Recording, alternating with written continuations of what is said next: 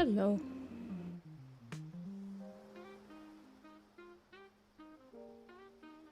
Hey Darkleaf. Hey Pasta. Hey Bellina. How's everybody on this fine Sunday morning? Well, actually, it's sadly afternoon now. It's 1 o'clock. As much as I'd like to admit, I am a little late. I wanted to start about 30 minutes earlier, but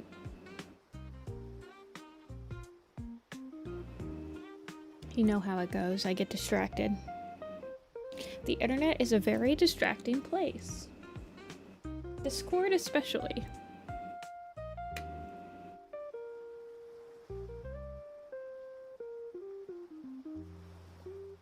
Hey Sophie.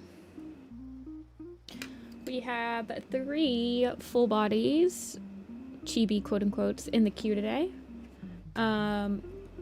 I sketched one out already just because the person paid a little extra for like a little bit more of a detailed pose and it's gonna have some fire, so I wanted to sketch it out before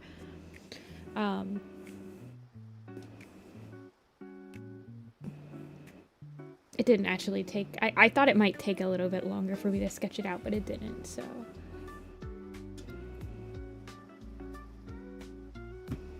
I did it very quickly though. It still needs a refined sketch on top of it. It's the one for links. Let's see who in the queue said that they probably won't be here, because we could start with them. I think it was Atsu.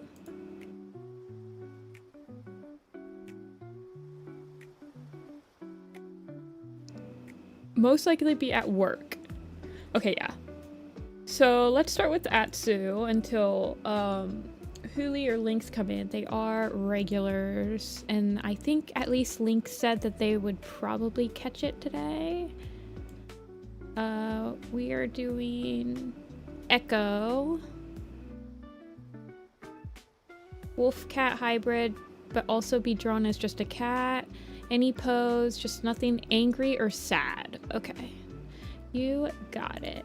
Let me get the reference on screen so you guys can also see her.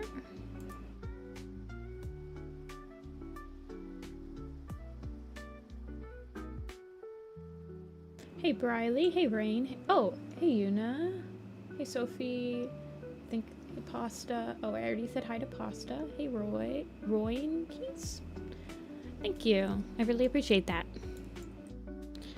Definitely been drawing for a while, so it's always nice to be at a place in your art that you are somewhat satisfied with.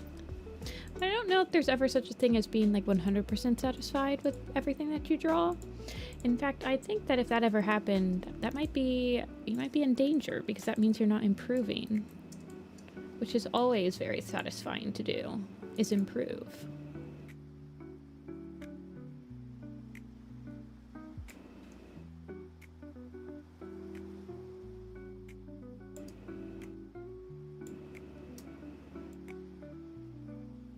Not fully white. Okay. Nothing angry or sad. You got it.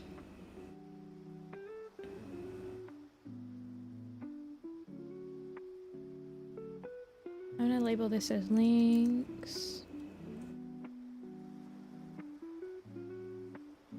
And hide it for now. I really like the cheek tufts on, and I like this little heart that their hair is making.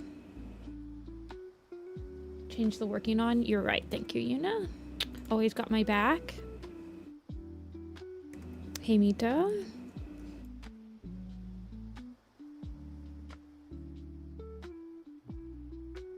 I'll draw the cat mostly face on, I think.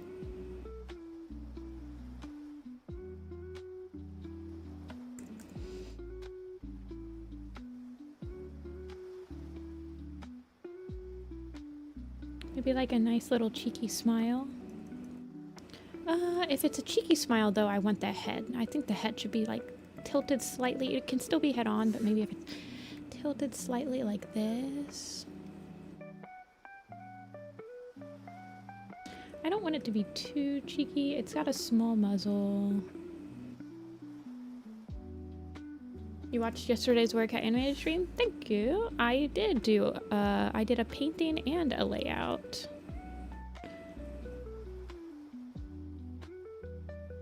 Quite a productive production stream, if I do say so myself.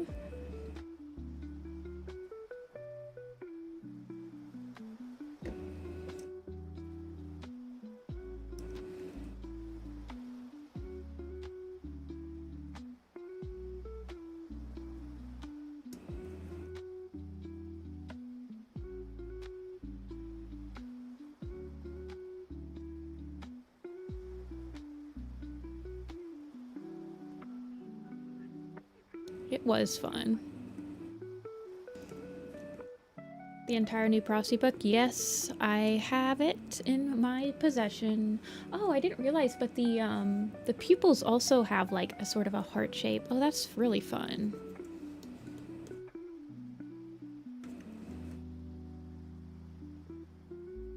On the sides of them.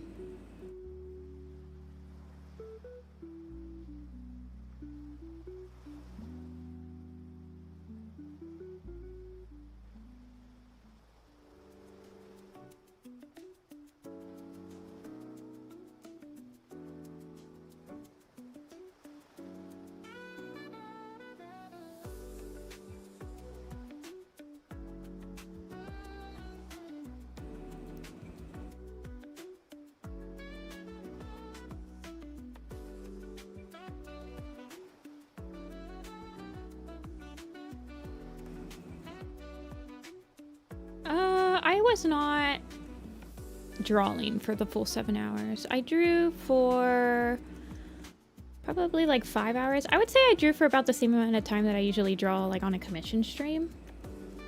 But it was really nice to have I had like a 2.5 hour break in the middle. That was very nice. I wish I could take a 2.5 hour break on this stream sometimes.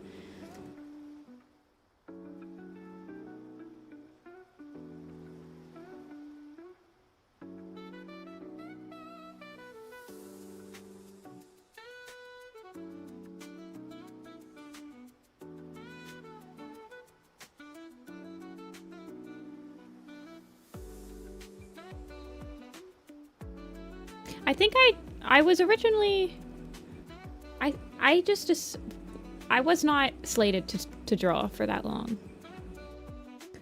I filled in for somebody else that ended up having a really bad headache come on. Though typically on Saturdays are usually my workout animated days, so I do actually usually draw for that long on Saturdays for the project.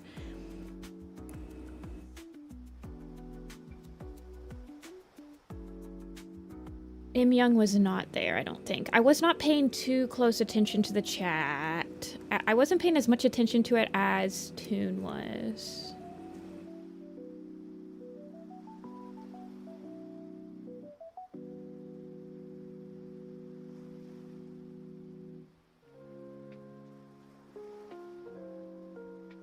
But Toon is a moderator in this chat, so she probably would have told me if, like, Im Young was in chat. She knows.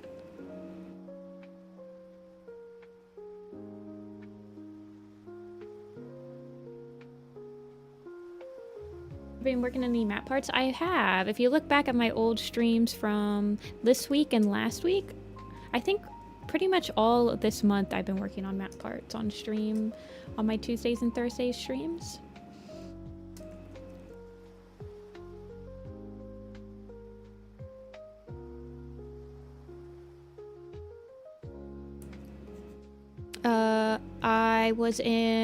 I finished up a Juniper Claw map part. I did some illustrations for Bitter Medicine that's not out yet. Well, the Juniper Claw one's not out yet either. And then I'm working on a leaf pool part for one of my friend's maps.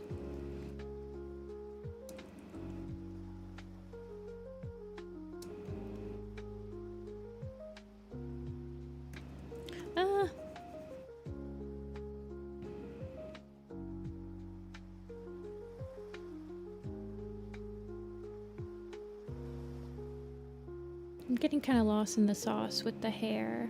I need to just draw the basic shape first.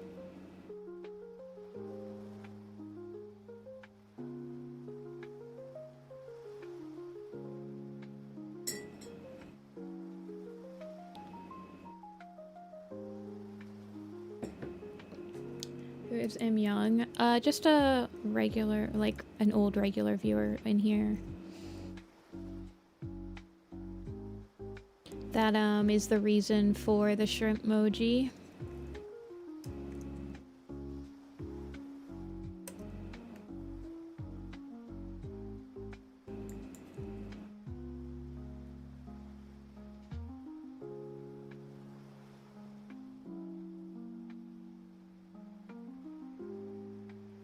Why does my tablet keep not wanting to... whatever. It's when I click out of Photoshop. My tablet driver has been acting weird. I probably need to update it. Although,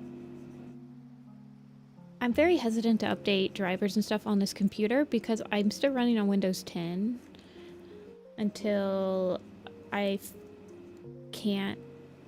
have to update to Windows 11. And so I'm not sure if updating certain drivers are going to not be...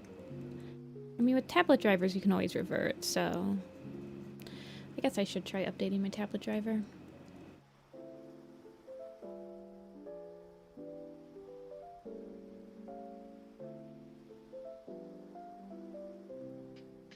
Yeah, the production streams go on for...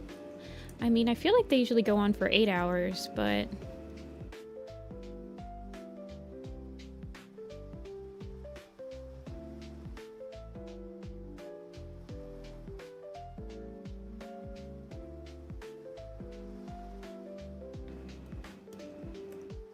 I can't remember, but they go on longer than my streams, for sure.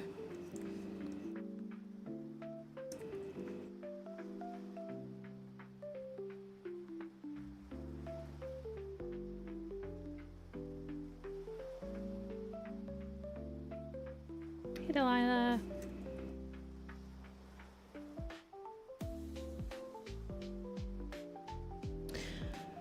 This is what happens when you draw the head before you draw the body. That now you'll have to try to match the head to a body pose, which sometimes is a lot harder. Okay, she has roundish paws.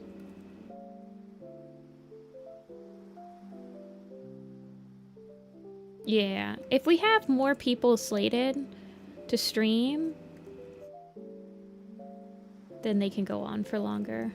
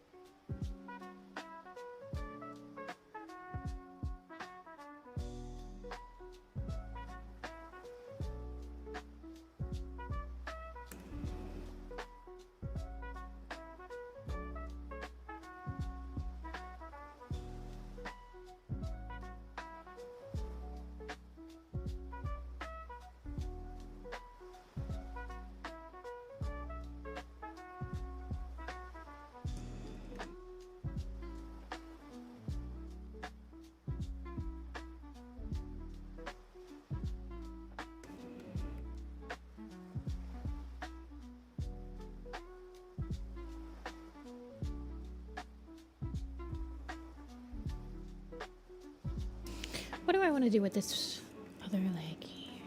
Kind of just thinking out loud with some strokes here.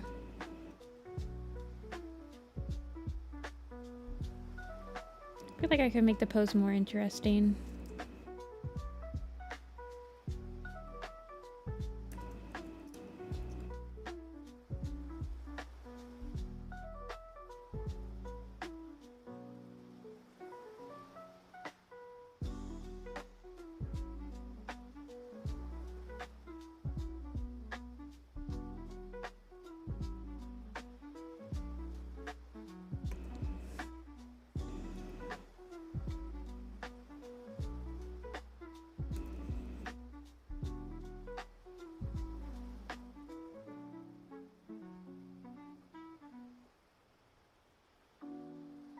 kind of want the head tilt to be more prominent.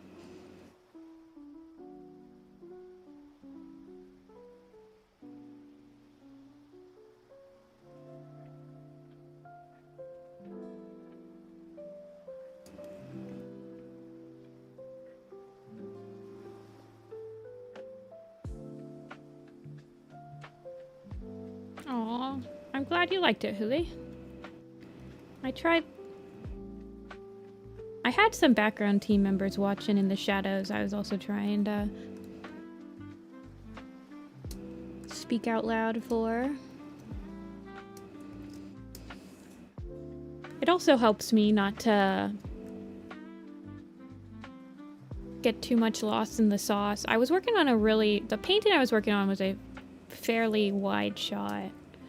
And sometimes when you're working on paintings like that, it's super easy to zoom in too far and get too caught up on the details. So it was nice working through it out loud.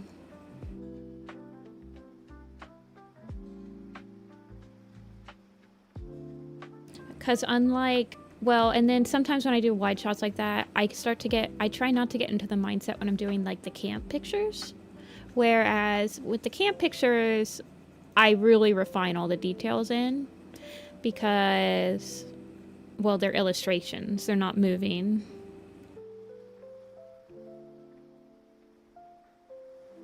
I was surprised how much I got done, though. I didn't think I would get that close to being finished on... I got pretty much the initial, like, first initial rough and cleanup done.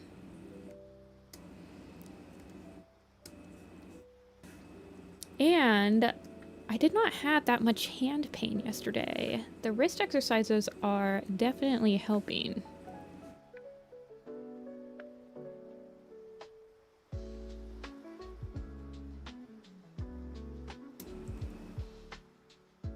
Oh, yeah. Tuesdays are definitely the best days to get one, although this week, maybe I'll only open one on this week on Tuesday and then open 2 on Thursday and see where that gets us. I don't know. I also, I haven't opened up on Tumblr in a couple, like, make a month. Sometimes I'll just, like, post on Tumblr that they're open. I'm trying to advertise the slots opening a couple of different ways so that other people that might be like asleep, it might be the middle, like 6 a.m. or something, when I open up slots, have some chances.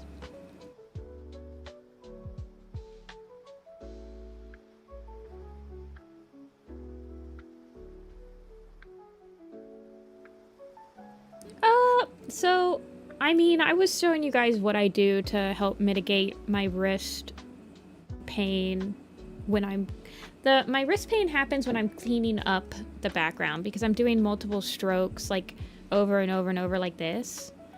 And so I think on the stream I showed you guys what I typically do to, like, clip my clean up to the line art. And ever since I started doing that, it's really helped my wrist. Getting, like, the initial colors down and doing the line art for Warrior Cat Animated, at least, doesn't hurt my wrist. Both of them are very loose.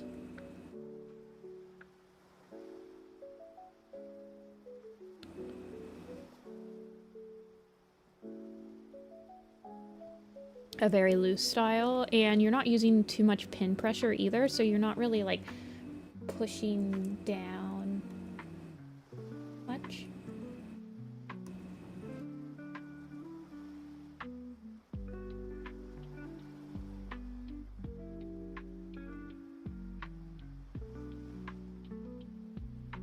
But it is a very painterly style, like the painting style on Warrior Cat Animated, so it's not more of a flat, cartoony style, which is a lot easier to render. Takes a lot less time. That's why a lot of, like, children's cartoons and stuff have a much more flat background style. You're right.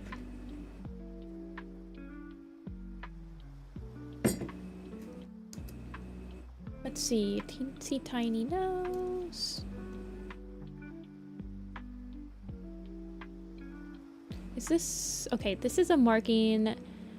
His eye is... His eyebrow's at the top. Okay.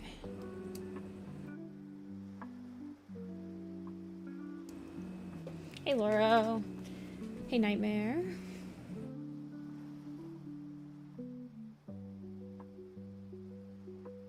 Yeah.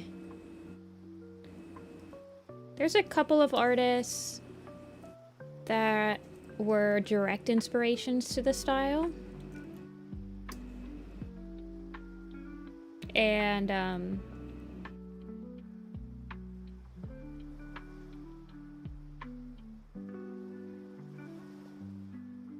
trying to remember, because I wrote the style guide. I think it's like, his name's like Andrew Lars, what is it? Carson or something? Hold on.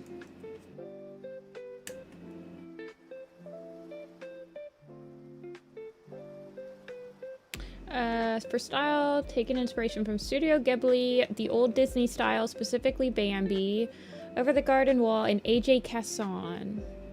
Yeah, AJ Casson is a big inspiration. And I do think that they did take inspiration from other, like, Warrior Cat artists that were doing a lot of background work.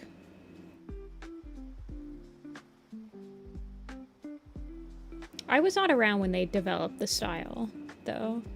I joined after the style had been, the initial style guide had been set and I learned it.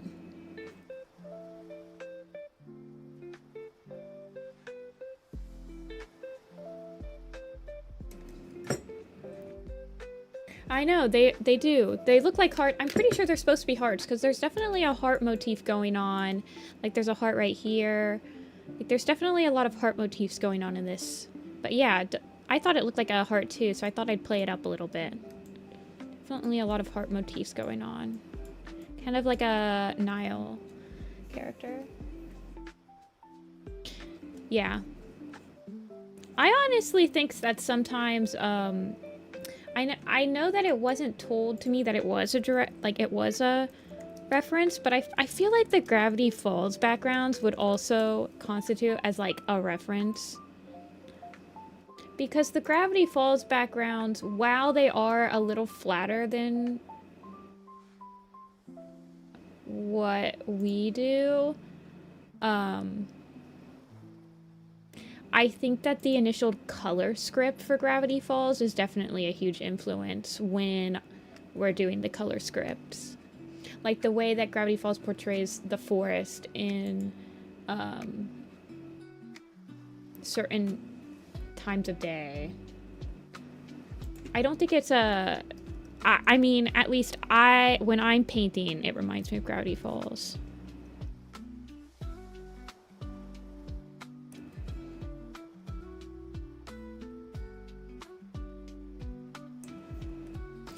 I want to do some style background tests of like different TV shows and study some TV show backgrounds, like do a mock layout in like Gravity Falls style, Over the Garden Wall, try like a SpongeBob, you know? I think that'd be a really, really fun exercise.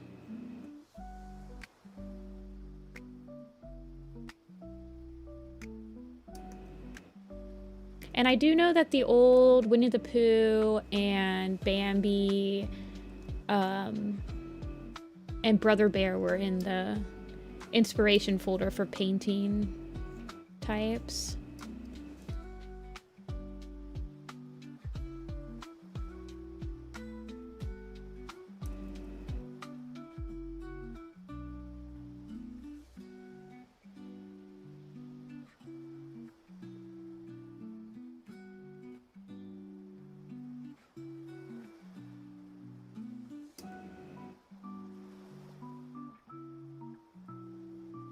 It would be fun, and it would be more like you could do an initial one where you're just studying and trying to like come up with the rules for the style, and then you like recreate that background and then you create one that's new. I think it'd be a really fun and like insightful I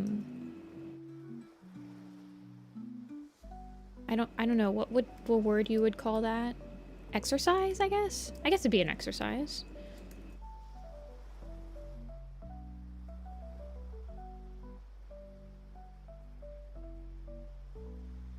Could definitely help you loosen your style and like kind of get out of your comfort zone. The Steven Universe ones are very flat. They have no line art for the majority of it. That'd be a fun one.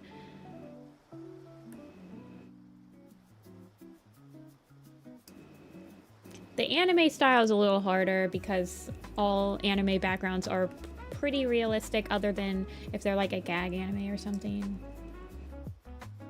It could still be fun.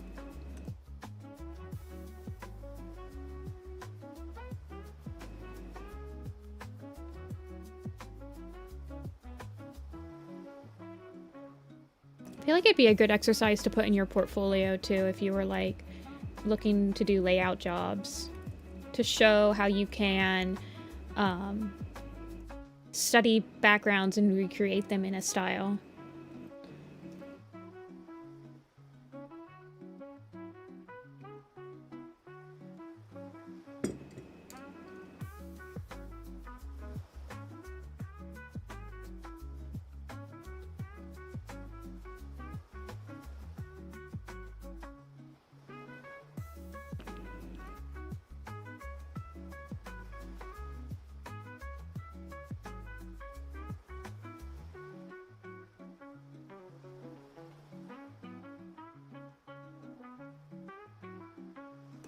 Is there...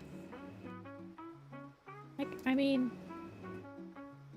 They said I could draw it as, I could draw her as a, wolf cat or just a regular cat. So, I mean, I guess I'll just draw her as a regular cat.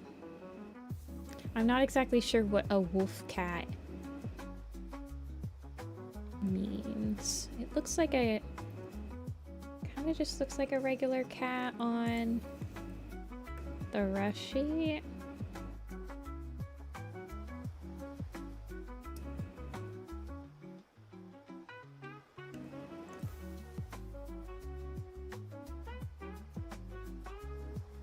Yeah, Steven Universe has, I did a map part that was semi-inspired by Steven Universe's background style, where, I think, let me look.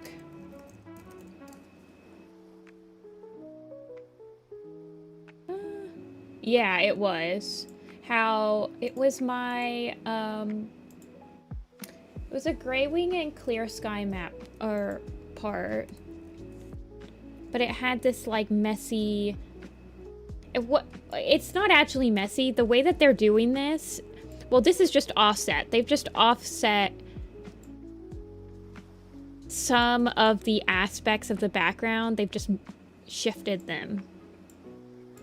Like you see, like in this far background, this is what I'm talking about. It'd be really fun. Sorry, I'm getting distracted, but it'd be really fun to kind of break it down. Like this section right here is all probably one layer, right? All of this right here. And so they painted it with very regular colors, and then they shifted all of the base color layer to the left. But they don't do that on everything. Like in this one, in these, this hill is probably another cut. If I had to guess, this hill is another cut in the ground level. And these hills right here, they're not just shifted. This one in particular is painted. They do the initial strokes, and then they have this one brush that they go over right here. That's like a textured brush. But then it's not just shifted because you can't see the overflow on this edge. So this one is like shifted but then cleaned up. But then they decided to do it on the other side for this one. So that makes me think that these are two separate. This is all a single one though, because this is all shifted the same way. I don't know, it's interesting.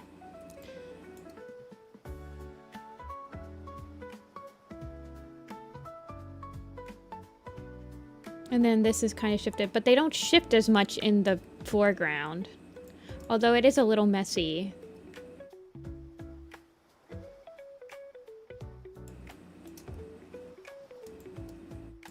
But it's all like a single color. There are a couple of extra colors in the shading down here, but it is very light shadow for the majority of it. I think the grass has the most amount of value changes. And the trees up here have a little bit. This is actually a tree trunk. I like this. Although I find it interesting that this is like one of the most detailed portions of the drawing. Right here. I like backgrounds.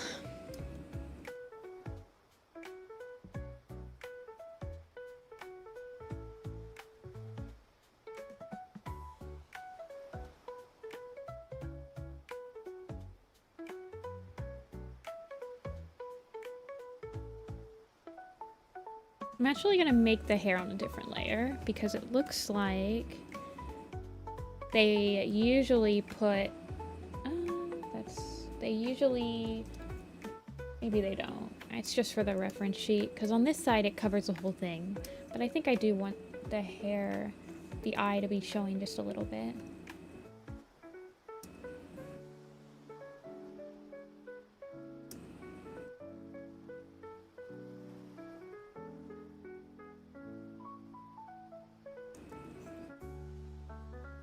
I've been working on a map part and I'm struggling to figure out what style I want to do the background. Map parts are one of my favorite ways to test out different background styles. You should just, honestly, just pick a show that you like and try to emulate it. It's a map part, it's for fun. You can practice.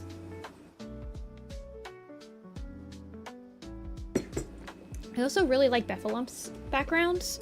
They do like they do a much more simple painted style than like Werecat Animated does. I would love to really like break down how they paint.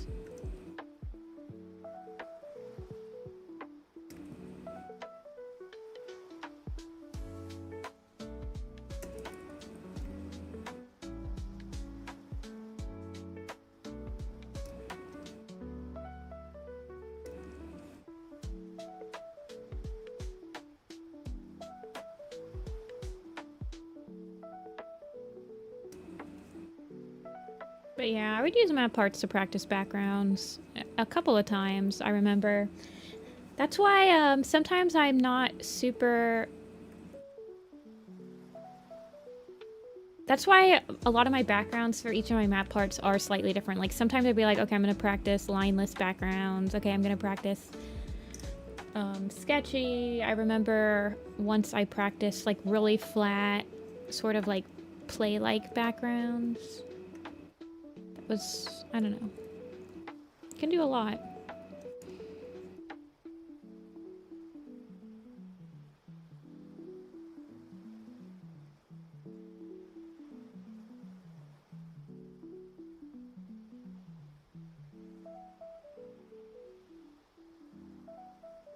Yeah, well, and it's also for fun too, so it's like, no, it's not, I don't know. It shouldn't be any stress. When I invite somebody to join a map part and they decide to practice with their style, I am never really like angry about that. Like I don't usually, I don't know.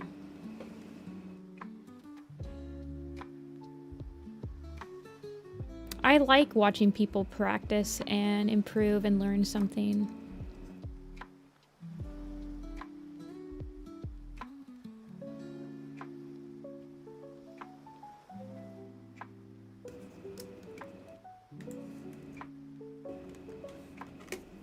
did I get the little character? It's a PNG tuber. It's a program that is connected to my microphone, and when my microphone picks up that I'm speaking, it switches to an image of the character speaking so that it is got the illusion. What the heck? Okay. Did my tablet driver... If my tablet driver decided... Hold on.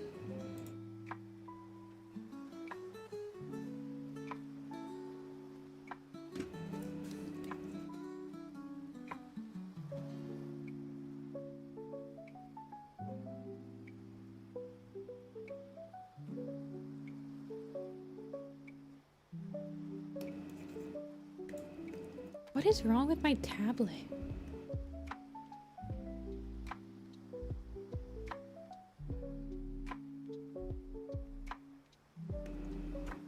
Today. No, it wasn't working yesterday either. Hold on.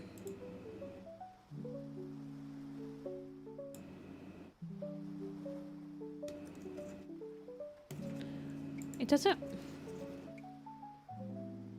Let me try resetting it. I'm restarting my driver.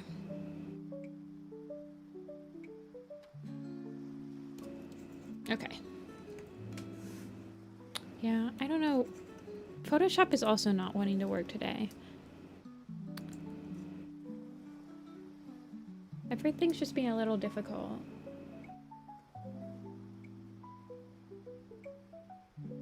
As always, we'll survive.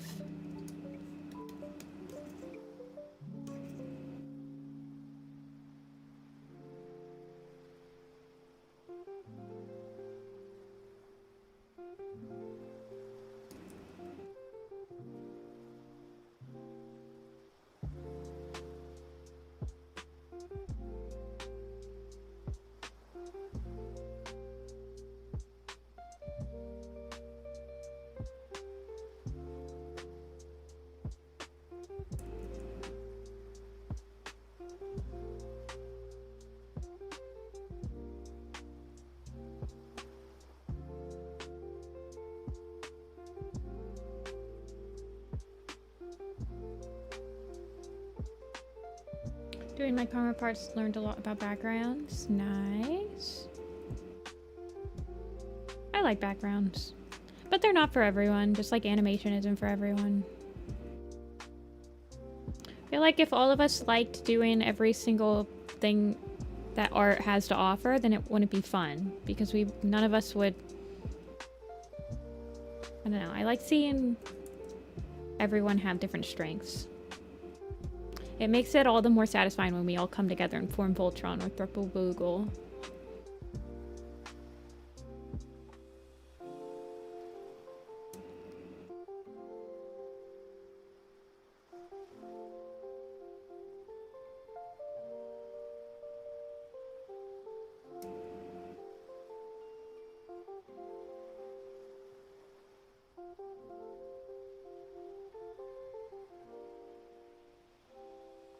For the new Gorillaz music video? Oh yeah, the one in the mountains. That is a really good music video. I have actually seen that one. I have a friend that's very much obsessed with that music video.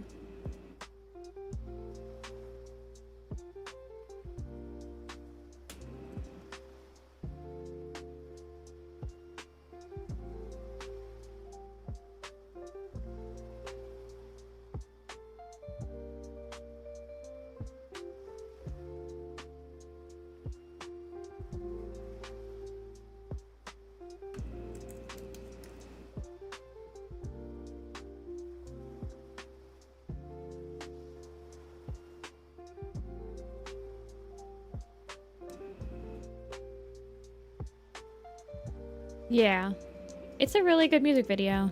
Definitely check it out. I don't remember what the name is called,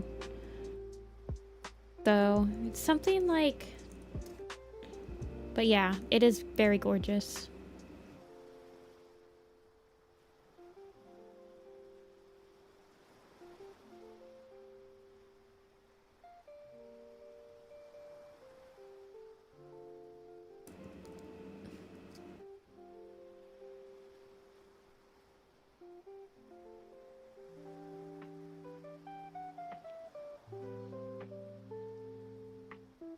Moon Cave? Maybe. Is that what it's called? Maybe we're not thinking of the same one. Hold on.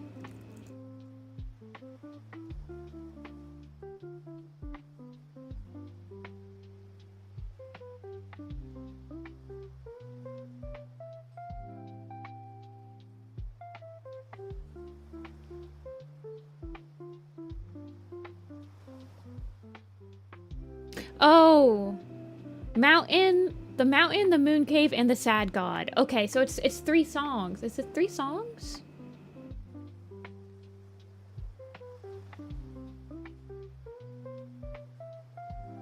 I knew it was longer than that. It's got more like a Jungle Book-esque background. I was like, I was pretty sure it was longer. Okay, it's 3 songs mixed together. Okay, okay.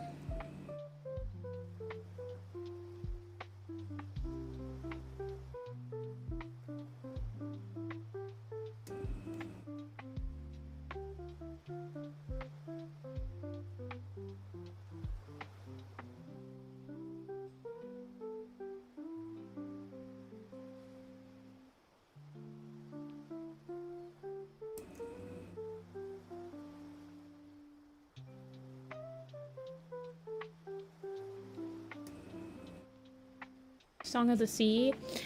I don't know. Man, I don't know if I've watched that one. I know I've watched the Sun God, the Mountain, the Moon Cave, and the Sun God one quite a couple of times.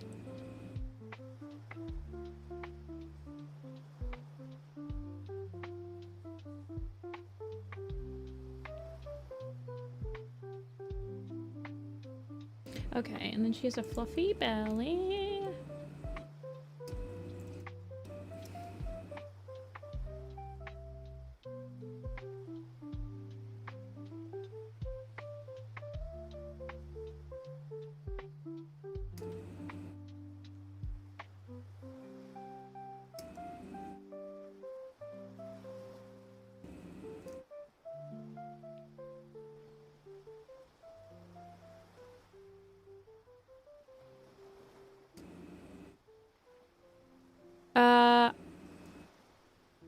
Probably?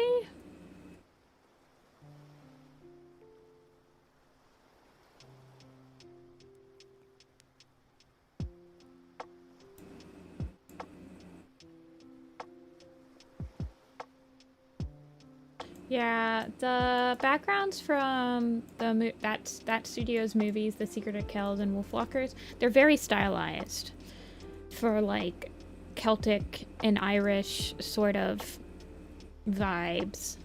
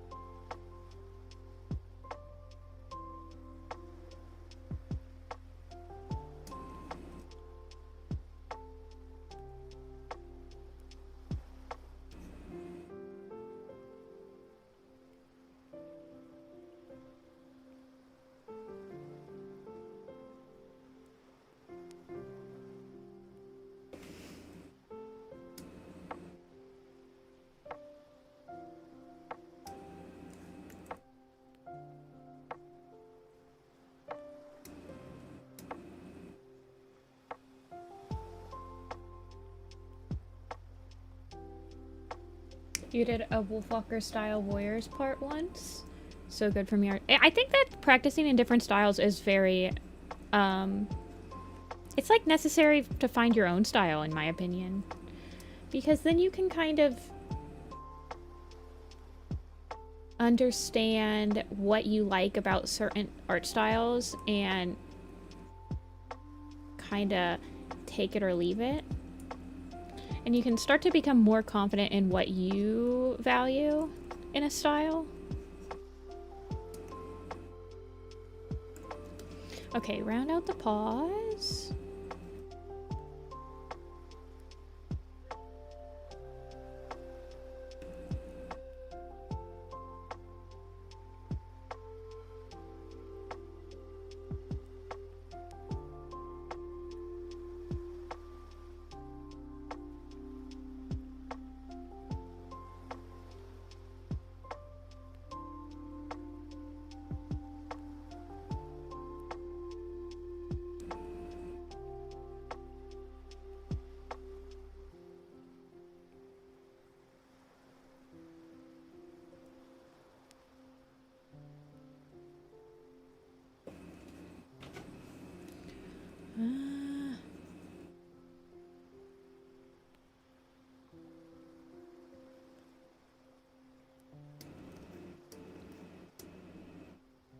I actually don't think I've seen wolfwalkers.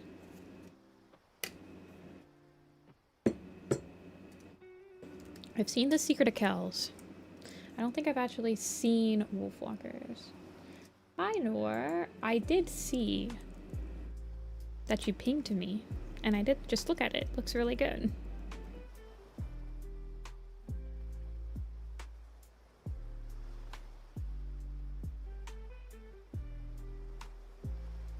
I will continue to look at it throughout the day, but I didn't catch any mistakes the last time you posted an update. I thought when I asked you if it was done, I was like, I feel like this is done. That's why I asked, obviously. Like, you good? It's pretty good. Yeah, pretty good. So I'm sure that it's also still very good.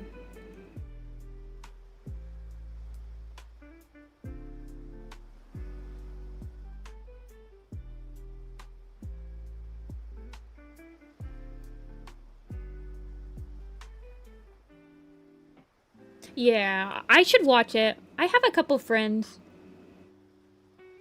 Okay, why? I will get to your feedback maybe tonight, but definitely by tomorrow you'll get your feedback. I don't have, I think there's just 2 people waiting on feedback right now.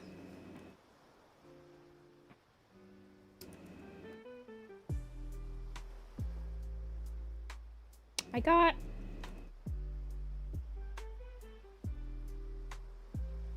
a decent amount. Now that FWA is over, I have a lot more free time throughout the week to actually get feedback done here and there.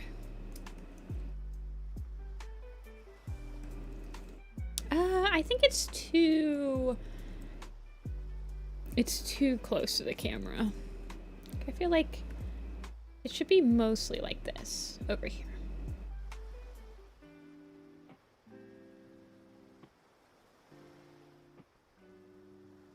Turned a little bit further away.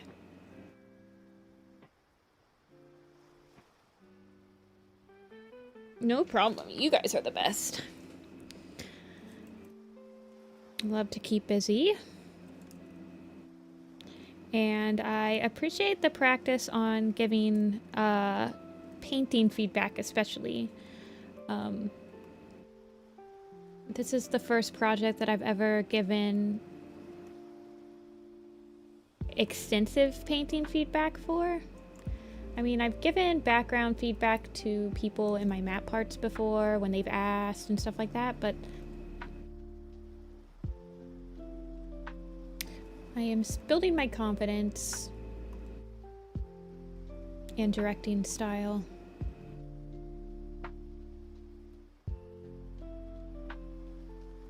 It is nice to see people that like work under you, I guess, in a sense, slowly need less and less feedback. It's very satisfying. I'm like, I've taught you all that I know. Go forth, young Padawan, and create backgrounds for the world.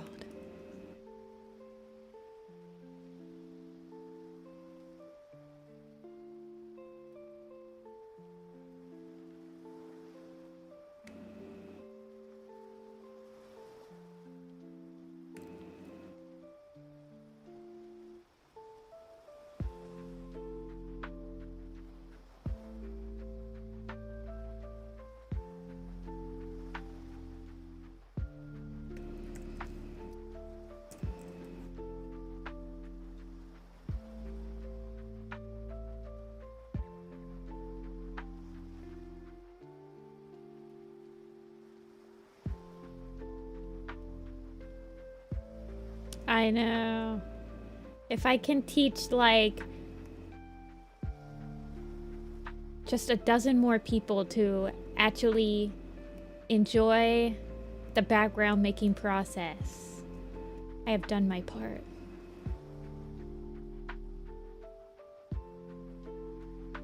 No, I feel like I haven't really been that busy. I don't know if you've noticed this about me, but I'm kind of a busybody. I kind of love being busy. I feel a little useless if I'm not busy.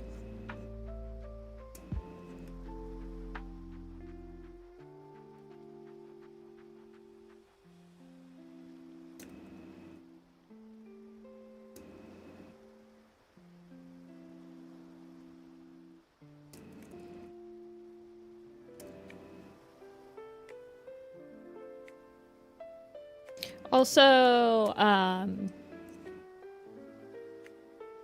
should be having help soon, so. But I'm not really feeling overwhelmed. Work Cat Animated never overwhelms me. It does a little bit when, I am feeling overwhelmed a little bit right now, but it's just because I, am singularly responsible for 2 bottlenecks right now. But I'm pretty sure that we're about to get rid of both of them, and then I'll feel a lot better. That's the thing that makes me more stressed than anything. It's just when something is waiting on just me specifically.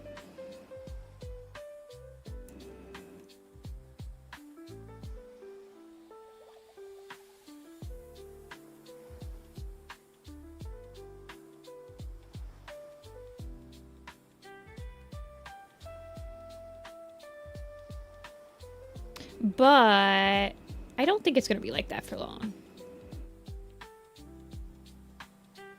In general.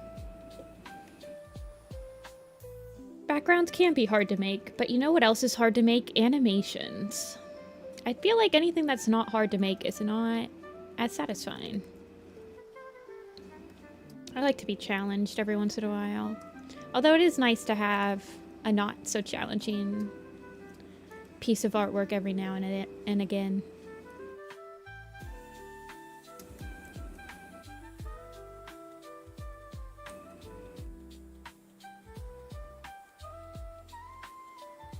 But I feel like if you're not challenging yourself, you're not learning, so...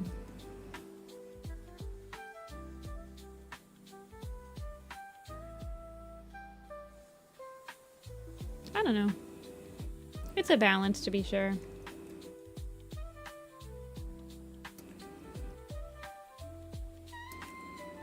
Art is hard to make, dare I say. Well, if it wasn't hard to make, it would be AI, which no one likes, so...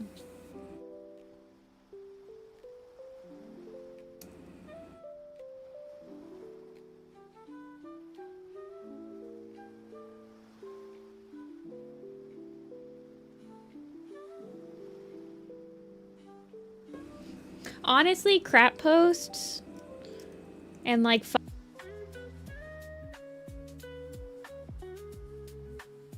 my OBS just disconnected. Are we still here?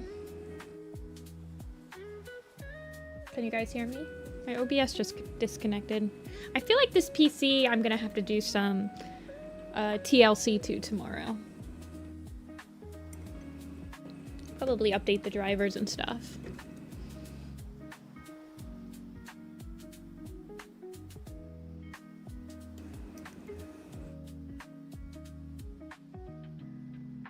Oh, I forgot to do the other ear tuff.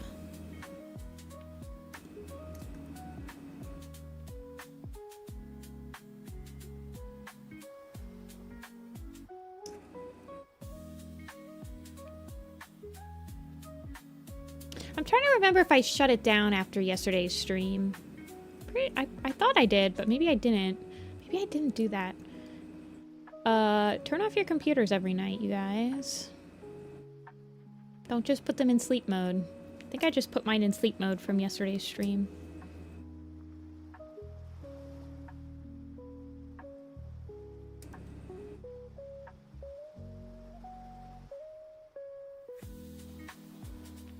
I'm excited that people are getting into the painting. I will let you guys know. Oh, baby. Apple just came up on the bed. I will let you guys know that I was extremely, extremely nervous to start painting for Warrior Cats Animated. like beyond nervous. Extremely. I'm now to the point where I can actually like live stream to an audience painting in this style. But it has been a journey. For sure.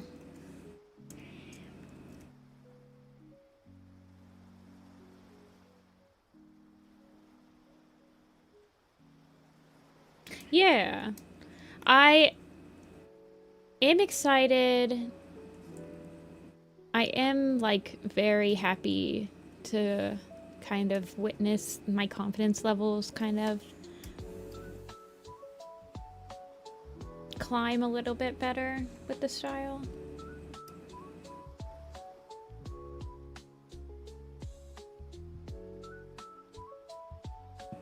Yeah, I mean, streaming in front of a lot of people is a lot.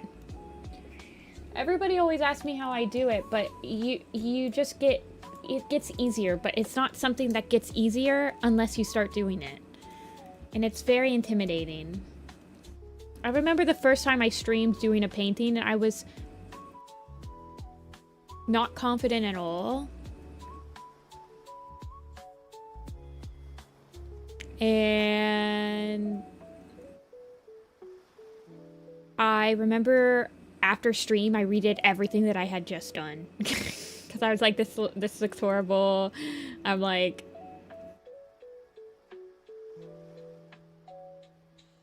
I had no idea how to really think about doing the painting style.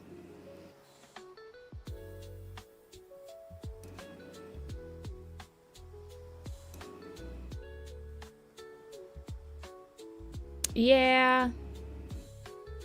Cleaning up is definitely like the most tedious part, but sometimes that's also the part that people... Sometimes doing the tedious part on stream is... I mean, you can now kind of interact with stream a little more because you're going more on autopilot.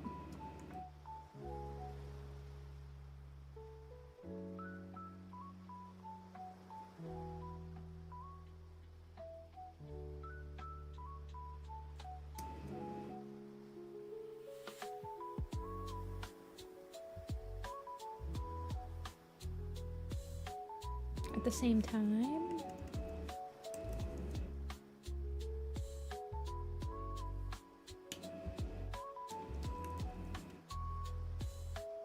I feel like, yeah, I know what you're talking about, why.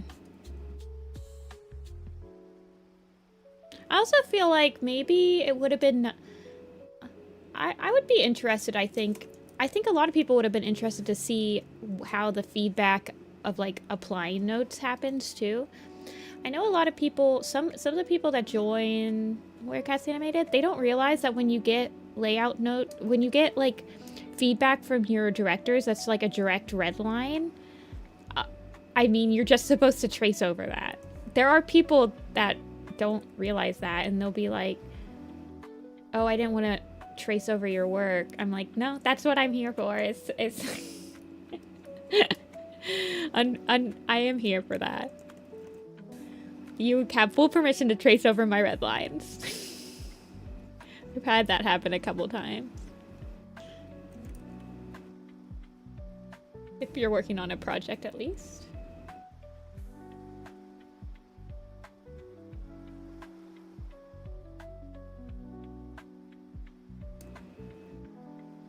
Hey, sorry.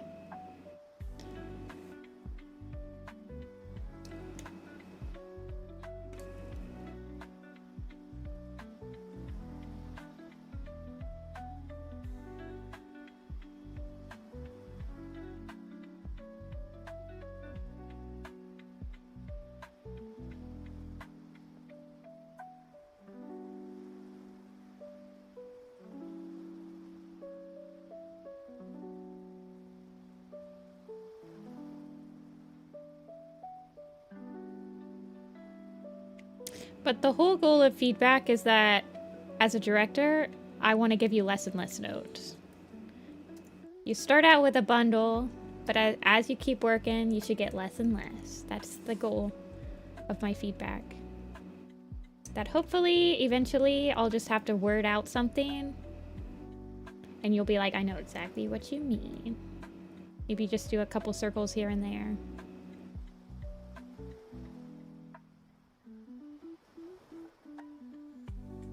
It's a very, very rewarding process.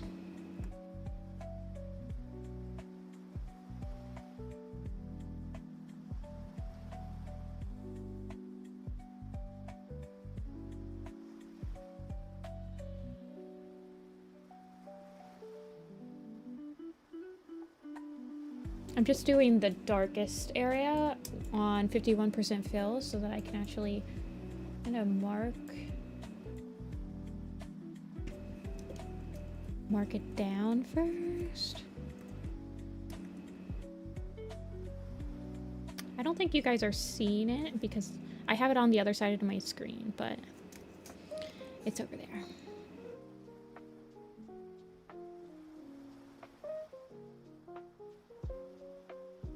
You're on your first layout, why? You're doing pretty darn good. Don't be too hard on yourself.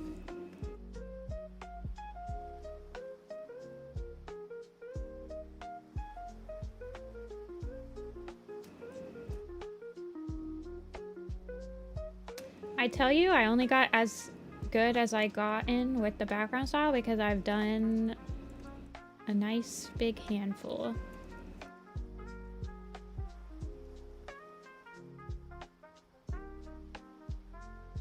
And I feel like I'm not sure which part of the style is easier to learn and to like, I honestly feel like both of them are hard to learn, but in different ways. There are certain aspects in like lining the background style for Where Cats Animated that I had to do like 10 or 15 layouts before it finally clicked like, oh, this is how you do it in style. I like that with like a lot of things. So every once in a while, with cats too. I mean, like it's with everything. Certain things in art, it's just like one day you draw it and you're like, oh, so that's how I want to draw it.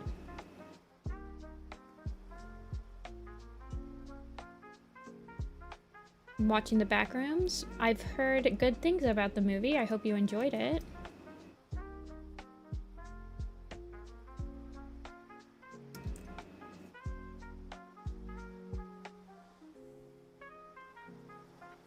Yeah. We are helping the animators. It was pretty good. Not my type of movie. I'm not planning on seeing it, but I'll probably watch a couple videos about it on people's opinions and pretend that I'll watch it.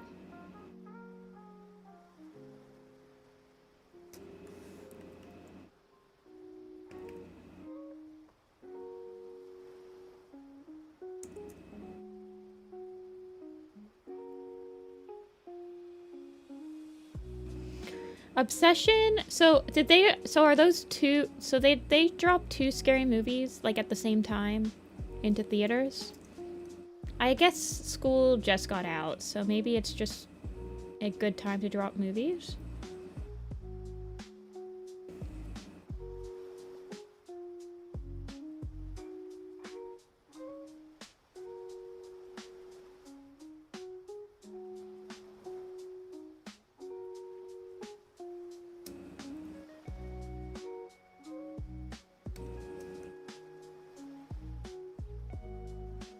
I keep making a mistake of microwaving buns. Wait, what?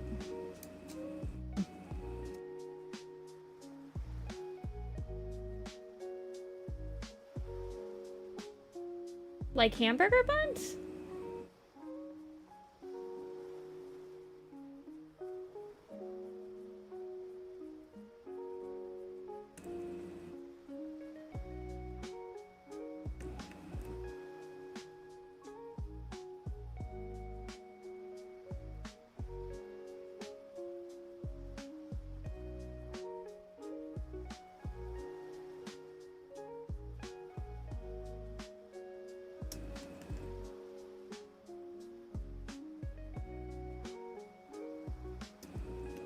It worked the first time. I've toasted my hamburger buns in the toaster before.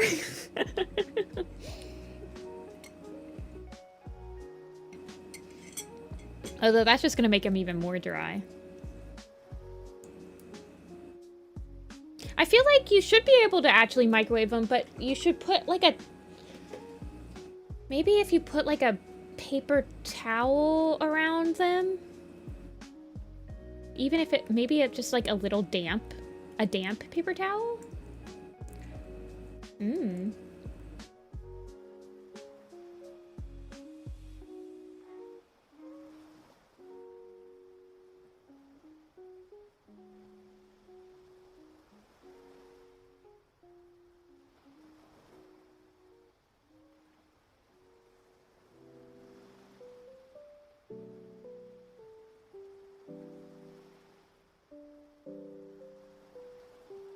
They don't toast. Oh. You should, like, put them in the air fryer or the toaster. Or you can just put a little bit of butter on the bun and then put it in a pan. That's what I usually do. If I'm, like, not lazy. Like you're doing a grilled cheese.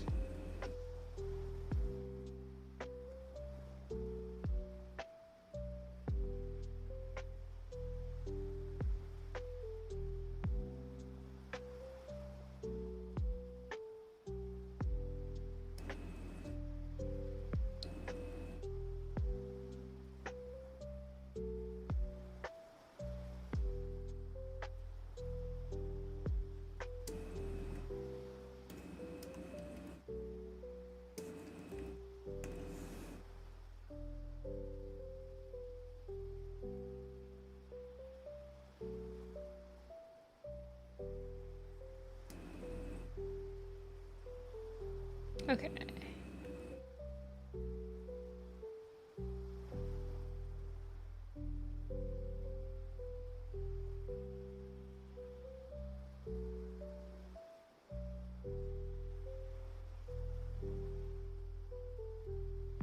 Something like that for the dark one, and then I think I'm going to actually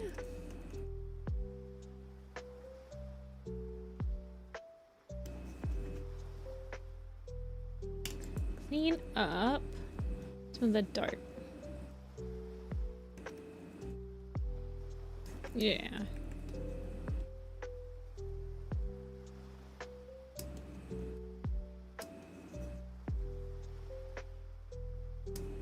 Okay. And then the lower.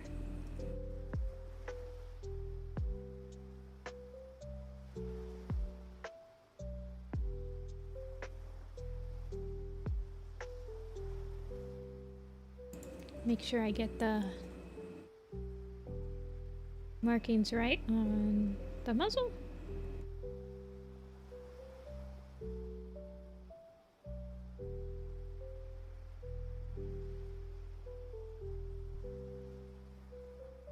I would like to possibly, yeah, leave a little bit of white space in between those two.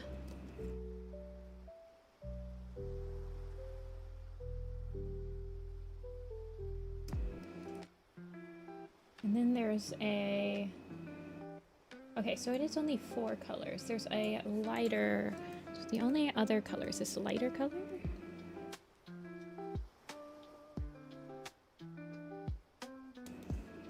Hey Jackson. Unemployed mind leads you to great discoveries. Very true.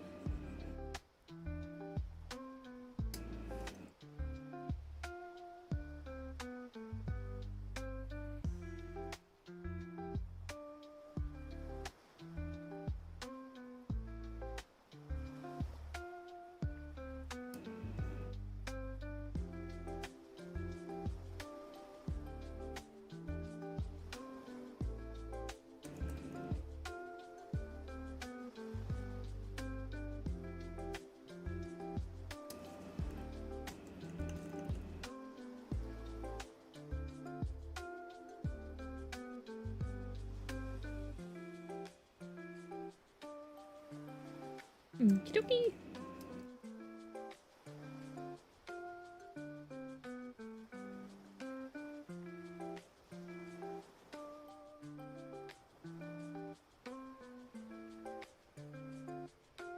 Nor has 2 threads open. You can check out the thread. Nor just posted a progress, maybe like 10 minutes ago in one of the threads.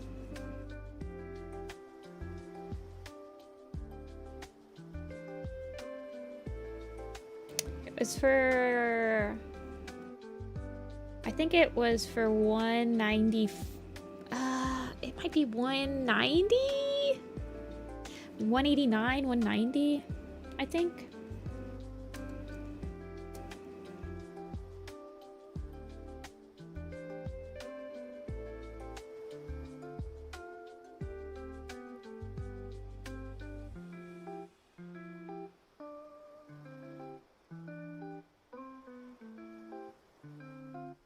It might be actually 180 something. I don't know. It's in the 180s.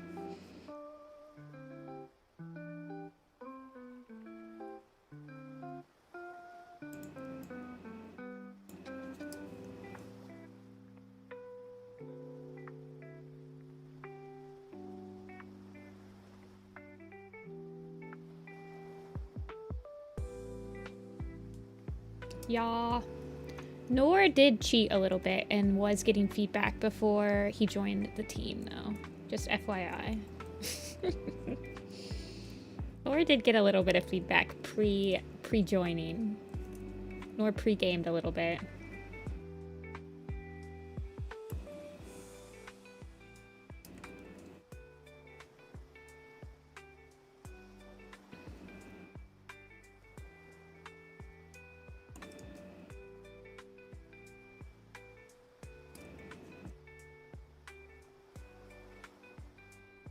No, one of the Patreon reward tiers, in the Patreon server for Workout Animated, one of the reward tiers is getting feedback from the directors. So Nora was posting in the Patreon server and getting feedback.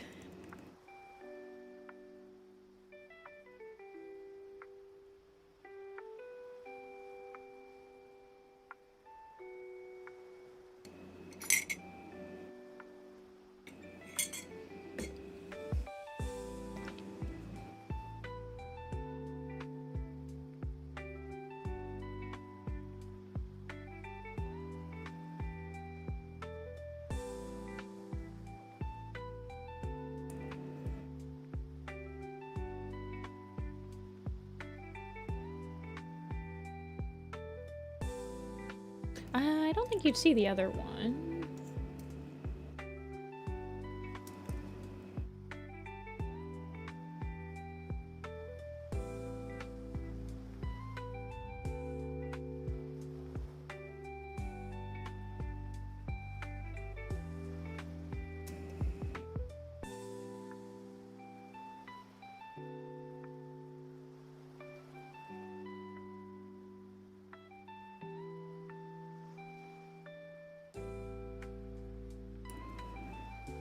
And then the sockies.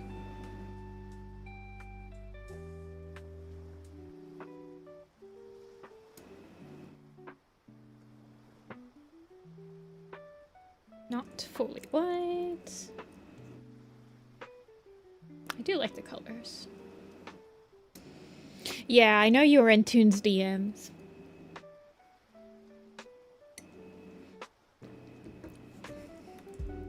Some people do be pre-gaming.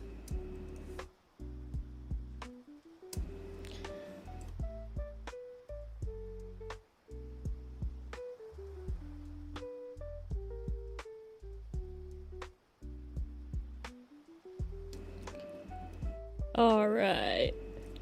Eyes. Mouth and eyes. Okay.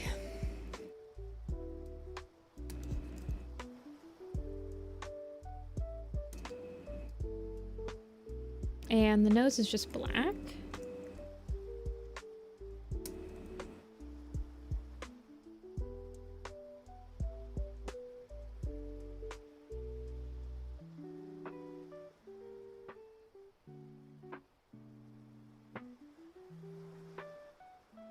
We all have our friends and people that we want on the team that we We coach.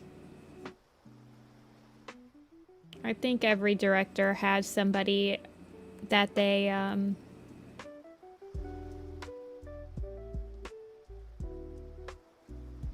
would love to be on the team.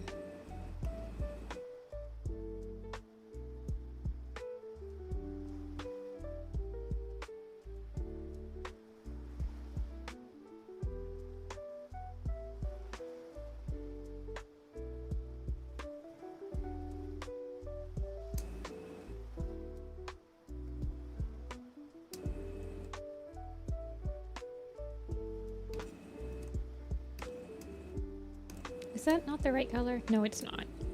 This is the right color.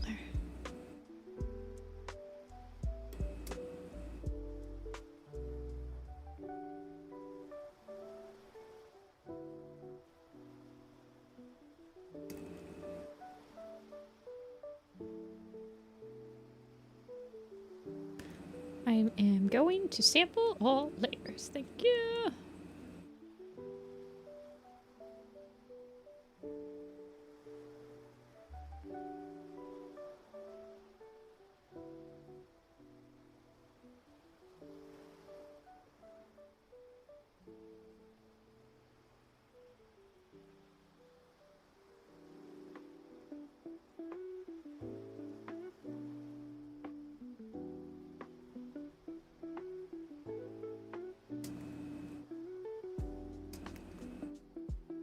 Gotta bring the boogle.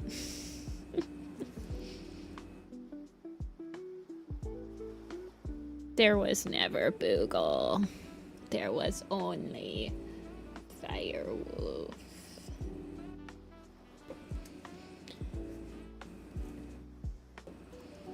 Don't speak too soon. It's only been an hour. We're almost finished with the first commission.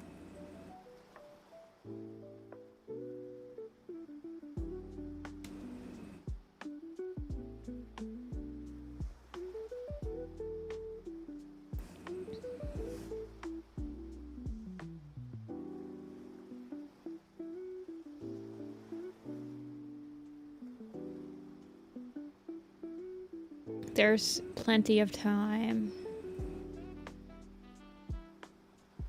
Do you guys have a very, very, like,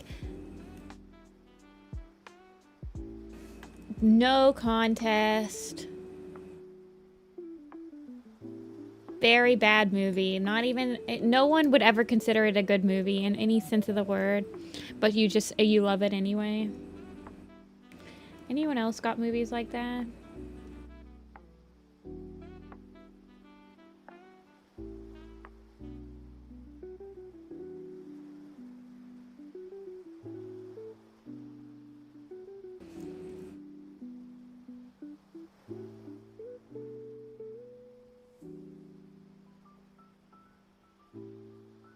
Guardians of the Gahul.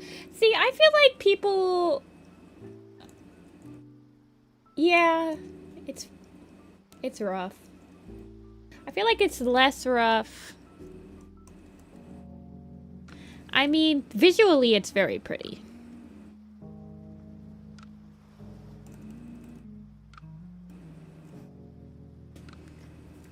Pixel Perfect? I've heard of that. What is that? Darkness Falls. And then all of a sudden, all the movies I remember watching in my entire life disappear in a flash. The Carmilla movie? For me, it's The Lorax, Sharknado, Swapped is now added to that list.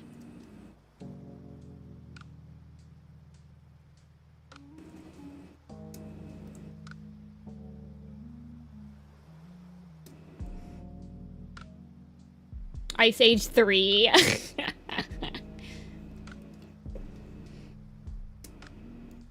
Cars 2. I don't think I ever saw Cars 2.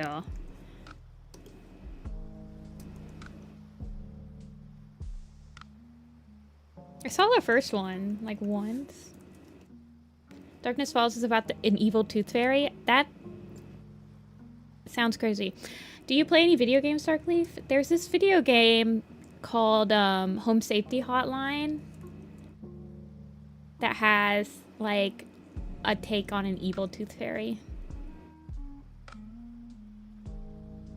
It's pretty interesting.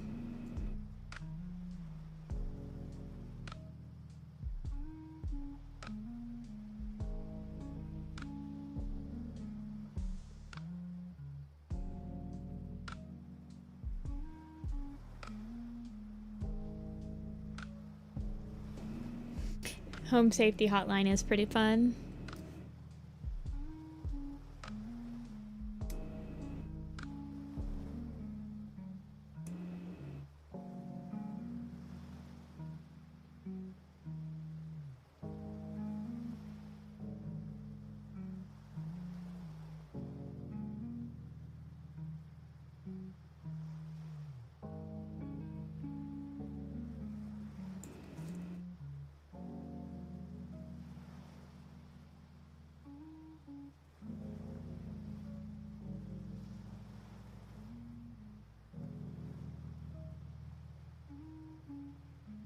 I loved watching Jesus Christ the Vampire Hunter with my friend. Now that's the thing, right?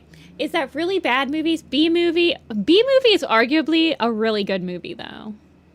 But a lot of the times, like, bad movies, you don't watch them when you're like, you don't watch them unless you're with somebody else. You have to experience it with someone else. All of the movies I just mentioned, I watch with other people. If you're watching by yourself, what's the point? There's no one to laugh with.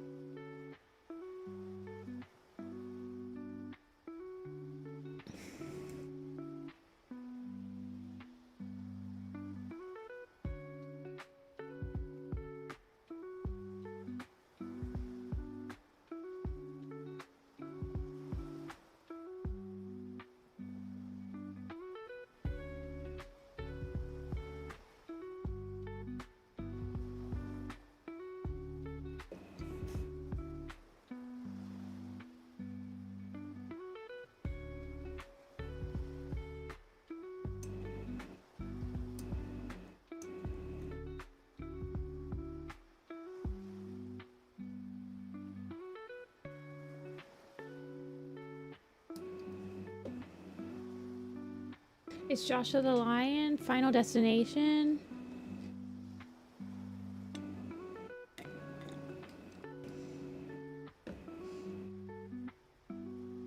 I know. I forgot that I have them on different layers and I don't have them set up properly. I should have had the eyes on a completely separate layer. I'll work it out. Give me a sec.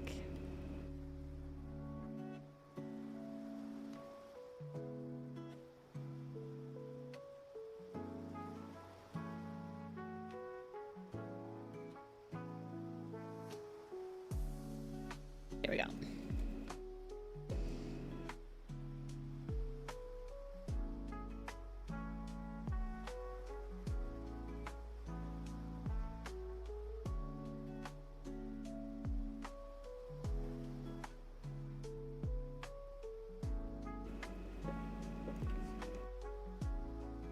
I should have set it up that the eyes were on a completely separate layer, and then I could have quick masked the entire thing, and I wouldn't have had the problem where the opacity is interacting weirdly.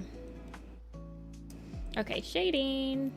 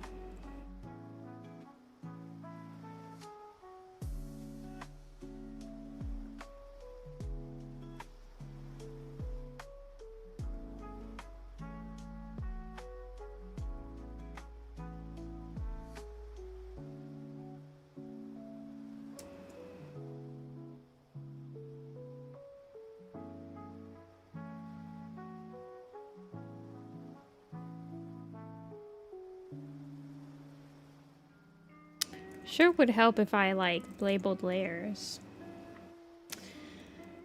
Don't you know?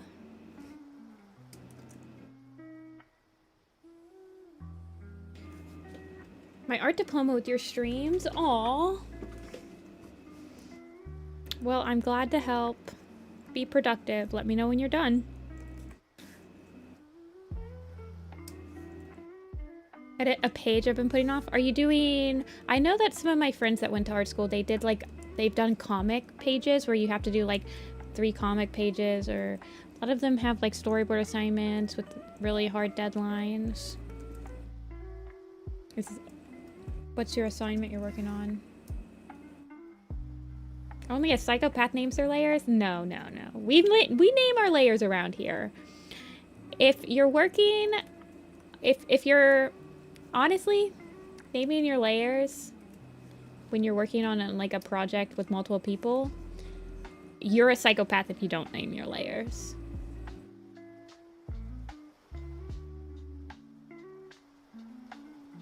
I'm just gonna put all of this in shadow. I've watched The Lighthouse with a friend and really enjoyed it despite how grim the movie is.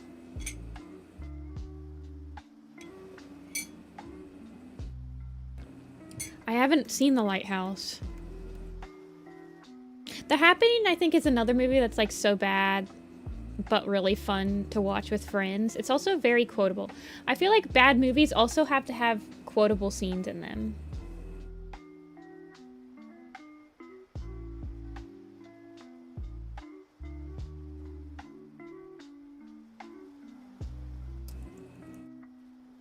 Doing an illustrated book. I did a book for one of my assignments. I did it in like a watercolor style. But yeah, it was pretty tough. I don't know how many pages you have to do. I think mine had to be at least 10 pages. I wish you nothing but the best. Yeah, I mean, I have to name my layers for animation because even if no one else is using it, I'm using it when I put it into After Effects, and if I don't name my layers, I am cursing myself when I pull it into a different program.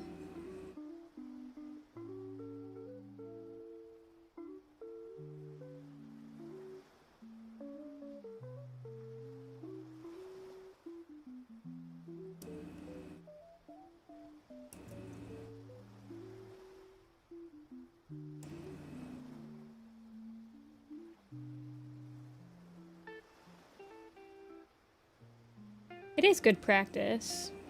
But yeah, when I'm working on commissions like this, where I know I'm kind of not going to come back to it after I'm finished with it, then I kind of don't name my layers.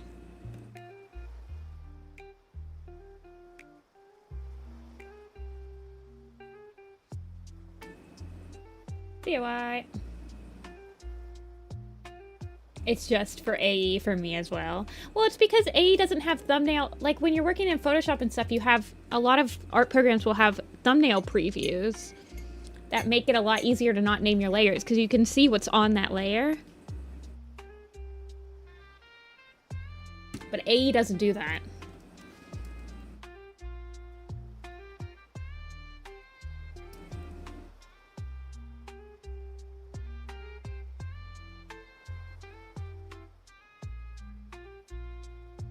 I mean, I have a friend. Actually, you know this friend. It's Dia. You guys know Dia, right? Do you guys know how psychopathic Dia names its files? It key smashes every single one of its files. But somehow can still, like, find a file fairly quickly. It's insane. Genuinely baffling.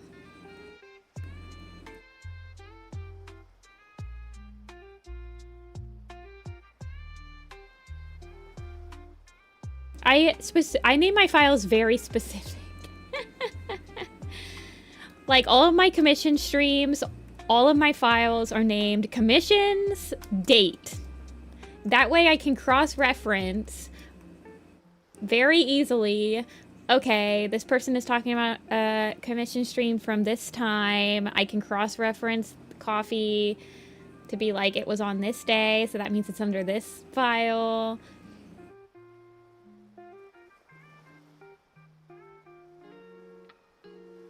I'm like, I name my files very specific.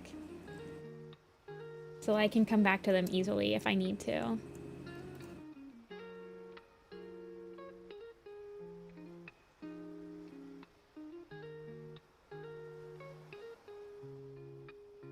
I usually just give a file a simple name, but if the name already exists, I just add that I used to do that, and now I don't. I just, if it's already exists, then I just put a date at the end.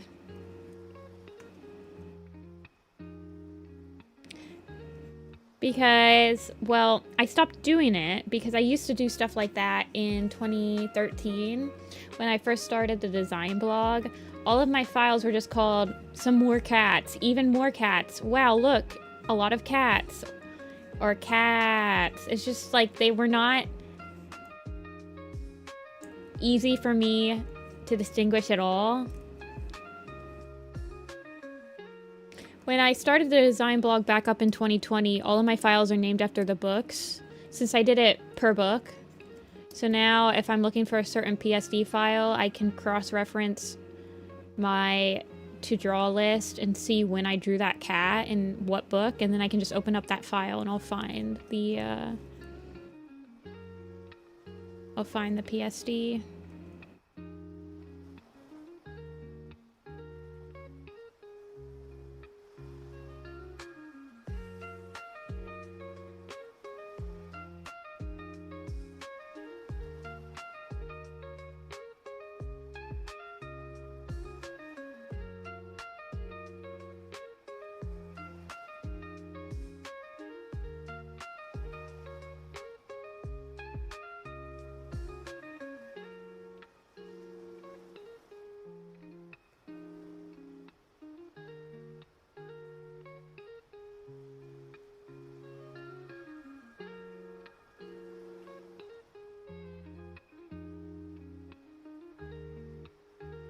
Trust me, your life will be so much easier if you start naming your files.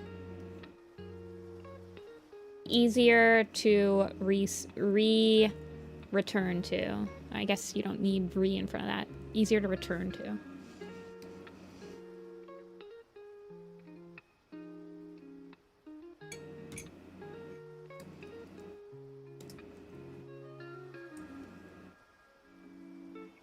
Although I do have to admit that I don't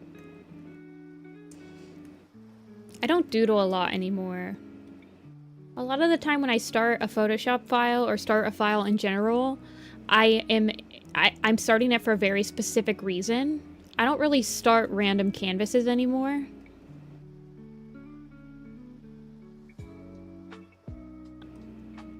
Anytime that I'm drawing, as I've gotten older, anytime that I start drawing, I know what I'm basically drawing for a reason. I don't really doodle anymore.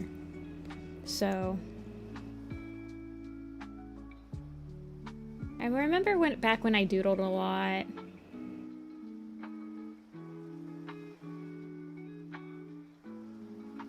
It was a lot easier to just get away with stuff like that.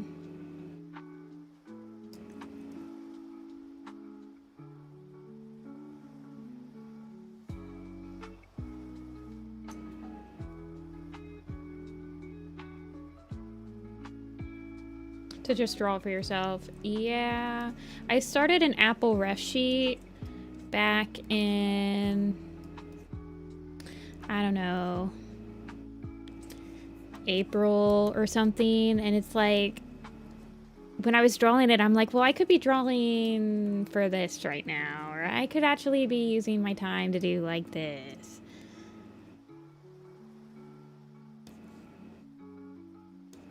So I get it.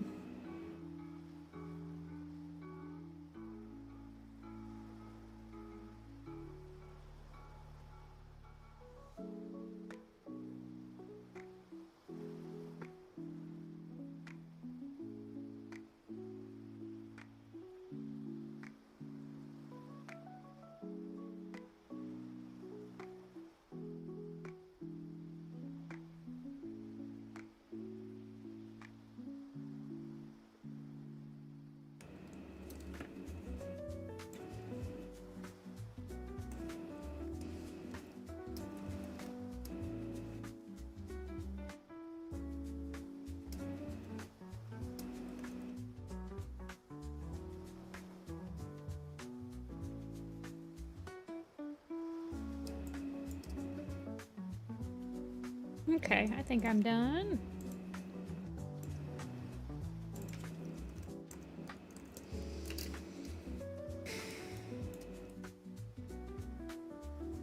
This is Echo. Let me export them a couple different ways. Export Echo with shading.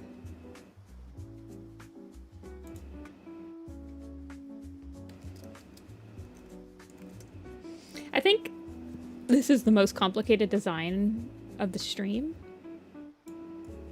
We're not, if I remember correctly.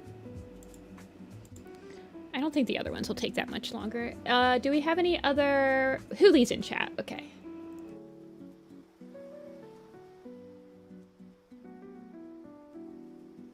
Oh, there's already another character named Echo in my commission examples. Hold on.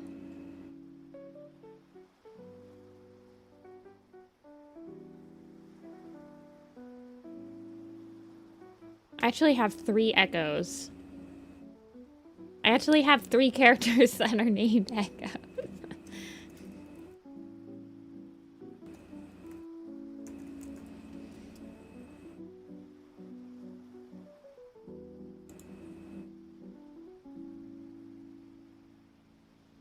Okay.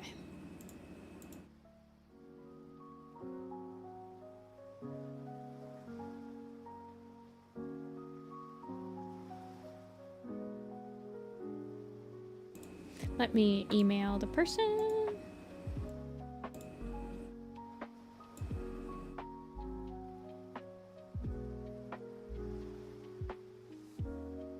Hey, Chris.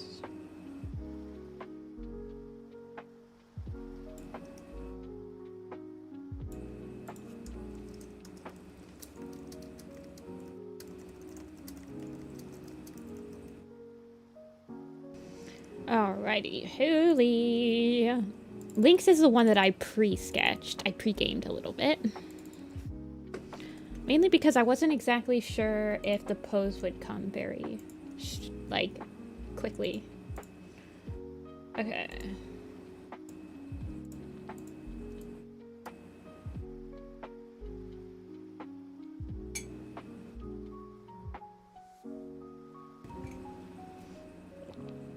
I really like the character you gave me, Hooli.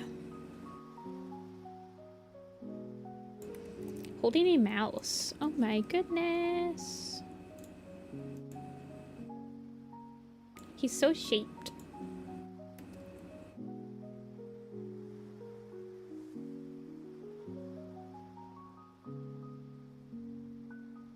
I love your style.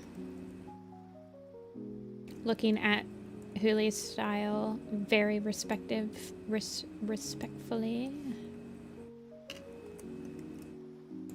I like this. Do you want him like short like this, or I guess he's not that short. I mean, his head is, he is chibi in this picture. Look guys, a real life chibi on Nifty-Senpai stream. Don't worry that I didn't draw it.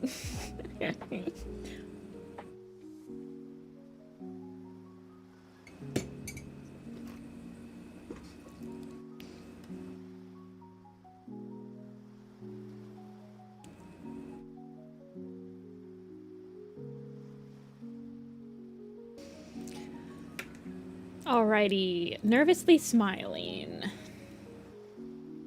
Holding a mouse.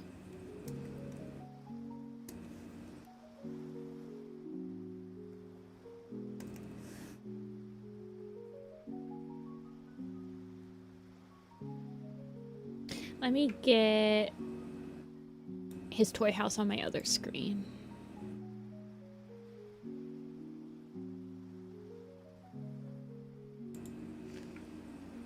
I see that he was a kitty pet, or did you get rid of his collar?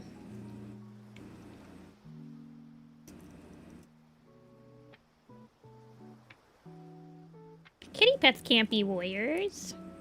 They were born with warrior blood.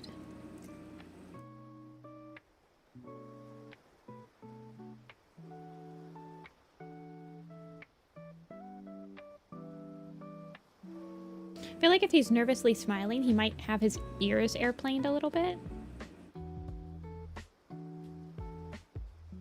I don't know if the collar will be visible, because I kind of want him to have...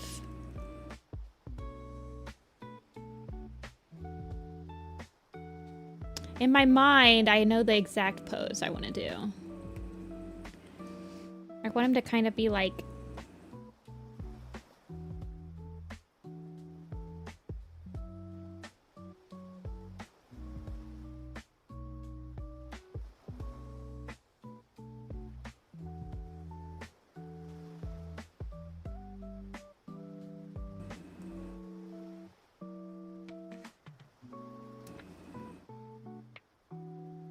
Poor Mousy.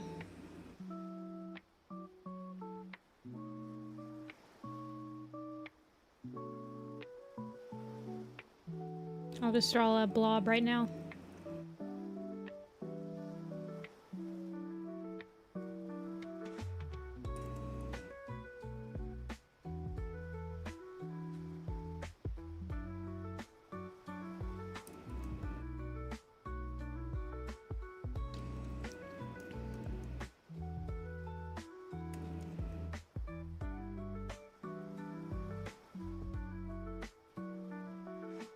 He gets rid of his collar later. I always like, I really like, there's a couple of ways in warrior cats that cats get rid of their collars, and they're all slightly different from each other, and I really like that. You guys notice that? Rusty gets rid of his collar by the honor fight. Scourge gets rid of his, or Tiny gets rid of his bell. But it's like more of an intimidation thing.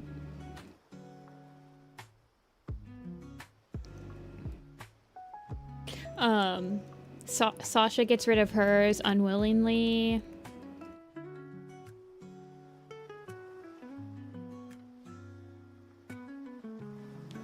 Bulk him up a little bit. Make him not lose all of his fluff.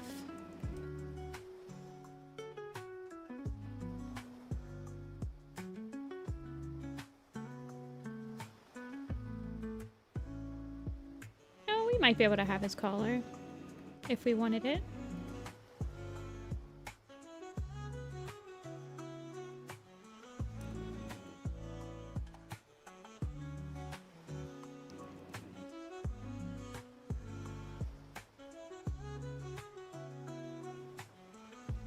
Does Millie? We never actually get to see her get rid of her collar, which is a shame, I think. She just kind of ends up not... She has it through the entirety of the graphic novel, and then she's never mentioned to have it in the actual... the site is when she comes back.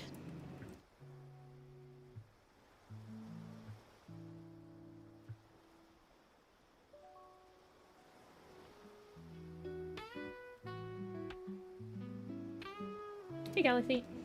So we don't actually get to see that with Millie. I think it'd be interesting.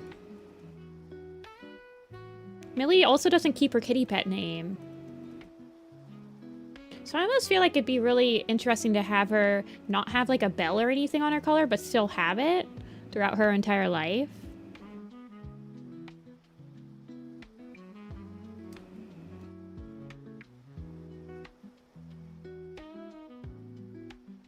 He kind of has to get rid of it because of the jingling.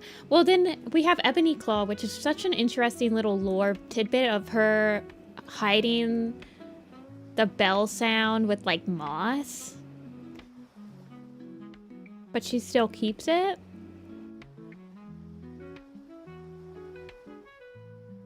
Let me go look up another reference from the blog of how I have a cat. I think I'm specifically thinking... Mouse Fang has a mouse? Yeah.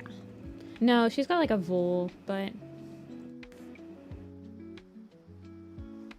Yeah, it's mentioned in SkyClan's Destiny, and that's why in the graphic novel she has like moss around her collar, because she specifically stuffs it with moss to stop the jingling of her collar. I think she only has a tag, though. I don't think she has... Thoughts on Billy Storm? I really like Billy Storm, but he's a very hard character for me to draw. He falls into the... He's kind of like a goofy, stereotypically handsome type of cat, and those are always really hard for me to draw.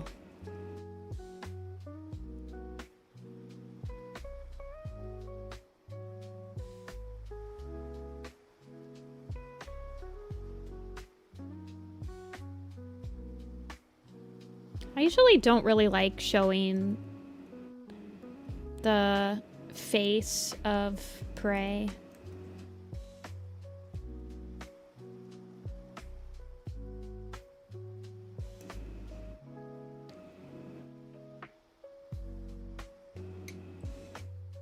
Yeah, it's from Skyclan's Destiny. I honestly think Skyclan's Destiny isn't a horrible book.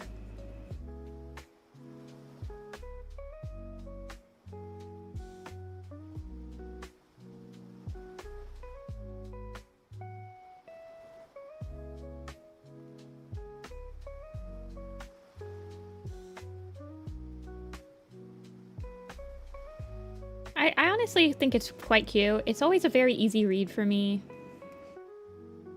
A lot of people don't like it because of stick, but I honestly think that the stick scenes are very easy to just skip over, so... Upon subsequent read-throughs, I just don't read them.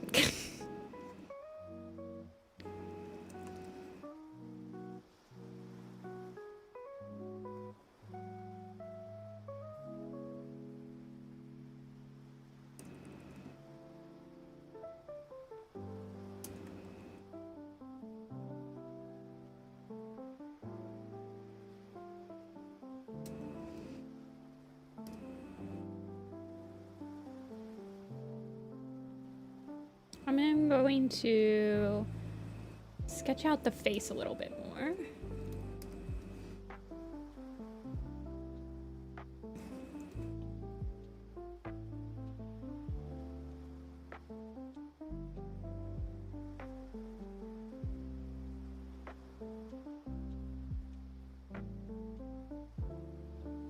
When a cat's carrying something, their face kind of scrunches up a little bit.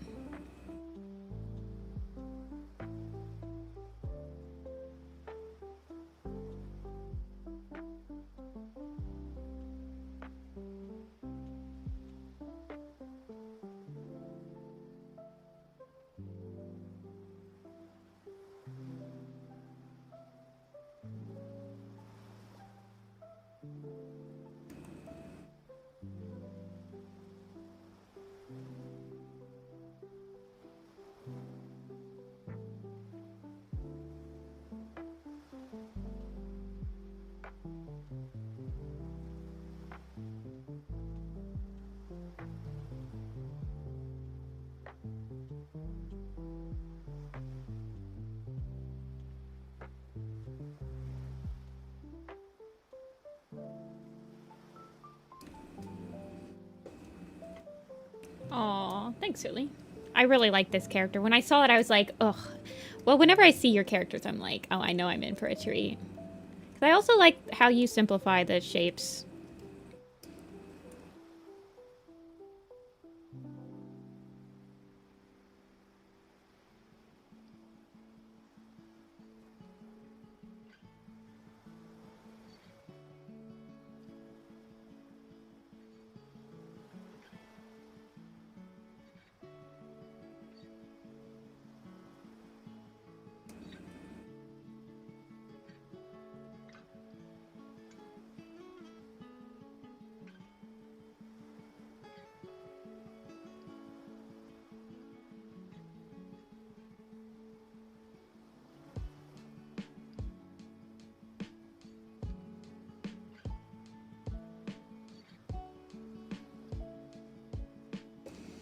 I like Skyland's Destiny.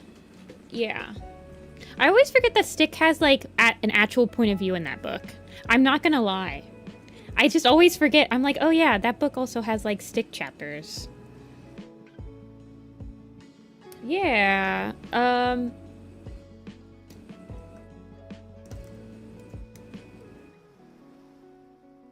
I think this week I'll probably open on Tumblr instead of on stream, because I haven't done a Tumblr opening in maybe like a month.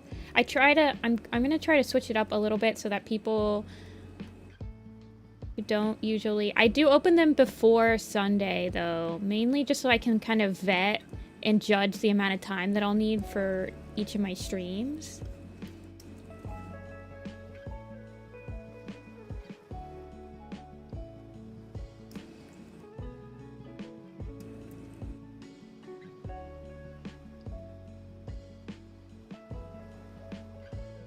So I don't really open same day ones anymore, because when I did that, my streams just ended up being like a little bit too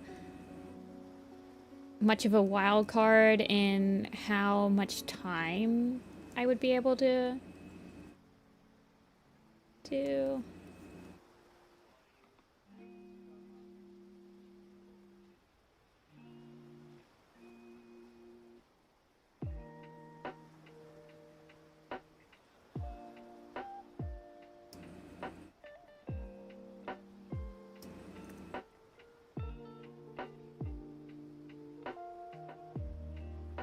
If they deleted stick in the reprints, I don't understand why it's really needed. I mean, it does introduce like the stereotypical, oh, well, we have to all get together and defeat Dodge. Other than that, the book does kind of not have, it is like a very slower, more non-traditional warrior cat book in that we're not fighting like an evil cat. So I guess I kind of understand why they felt like they needed to add like the dodge stick. But at the same time, the whole point of Sky Clan's Destiny is it's supposed to feel different from the other clans. So, I don't know.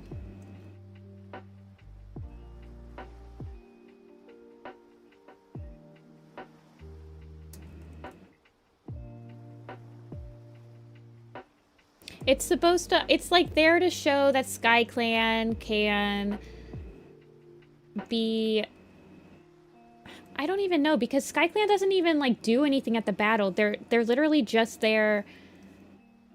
I don't know.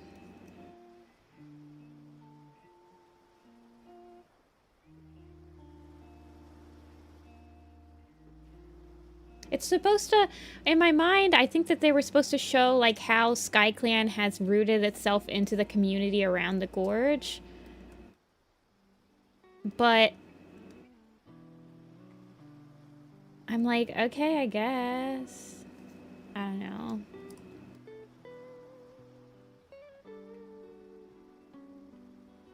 I don't think you would see the interior of this one.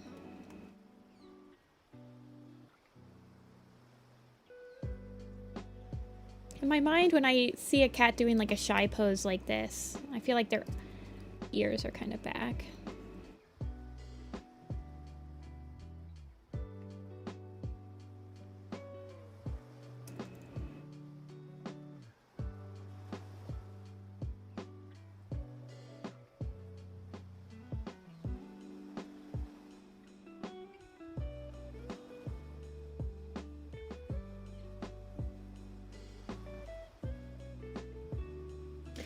Hawkwing's book's really good?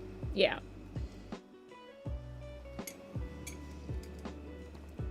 Upon subsequent read-throughs, I think it holds up pretty well. I think all the Sky Clan books are pretty good. They all have their, like, boring sections of them. Like, in Firestar's Quest, I tend to really sort of skip through the chapters of Firestar actually coming into the gorge with Sandstorm.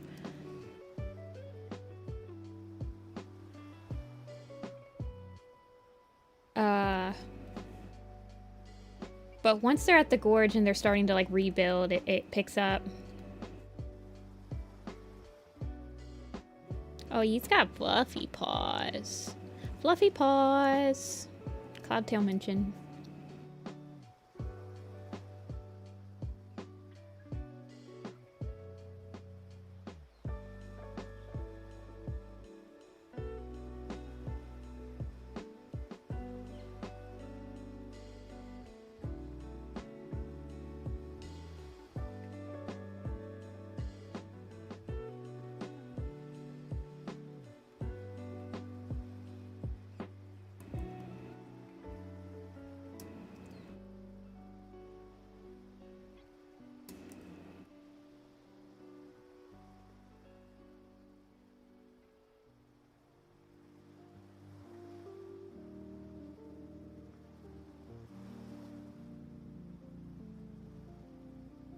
What's everyone's favorite arc? I'm very normal about the first arc and this 5th arc.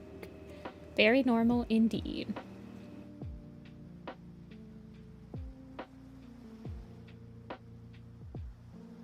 Although I could probably say a good thing about every arc. Some of them are harder, have less good things to say than others.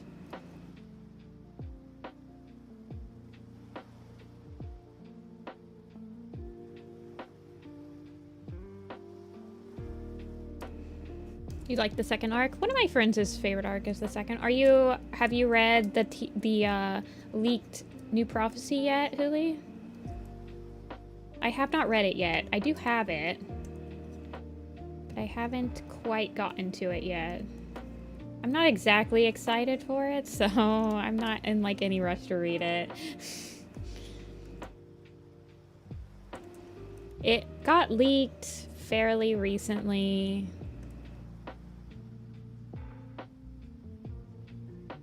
Online.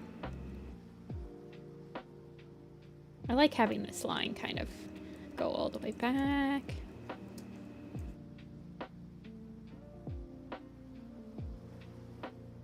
I don't think his other leg would be showing because he's pretty stubby, so I feel like it'd be like right around here-ish.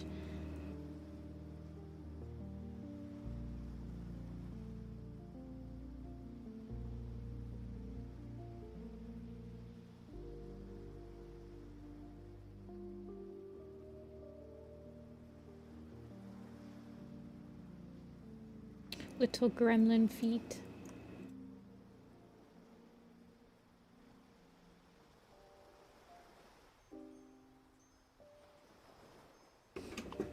Oh, thanks, Prowl. I haven't read the last 2 arcs yet because my library never has all the books. Fair enough. New Prophecy has a special spot in my heart, as it's what started my journey. Love the concepts and the ideas of the 3rd series. Yeah, I think the 3rd series... I mean, honestly, 2, 3, and 4 are not the best. In fact, I'd almost put them... They're all very middle of the road. 2, 3, and 4 overall are some of my least favorite arcs. But that's because they are not... What's the word I'm looking for? They're not executed well.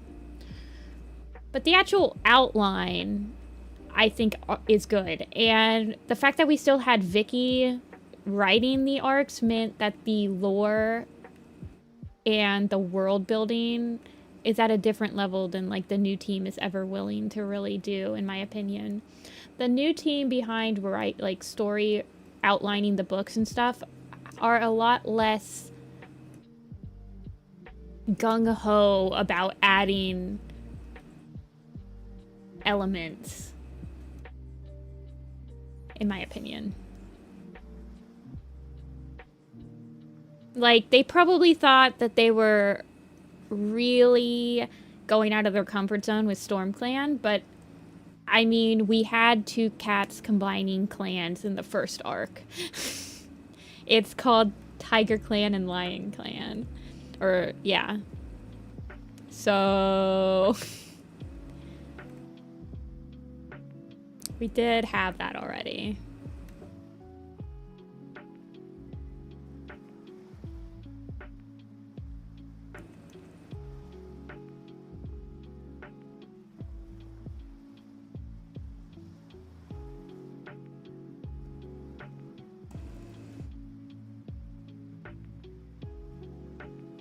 Really, the only thing that the new team is willing to do is like add new groups with new options. They never really add anything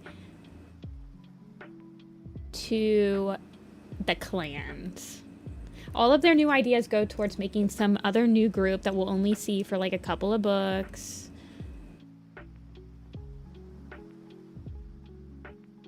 Which...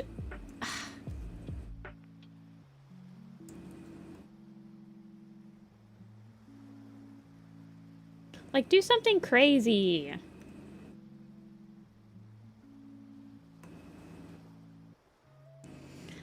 Like, jump the shark just a little bit. Just do it a little bit.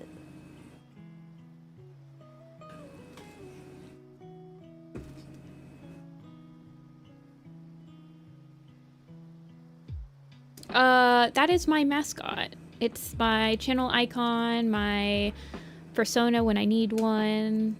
My main character, named Apple. She's named after my own cat. I actually have a cat named Apple. She's named after her. But my friend Chris did the artwork. He is really talented, and you should check him out if you like the VTuber.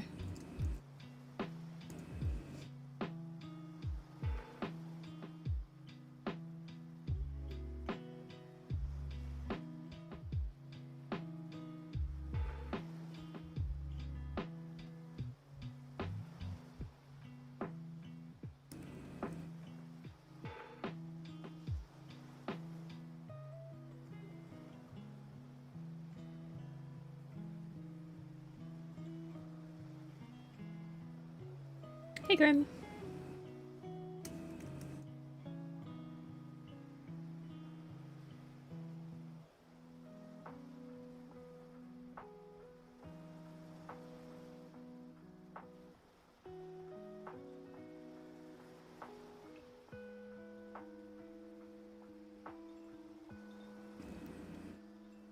I like how all of us did the PNG the PNG tuber thing at the same time.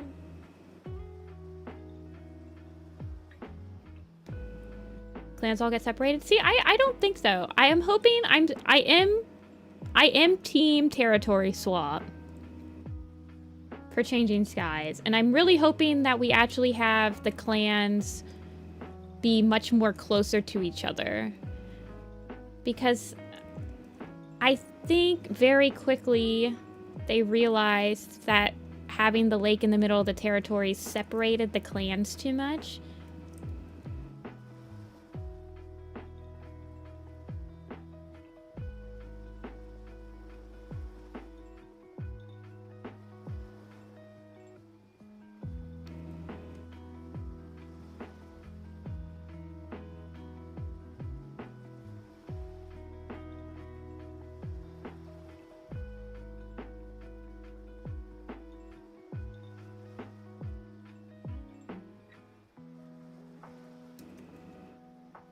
Yeah. It's only got a couple, it's only got the talking state and the BRB mode right now, but I am thinking about commissioning some more expressions for her.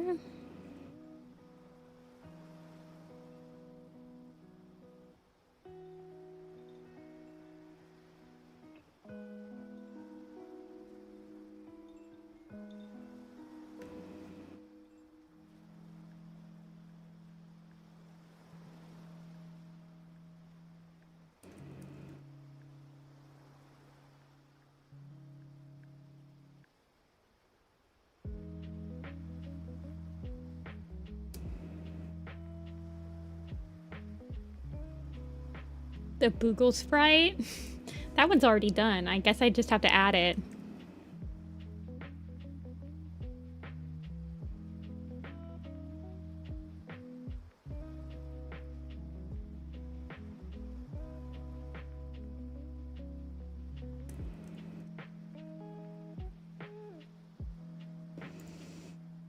Boogle!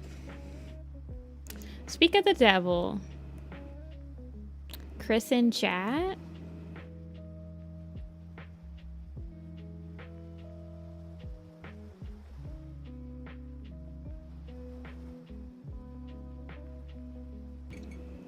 Y'all haven't seen Boogle-Senpai? Oh my goodness, there was never Nifty-Senpai. There was only ever Boogle.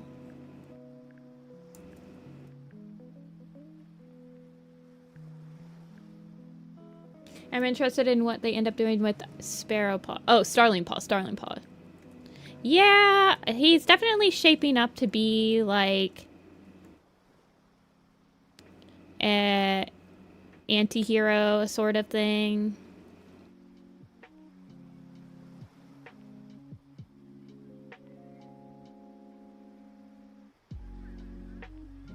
He's feeling more and more like Clear Sky, but I don't know what his damage is. He just seems to think very highly of himself for no reason. But I guess Clear Sky also thought very highly of himself for no reason.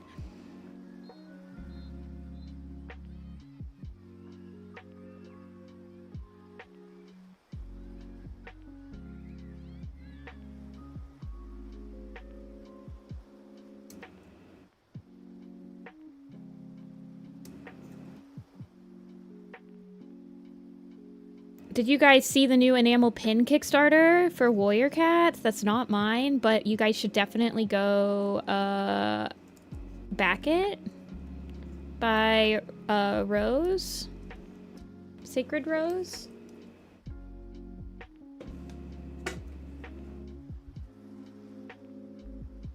I think today is the last day you can get the early bird. Hold on, let me show you guys. We'll take a quick breaky break while I show you guys. I have it right here.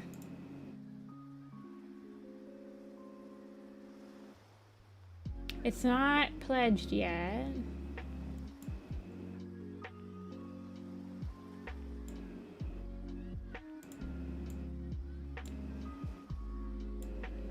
Look! There's Darktail. Darktail's on this one. Here, I'm sending it. Darktail's on this one. But guys, y'all, I feel like this one was made for me. Look at the stone for one. And my Pookies. My Pookies. Grayling and Clear Sky. And Stone Fur. I like the Misty Star one's really pretty too. And Frostpaw. Frostpaw's cute. My boy Darkstripe. Yeah, it's really cool.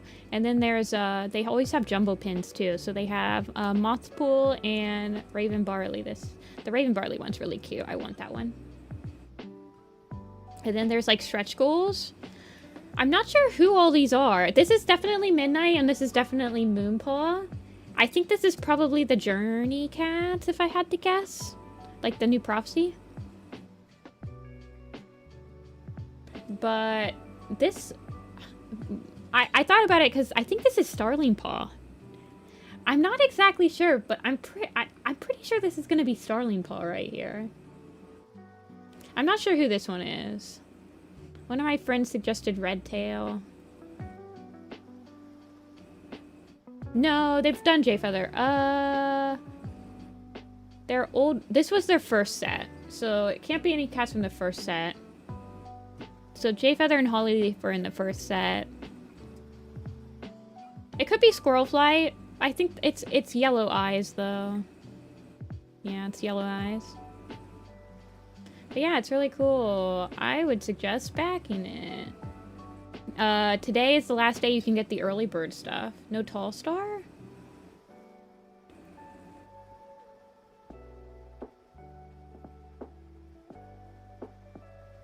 You're right. They have Crooked, Broken, and Blue Star, but they never did Tall Star. Interesting. I feel like... And they did Black Star and Leopard Star. I feel like I would have done Tall Star instead of Dark Stripe, I'm not gonna lie. Even though he's silly, but I feel like Tall Star would have been a... I don't know. Maybe Rose just likes Dark Stripe. I definitely include merch of cats that I just like.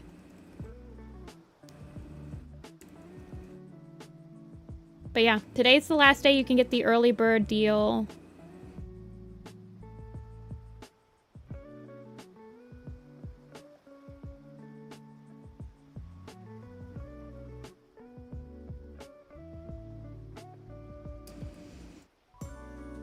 Me plugging everybody but my own merch, as always. Go buy from people. go buy from friends and go back the Kickstarters. I think July is shaping up to be a Warrior Cat month with Kickstarters and backer kits and stuff. So I'm saving up a lot of money for July, but I got a little bit I can throw.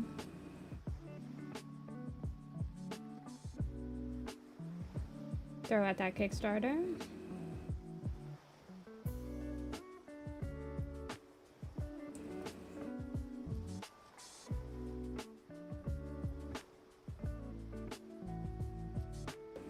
Sits in my corner.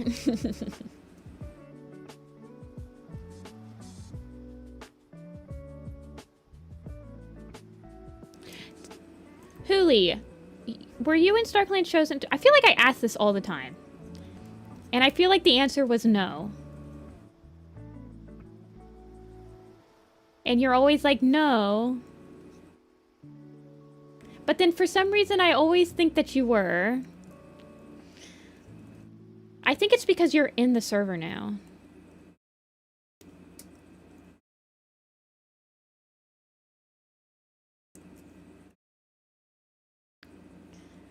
You should just say yeah.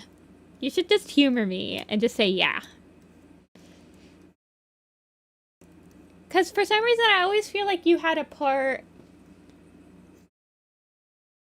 tall star part or something.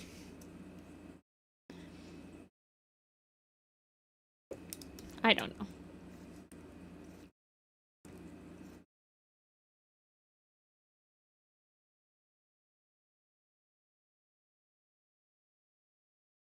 Yeah, I did all 10 tall star parts.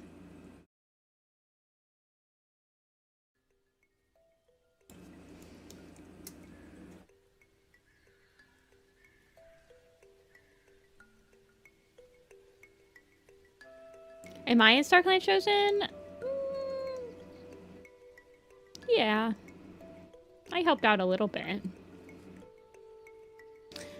I'm definitely not the main forefront of the map, though. Just pitched in wherever I was needed.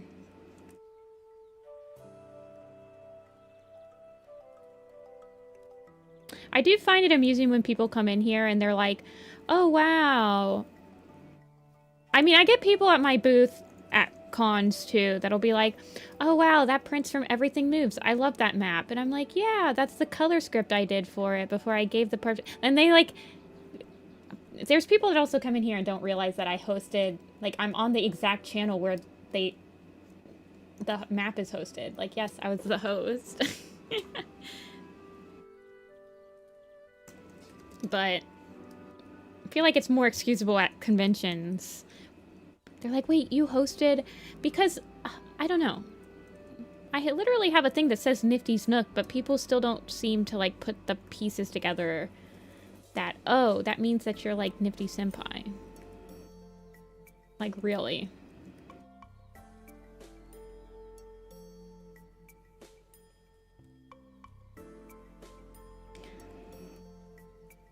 Working on your webcomic? What's your webcomic about, if you don't mind me asking? I know you should be working on it and not typing, but give me an elevator pitch.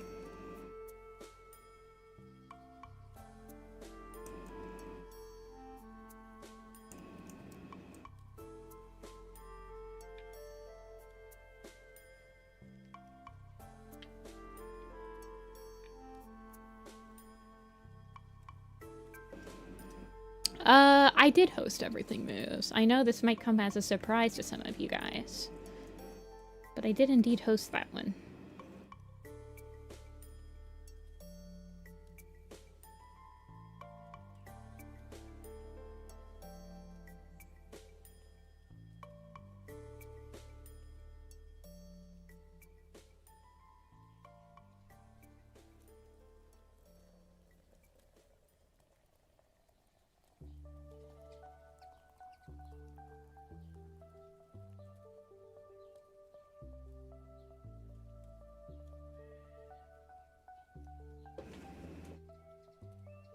Eventide is about a group of cats who live in a valley.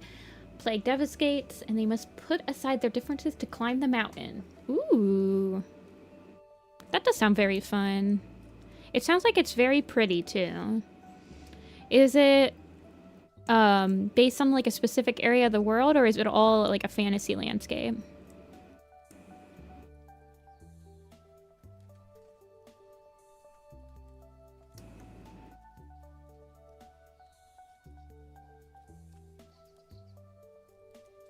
People who make comics are so powerful.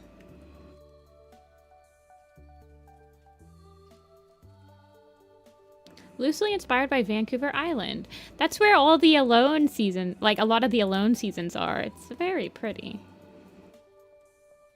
One of the characters is a fox. Interesting.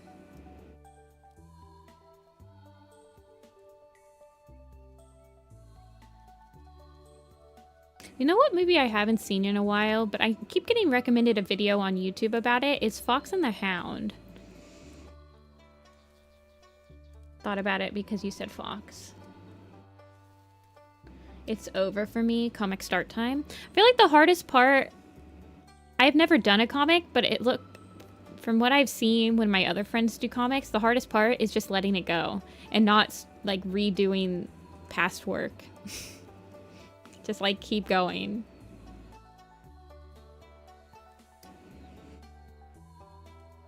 Yeah, I keep getting recommended a video on my YouTube that's, like, the best anti-villain in all of cinema. And it's, like, a Fox and the Hound picture. And I'm like, oh, I haven't seen that movie in forever.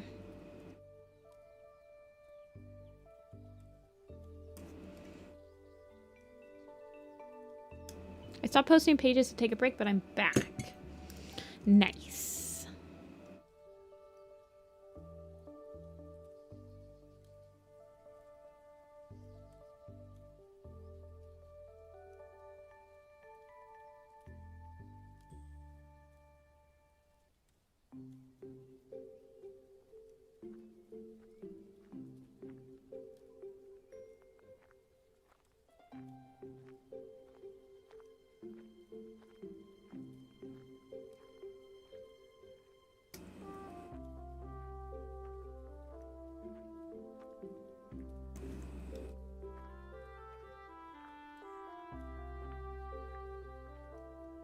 I unfortunately don't think that you can link. Chris sounds like he knows what Eventide is, though, and could probably link it in chat. Because he's a mod.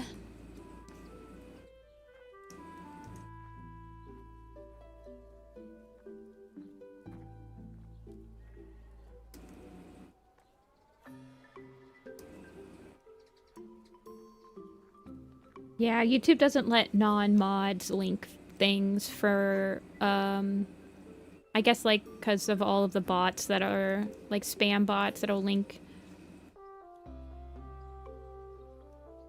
virus websites to you.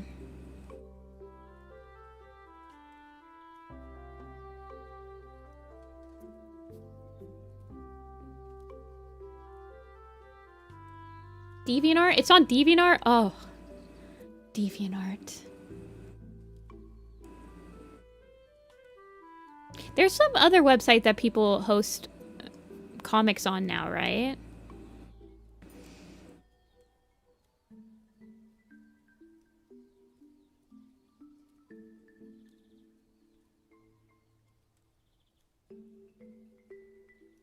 Internship starts tomorrow? What's your internship for? Comic Fury, okay.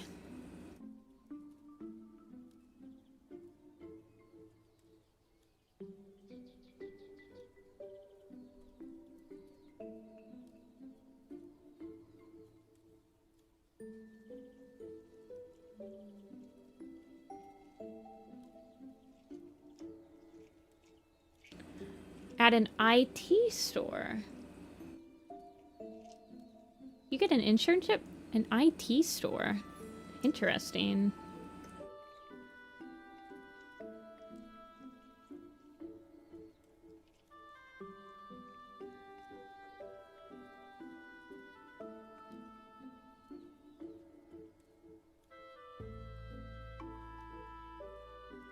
I feel like I'm gonna have to change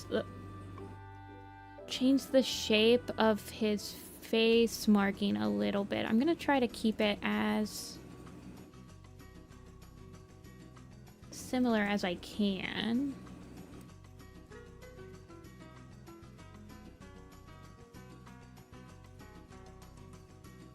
Because he's got his...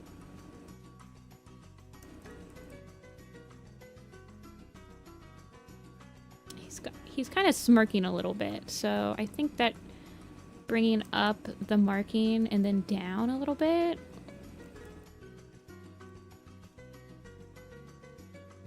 But then keeping this shape right here on it. Do I ever read cat webcomics? I have to admit that I do not read many webcomics anymore. I used to read the Lackadaisy one when it was like a long time ago. It wasn't a web... I think it was a webcomic. Or was it a regular comic? I know that some of the pages were posted on DeviantArt.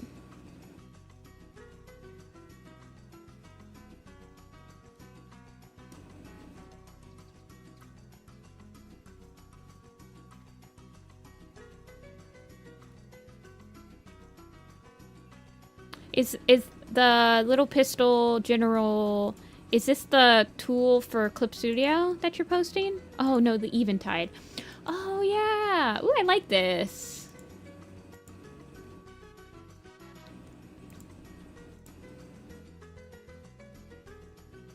Can you post the Clip Studio Paint tool to the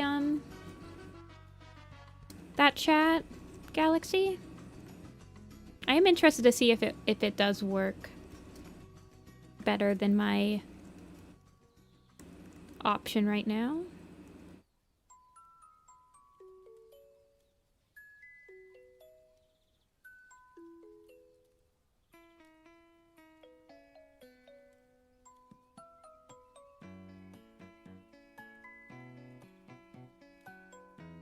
I think we'll probably work on the map part again on Tuesday, even though I really do need to be working on the Moonstone.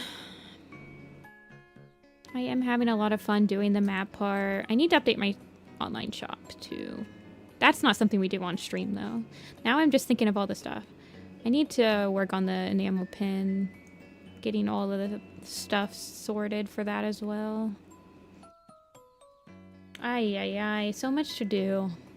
All the time.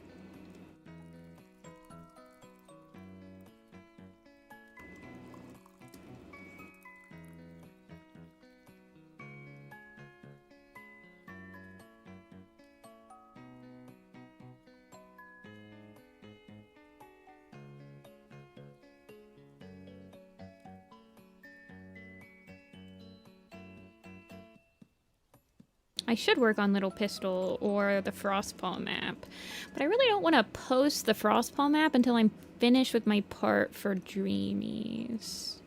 I feel like I would overwhelm myself if I did not finish Dreamies first.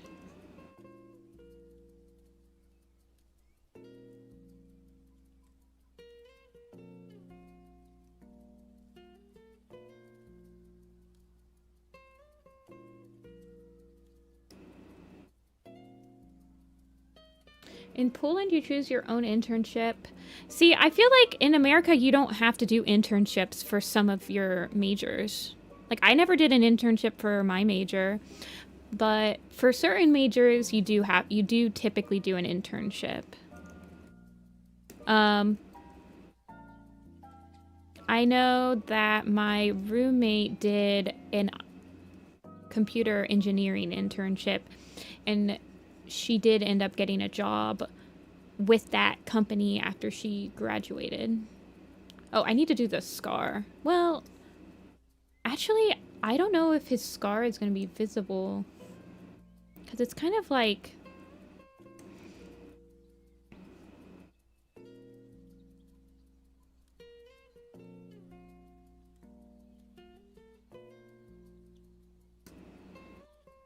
Three mandatory internships. I honestly feel like internships should be mandatory, because I feel like having experience in a job that you are training for should be mandatory. Otherwise, it's like you graduate and you're like, well, I don't even know what I can do with my degree because I'm not even sure what a job with it looks like. You know? So I kind of agree that internships should be mandatory.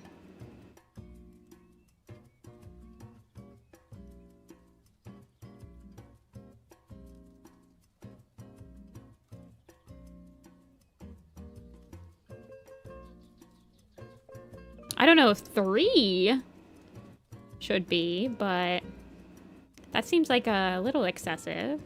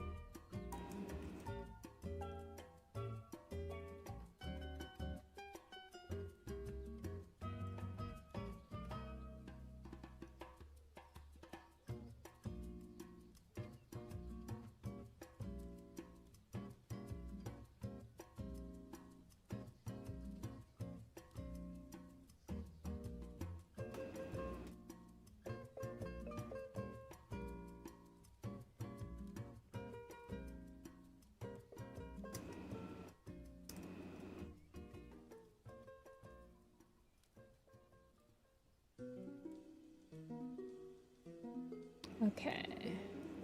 After this one, I'm gonna take a short stretch break for my wrist, get a snack, and then I'll come back and finish up the one for links, and hopefully they'll be here. I don't think I've seen them yet, but they did say that they would try to be here. I do think that they usually come after work, so...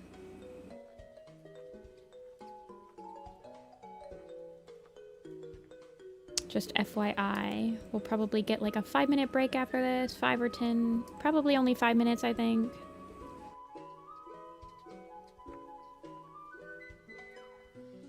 Just enough for me to refill my coffee and get some food in my belly.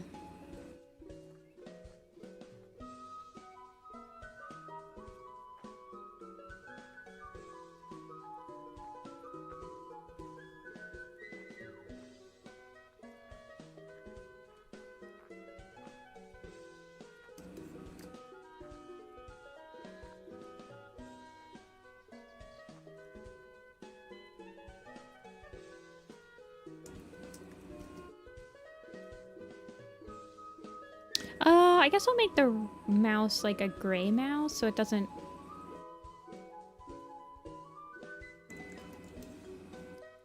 get lost in the sauce, so to speak, with the rest of the brown colors.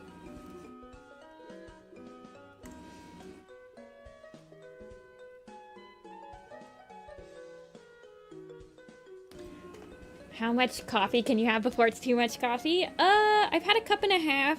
So usually what happens is I wake up, I make the pot of coffee. I have about half of it during my morning breakfast and stuff like that. Half of my cup.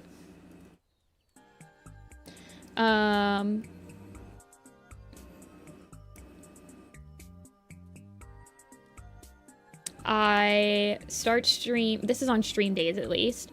I reheat my cup of coffee. I re-pour it to be full. I start stream. Stream is usually like I just finished my first cup, but so that's like a cup and a half.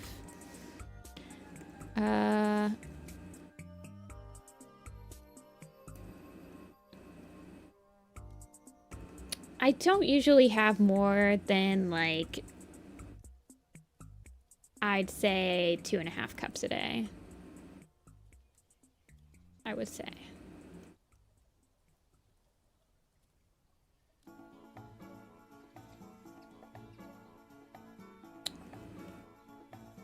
And I put less and less sugar in it as the day goes on so that I like force myself not to drink as much of it.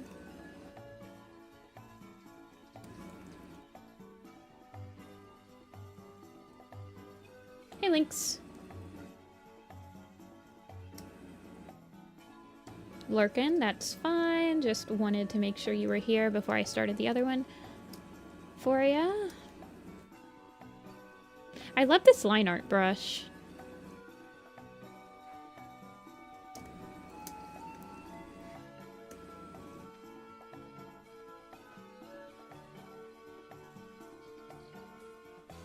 Hey.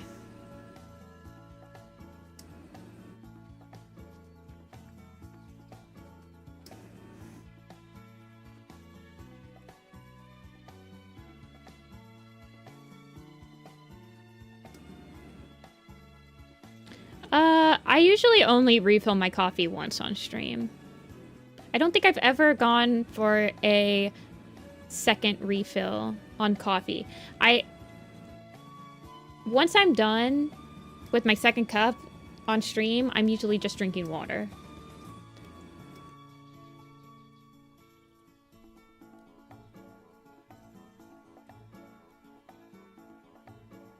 Even yesterday's stream that went on for 7 hours on the Werecat animated channel, I only refilled my coffee once.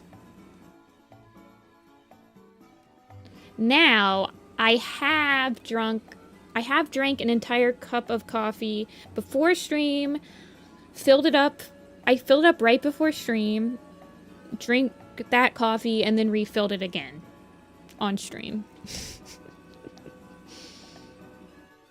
I do kind of drink too much coffee, but it's too late for me. Don't worry about it.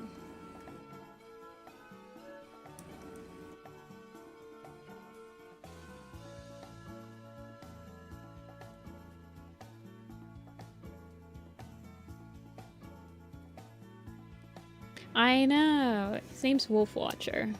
He is just a little guy.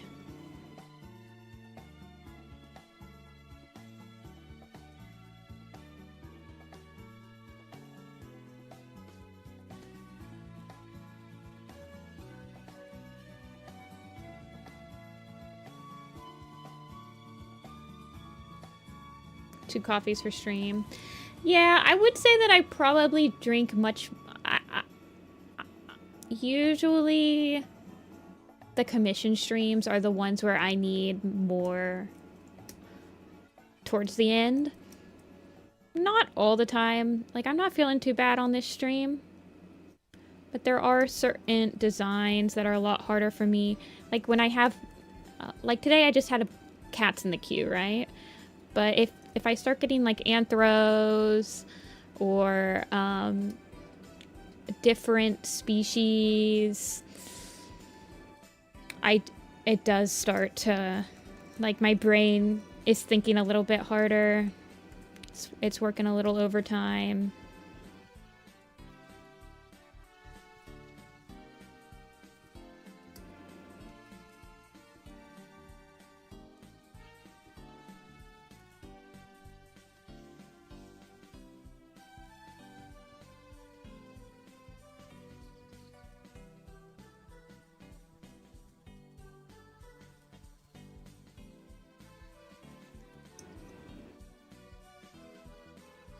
But today I knew it was going to be a pretty chill stream. I only opened up 3 slots because everyone ordered shading / like extra details. So I was like, I'll just do 3.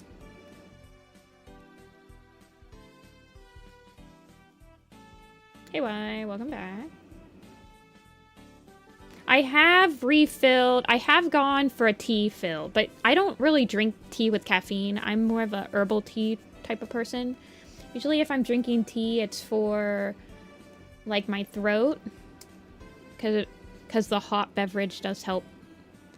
Like, after stream yesterday, well, I actually had a drink because I was, like, we were celebrating something, but usually after stream for dinner, I'll have like a cup of tea, just herbal tea.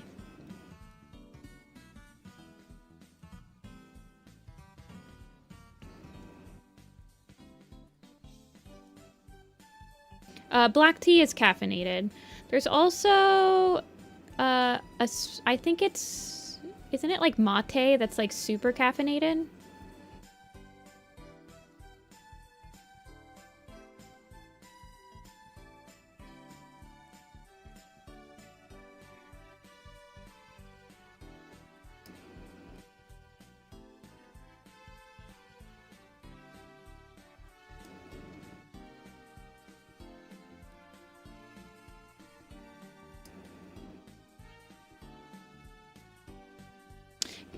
Tea just doesn't have near as much caffeine as like a can of soda or coffee, but it does have some.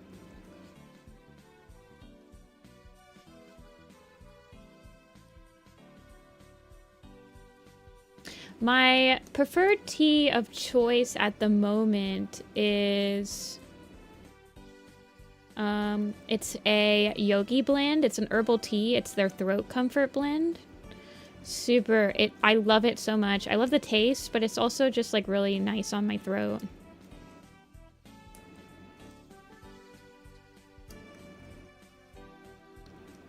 I've been drinking it pretty regularly.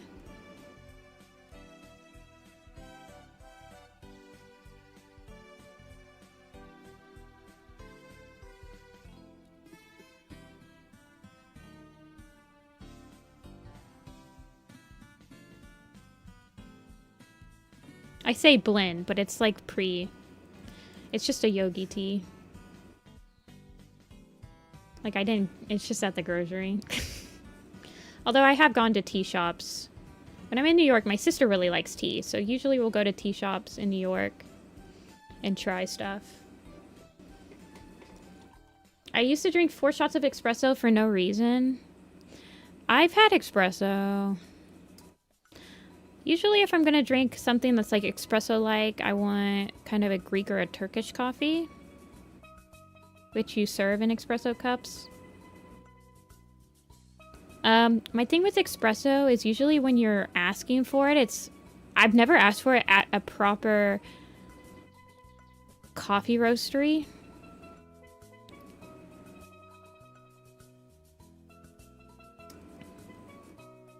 The last time I had espresso was in December. I specifically remember it because I had it at a steakhouse. And I had an espresso shot at like 8:30 p.m. and it did nothing for me. I still went to bed at the same exact time. My body was undeterred.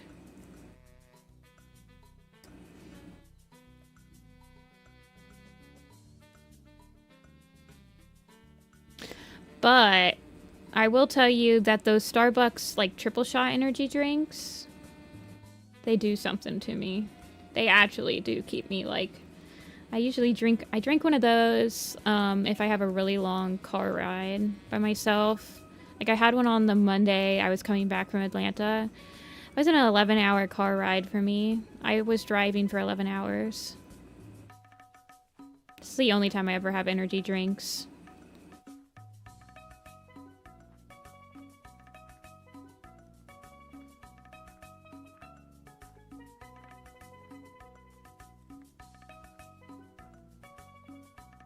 Have you guys ever gone to afternoon tea? I have. I actually went with Kay once in the Elderston A. It was fun.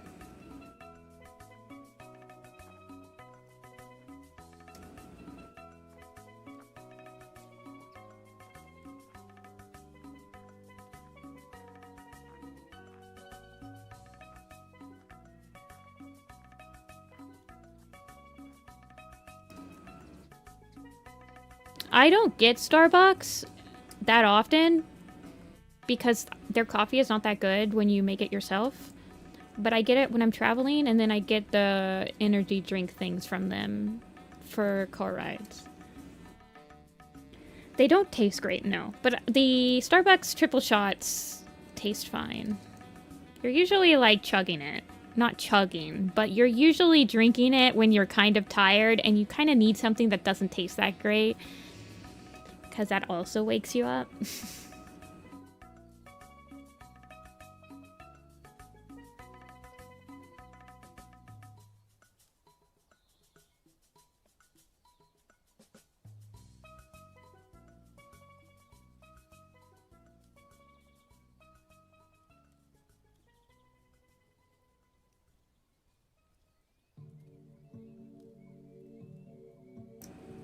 Yeah, I've gone to afternoon tea in New York City. New York City has a lot of independently owned tea shops and coffee barista places.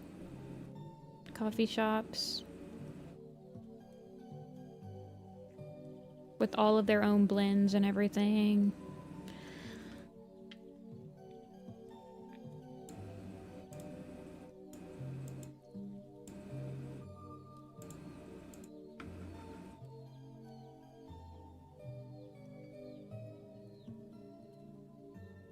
I think I want to do a little bit more to the eye.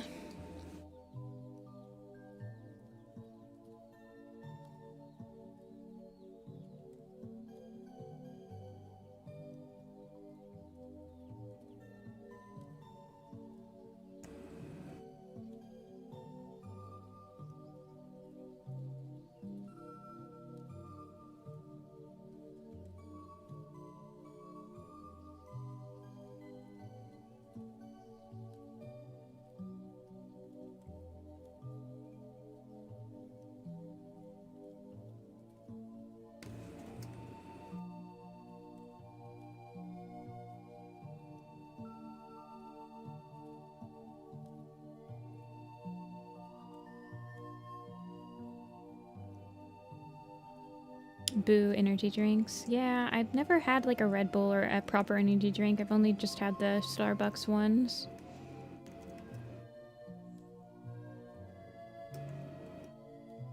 They're not something that you should have every day. I have one once, well, right now it's only like once a year.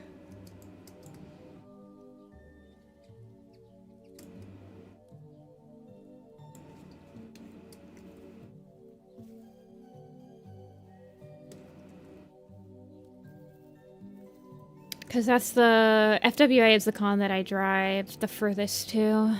If I'm driving for only like 6 hours or something, I can do it. But the 9 hours is pretty brutal.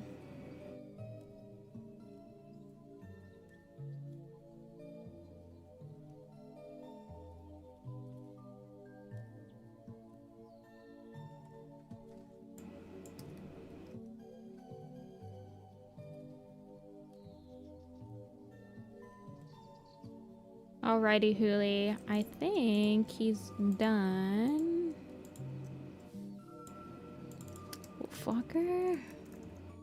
Watcher, not Walker. We were talking about Wolf Walker earlier. It's Watcher.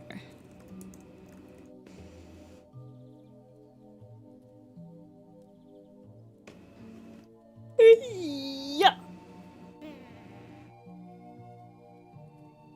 Oh, you can't see him because my VTuber is in the way. Dum dum. Get out of the way.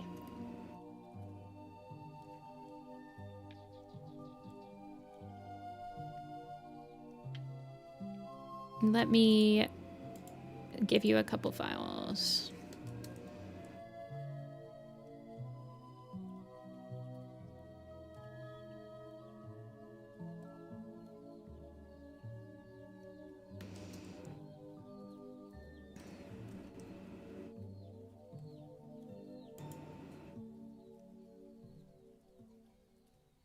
Yay! Glad you like him. Oh yeah, links. I did start sketching yours, so that's the sketch I was thinking of going with. I'm gonna BRB really quick though.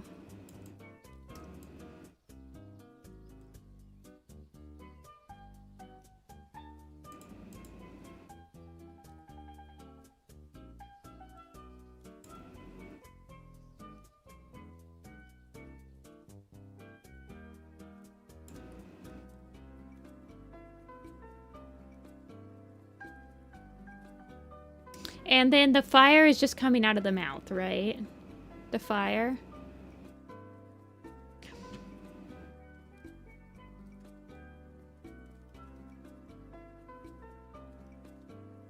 Okay. I will be right back. I'm gonna go get a quick snack, do some wrist stretches, and it can come from anywhere on her body. Okay. I had her mouth like open and the fire like coming out of it, so that's what I was thinking. But I could give her some more. I will be right back though. Typically mouth and paws though. Okay. I'll be back to draw Lynx's character in in more than 1 minute, but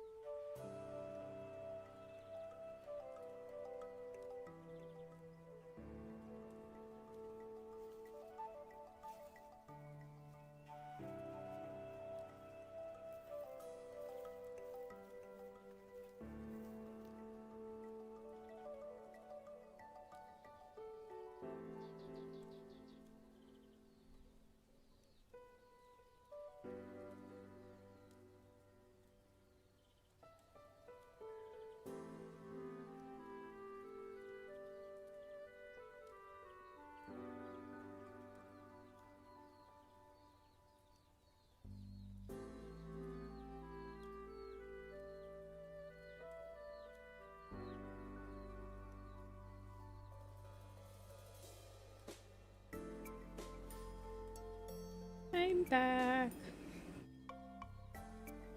I am all fueled up again.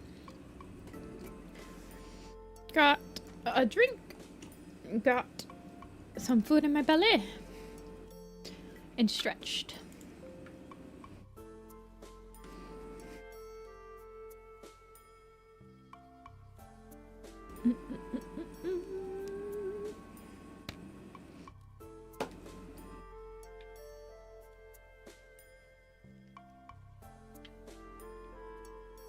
Alrighty, let me open up the rush sheet for links. Let me change who I'm working on.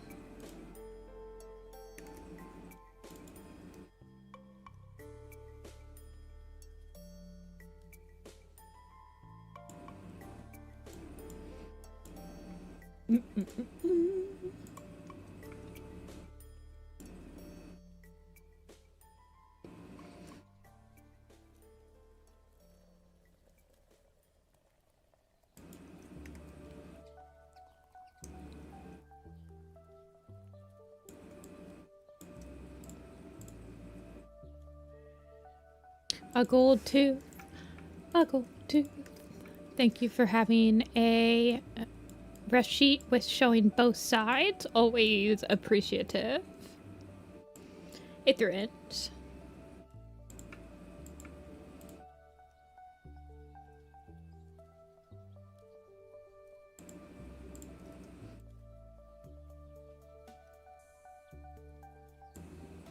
Okay.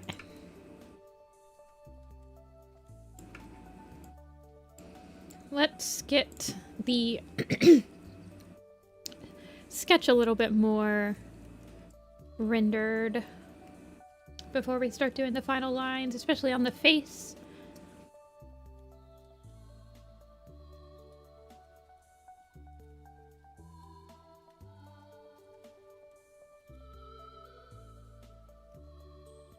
What is it? 4 o'clock already.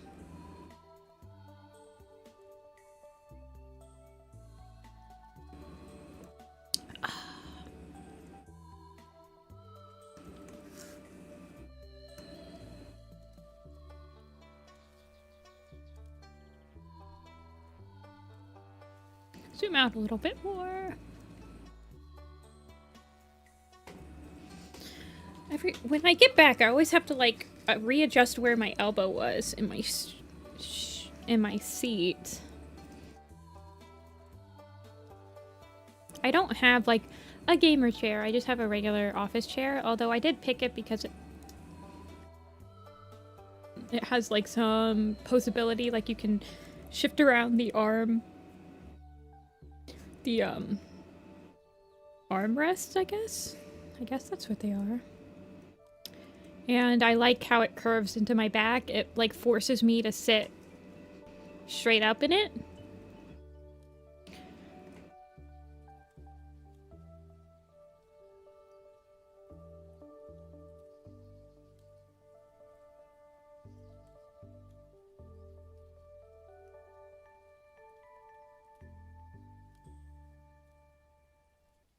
Getting a medical computer chair. I don't think it's a medical one.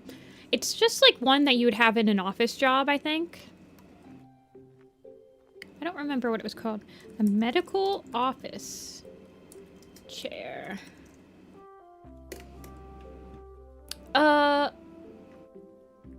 Does yours have a back?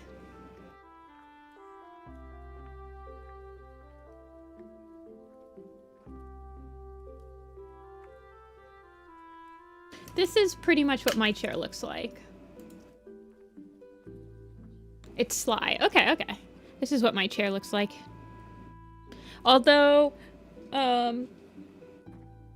yeah, you can like heavily adjust this and you can rotate out you can do like slight rotations of like the armrests. But it has this like really nice bend in it.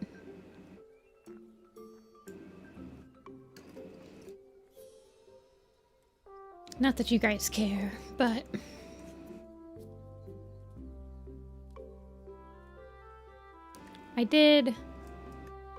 I went to like a place and tested out a bunch of chairs.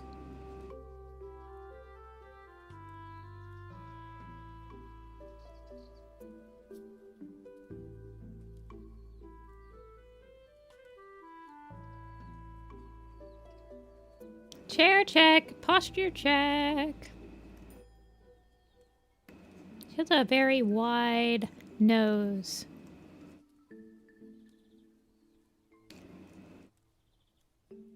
Sly. Isn't there a video game series with like a Sly Fox, Sly Cooper, or something like that? I've never played it. Is it any good?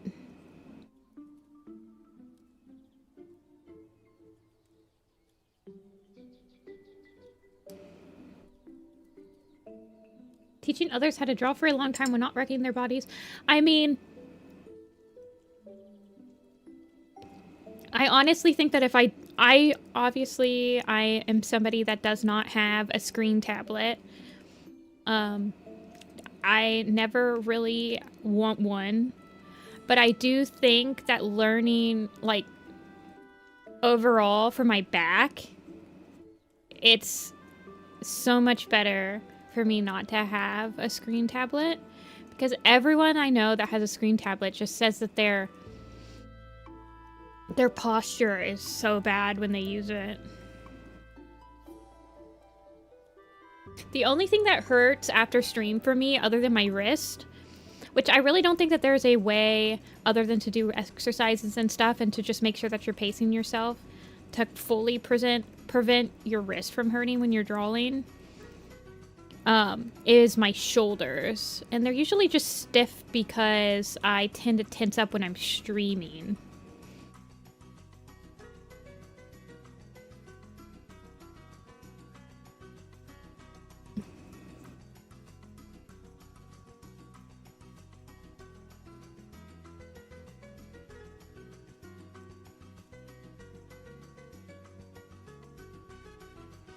Sly Cooper's amazing. I thought I heard good things about it.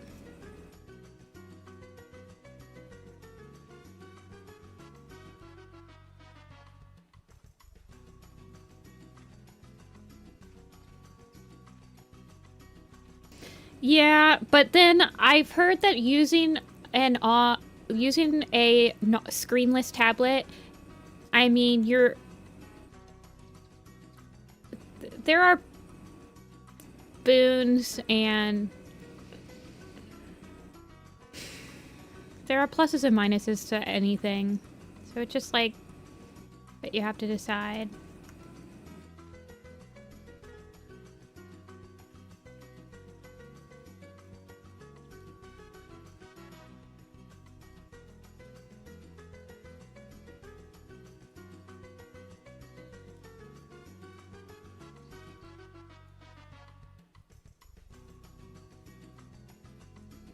I don't think if she should be looking at the camera.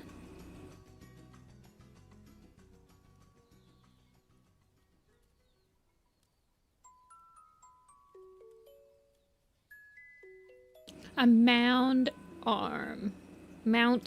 Yeah. I mean, I'm sure that there's ways around everything.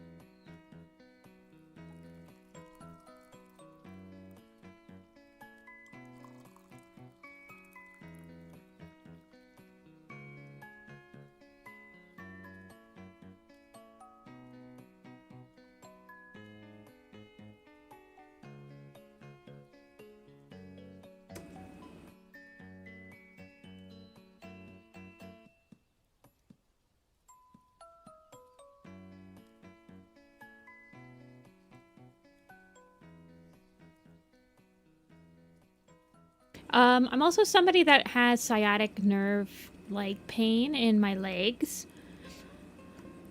And so it's also very important for me to have, I actually have a footrest because I'm a short person, and I also need to have my back as my posture needs to be good, because otherwise it's not just my back that'll hurt. My leg will also start hurting. My shoulders will start hurting. It's very important to have a good setup.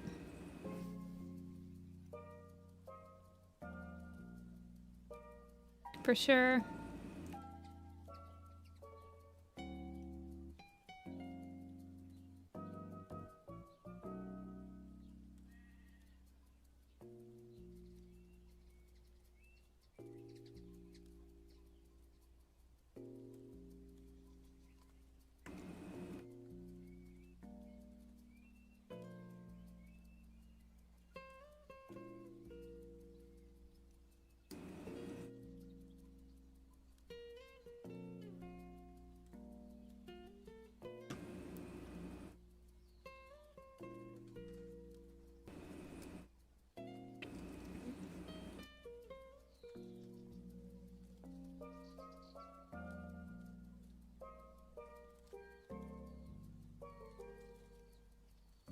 Yeah, the screen tablet only works off of your...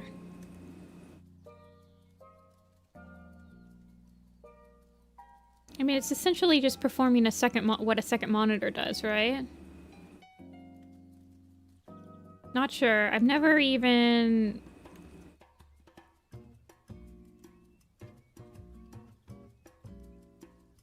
drew on a proper, like, Cintiq. I've drawn it on an iPad before. I didn't really like it that much. I just don't like not being able to see all of my line that I'm drawing. I don't know.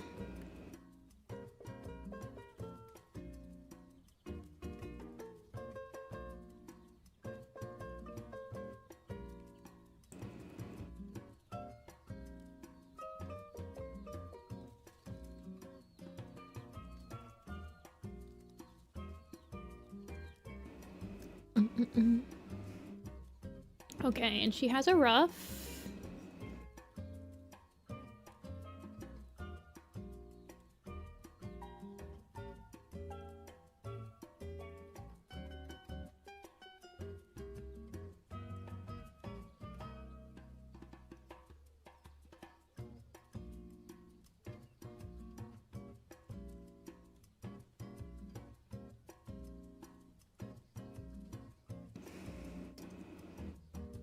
Oh, thanks. Lynx wanted like a fighting but happy pose, and I guess I never really asked if you meant like a determined happy or like an unhinged happy. Oh, I kind of just did more of like a more sure of themselves expression.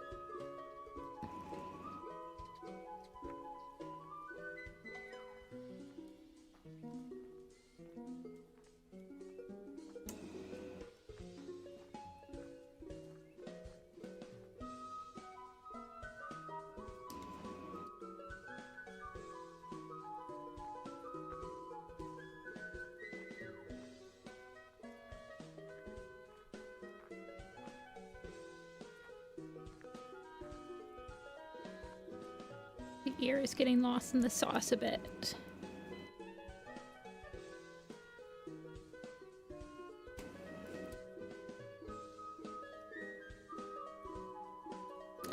For me, Galaxy, there used to be these memes that would go around on Twitter of like pick a character and an expression, and you'll draw them in that expression. I don't know. I think they were called like expression challenges. Yeah. So this one I did, I do this when where you can kind of like see the pose. Usually they're in like emojis or whatever. And picking these poses and trying to like emulate them in your style help a lot.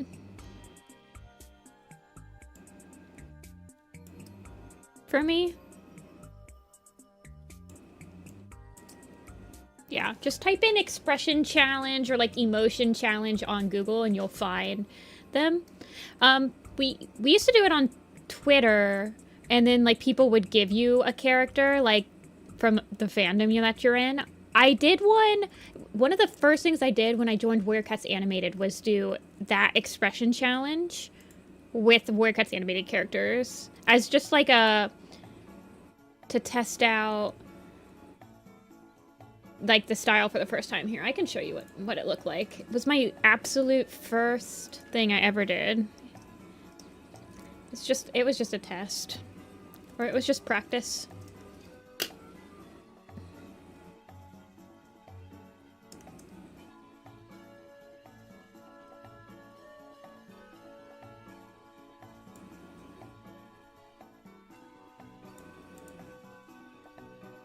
Let me find it. Here we go.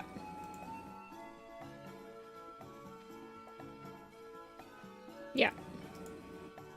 So you kind of like pick the expression. There's like a bunch of different sheets. Typically they're like emoji type things. But you can kind of like...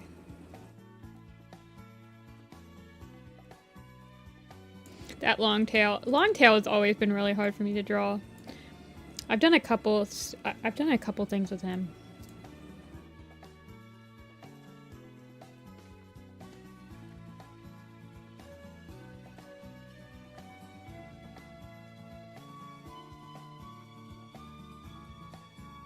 But yeah, that helps, especially kind of if you do it with the same character, you can kind of start to learn how to stretch them a little bit. And like if it's your own character, you can kind of start to realize like, okay, this is a very important aspect of the character that I want to keep pretty even throughout all expressions. Or I know, I like the smudge one in this one. I like the smudge. My favorite one out of this was... I like the smudge. Honestly, these aren't too bad. Longtail's really off model.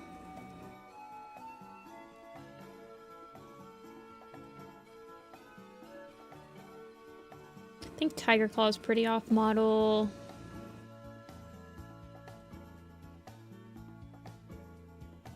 I know, I like the smudge in the Ravenpaw. Ravenpaw is so sad. I like the Lionheart too.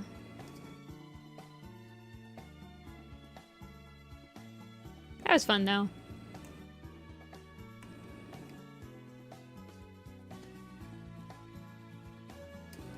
Just did it for fun. It was one of the first things that I did just to try to feel out the style a little bit.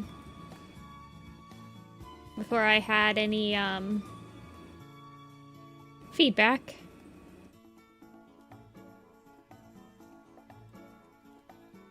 Yeah, he does die very quickly.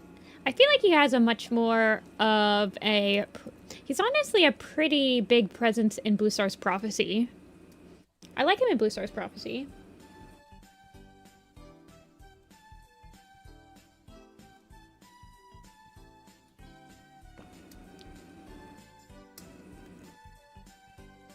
But yeah, I started doing those, and then I couldn't do the whole sheet because I actually ended up getting an assignment and worked on something else.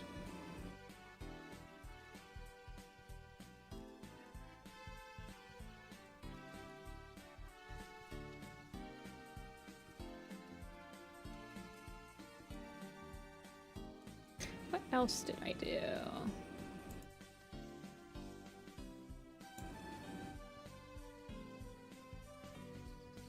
Oh yes, we did these, we would do these character studies that were also very helpful. None of these are like official assignments. They were just done for me to get where we would take a reference picture we would draw it kind of in its bare bones form and then use it and sculpt the model to it. This was done over 3 years ago now. I did a couple of those. I was like trying to learn Longtail a lot.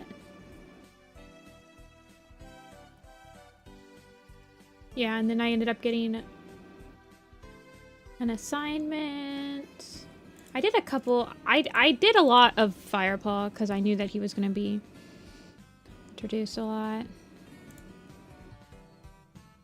I also did, is this a bird? Longtail. Longtail was one I always wanted to try to get better at. He's extremely hard for me to draw, still even to this day. Though I have drawn him quite a few times at this point.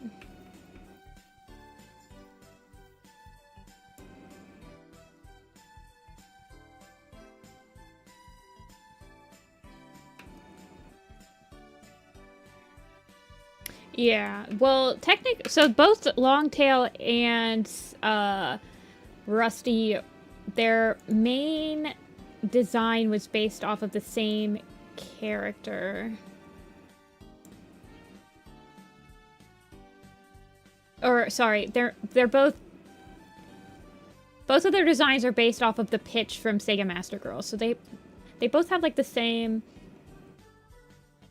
style.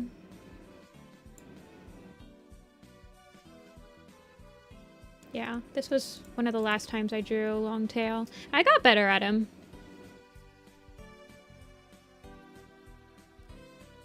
I'm actually... I'm just not very good with, like, the long snout designs.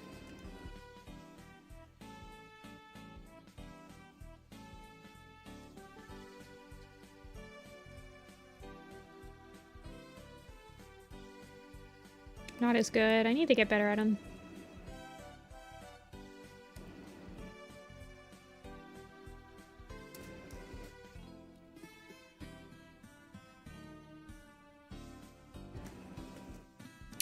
I am in charge of 2 characters. I was in charge... typically in Warrior Cats Animated, if you do the model sheet for the character, you're pretty much like the person that people go to get drawovers for like model checks and stuff like that. And there are 2 characters that I am responsible for model checks of. Longtail and Rusty are neither of them.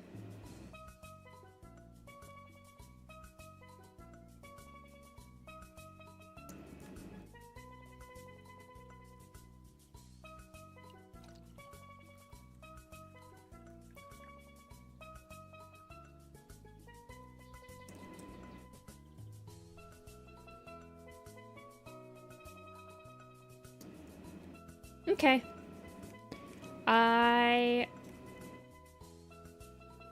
Good luck with dinner. I'm sure I won't be done yet. Maybe. We will see.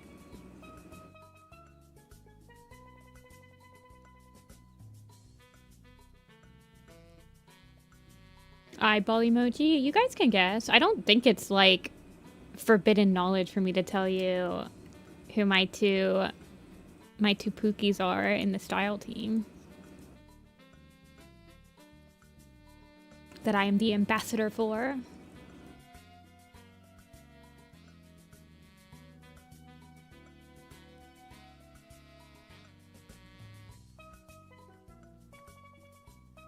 Yeah, Dark Stripe is one of them.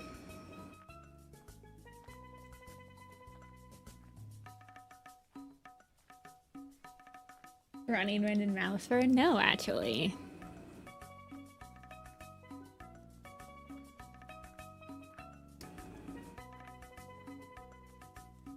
I do have another. And it is somebody that I've said is a favorite character before, so. Ravenpaw? No. No, not Lionheart. Lionheart was created much before my time on the team.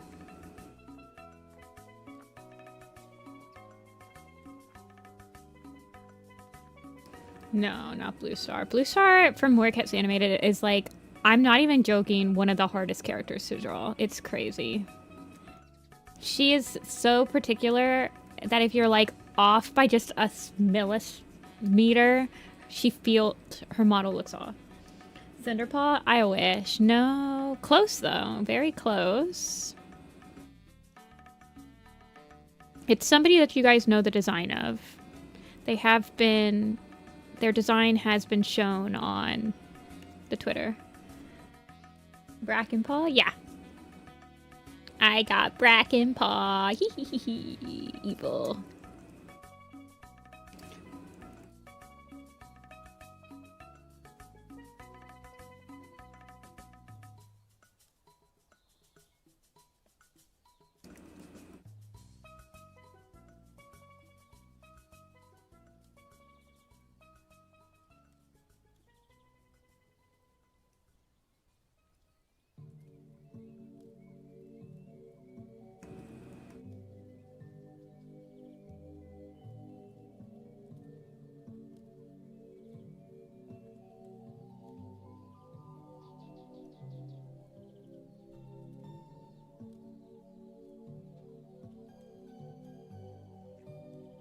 Love the kit design for him. I know. His entire age chart is on the Werecat Animated Twitter. So you can see him all grown up.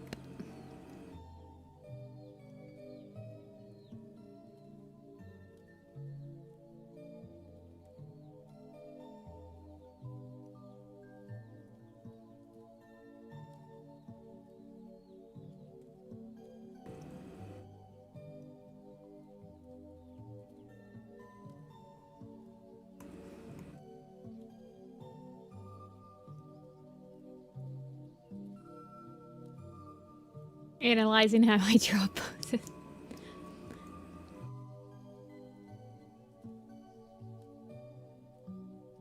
The cat ones I don't need to. For this one I didn't have a reference, but a lot of the times I'll try to find a reference.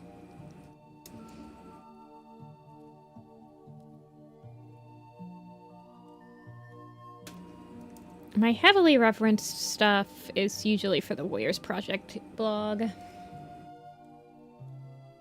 That's where I learn a lot of my anatomy and poses by just practicing on there.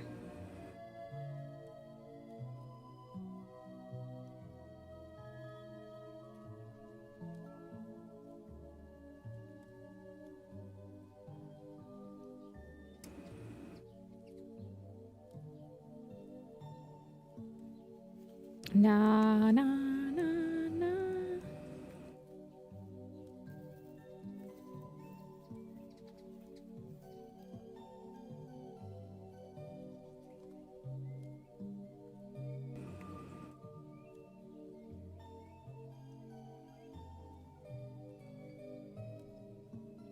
I am not following my sketch. Follow your sketch a little bit more, buddy.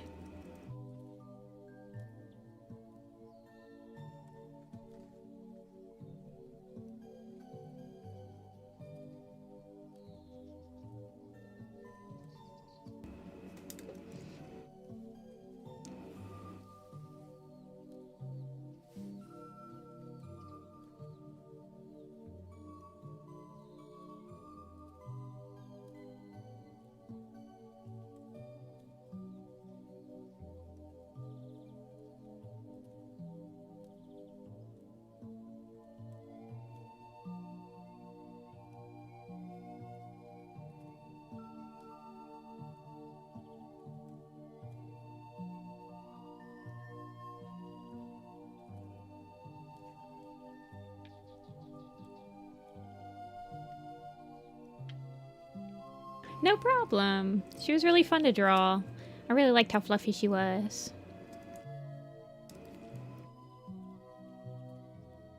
glad you enjoyed.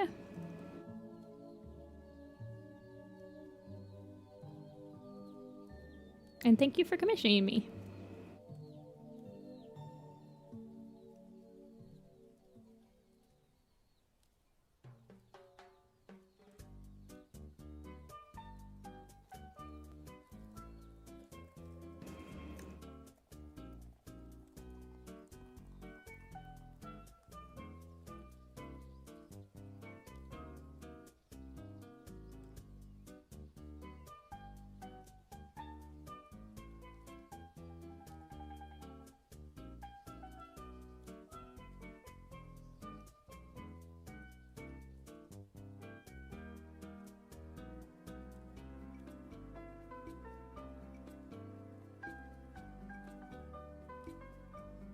I think I'll have two versions. I'll have the one with the flames, and then I'll have one with just an open mouth.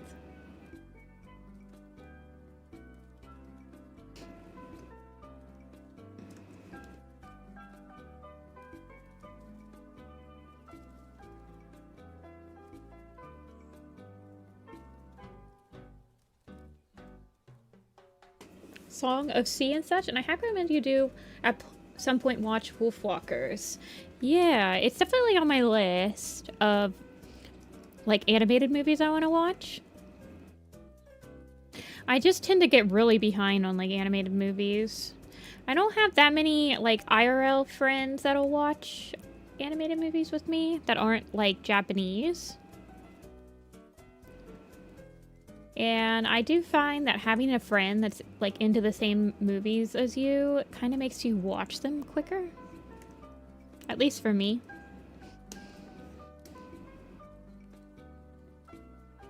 But I do have a couple of internet buddies that that probably wouldn't mind sitting through it with me again.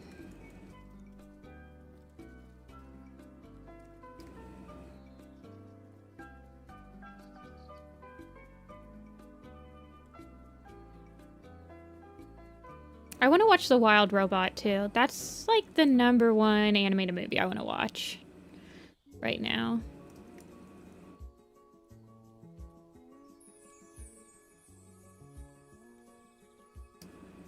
Yeah, watch parties with the friends are the best. I just did a watch party of Swapped. Beautiful movie. 10 out of 10. Watch it with friends. So inspiring.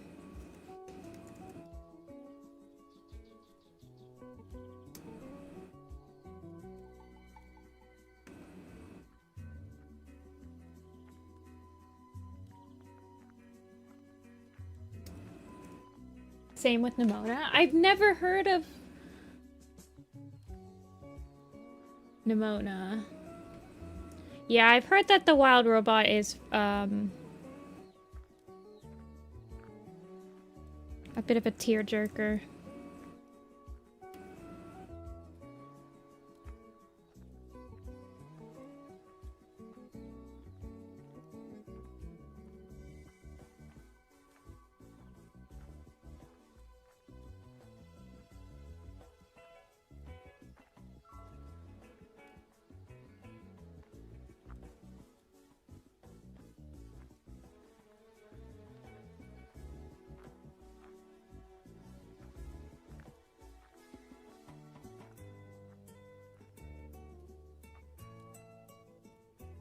Swap mentioned the plot twist hit me hard. I was laughing so hard. I had no idea it was coming.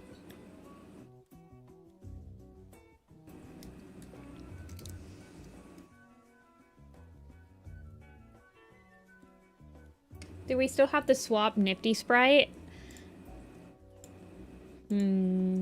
No, I'm not exactly sure what you're talking about. I gotta admit, I'm not exactly sure what you're talking about. Watch The Owl House? I have never seen The Owl House. No. I've seen the Knights of Guinevere. I think it's directed by the same person that does Owl House.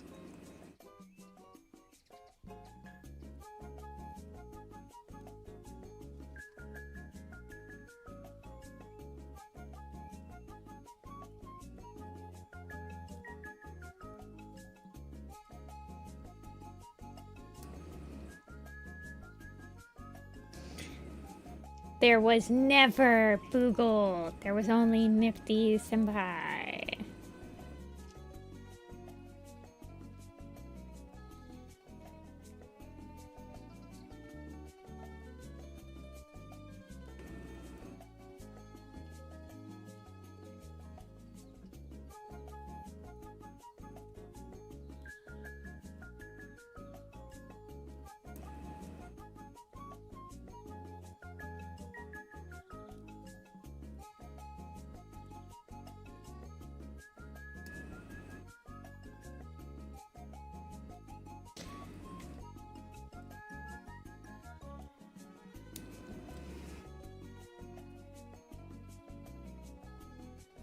I love Swapped. It's the movie of the year so far for me.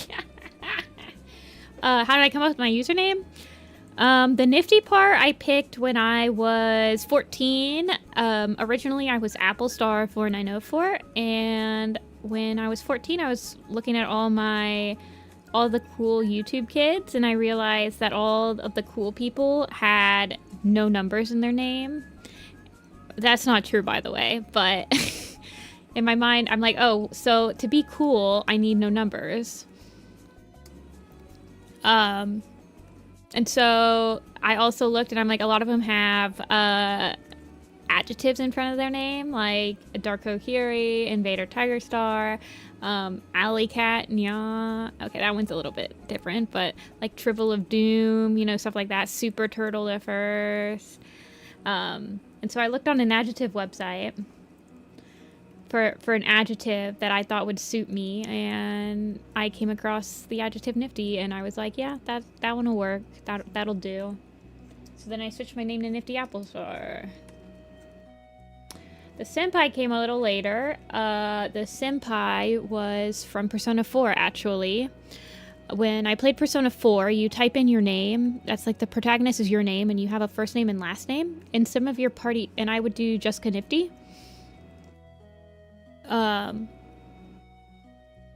And some of the people in your party, they call you like last name Senpai because they're younger than you.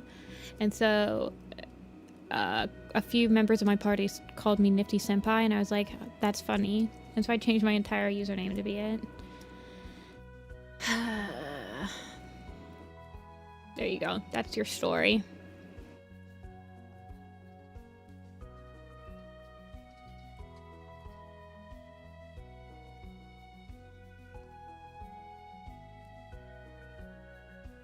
Also, by the time I was Nifty-Senpai, I was an older member of the community.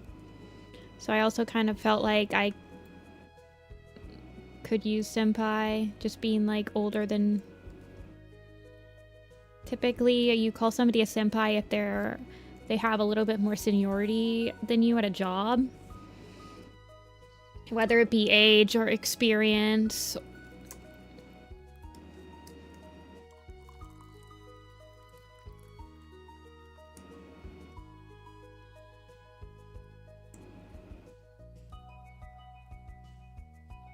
Hey, Pepper. Thank you. Yep. I work on Warrior Cat Animated every Saturday. I just did it on stream today. That's my Warrior Cat Animated days, or Saturdays.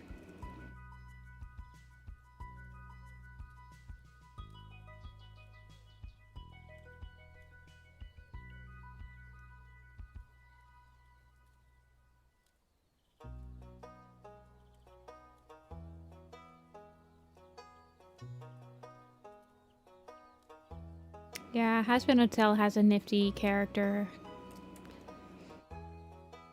I really don't get that many people that ask if I'm named after that character. I think she spells it differently in the show. Like with an extra letter or two. But it is not from that.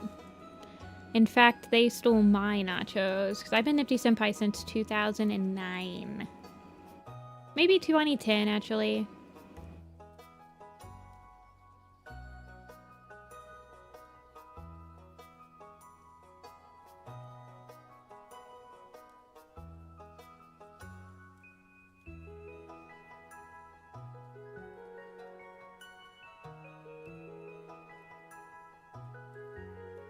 Did I work for Warrior Cat Animated? I was on the, yes. I streamed Warrior Cats Animated on the, I was on the production stream that Warrior Cats Animated did yesterday. I was not on this channel.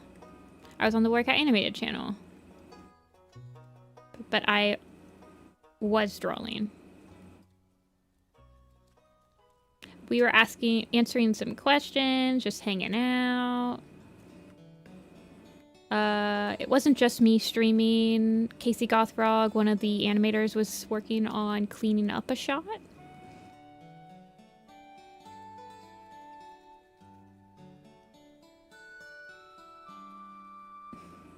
As well.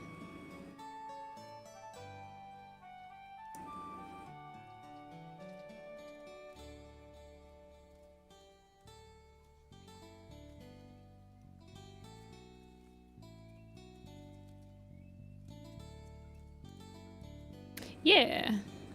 There's not that many Warrior Cat Animated streams, but I was asked to do a painting on stream, and I said I could.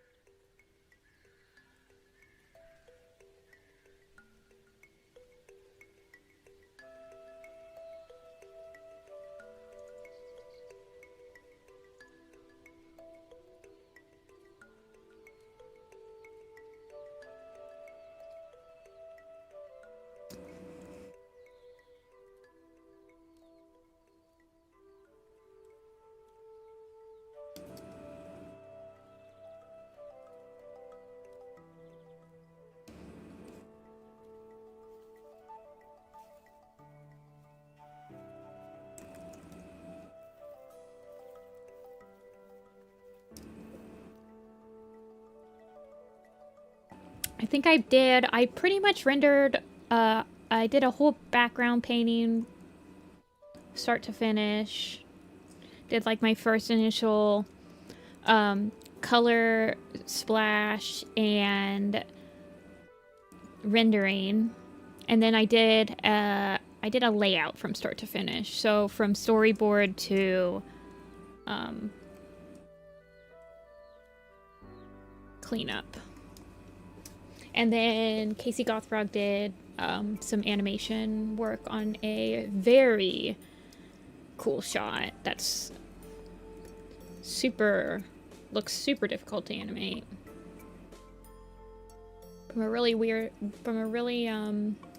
difficult angle and stuff.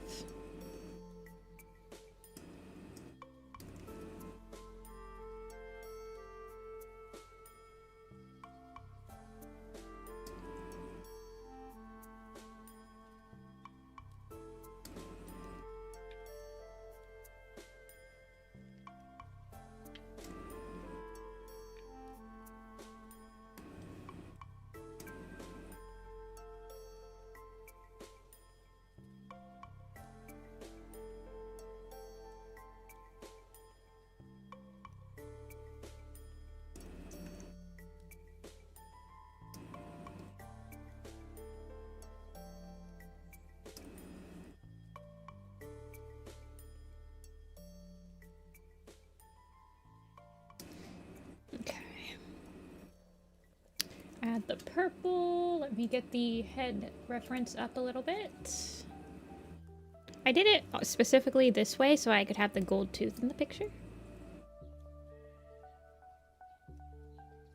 I don't have a Discord, but there are, for Warriors Discords, like public Warriors Discords, I usually, like the Warriors Wiki has one that I'm in. That has like art sharing and just like general kind of Warrior Cats talk. Other than that, I'm honestly, I don't usually talk in like really big servers.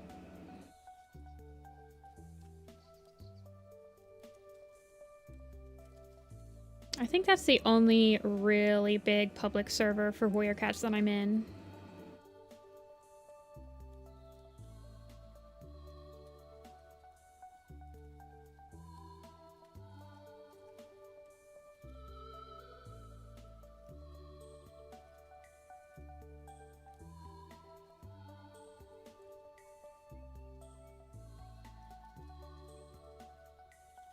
Yeah, like usually if I'm in a project server, that's kind of like the one I'm talking about Warrior Cats with.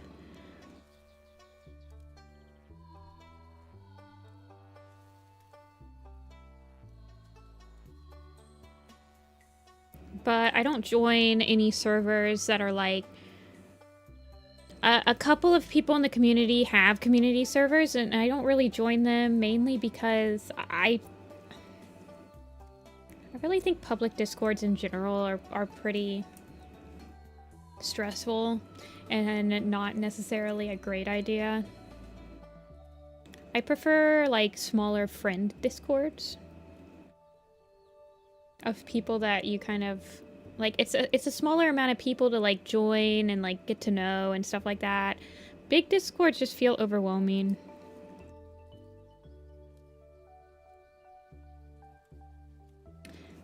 There is a Warrior Cat animated Discord server, not the official one where the workers are in, but a fan server.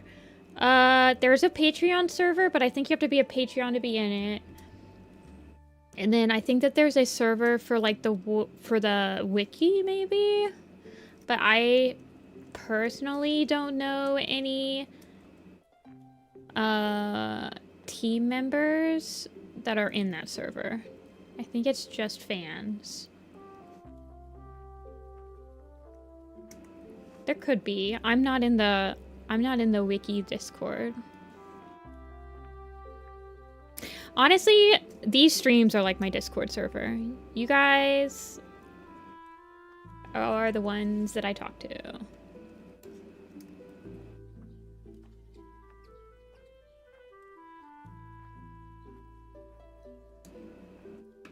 Oh yes, I wanted to do like the cool eyes. Yeah, Rosia something, I think, is the owner of the wiki server. I think you're right. I don't know. I don't really know them. But they are in the Patreon server.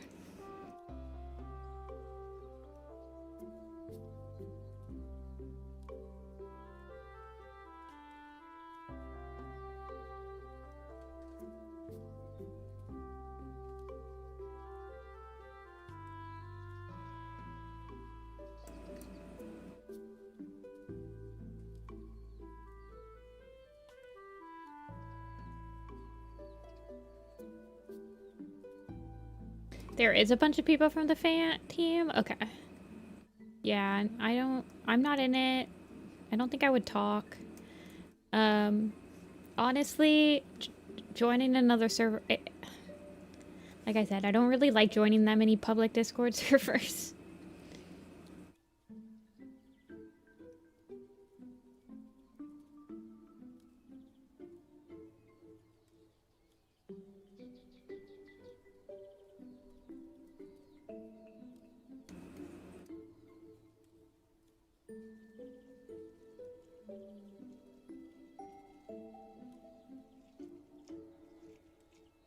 Like, I'm all... when I tell you guys that I'm all for, like, hosting maps on Discord and stuff like that, I need you guys to know that I mean that in the sense of I have a Discord server I host the map on, and then after the map is done, I don't do anything in that server.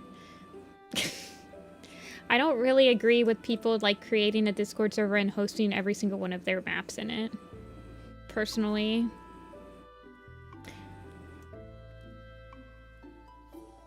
I feel like it's just overwhelming. And I feel like doing that kind of also takes away the fun of, like, when you're hosting a map, you're meeting, like, some new people.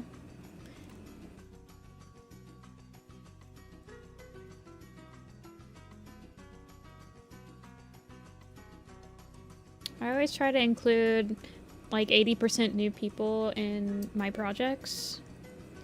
Because I like meeting new people. And that's one of my favorite things about hosting is that I get to meet all these new, awesome, creative people.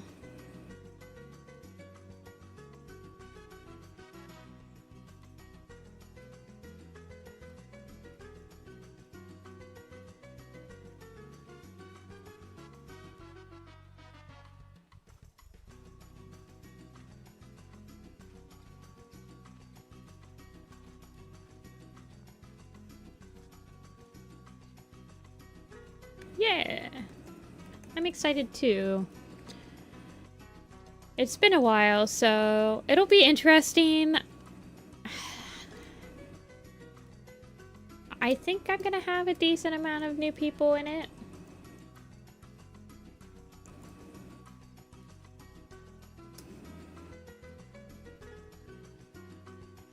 Yeah, it's gonna be Frostpaw, so I feel like me making it a Frostpaw map is probably going to limit some people's interest in it. Like older members of the community, I think the majority of people that are as old as me in the community, like have been around as long as me, aren't caught up with the new series. So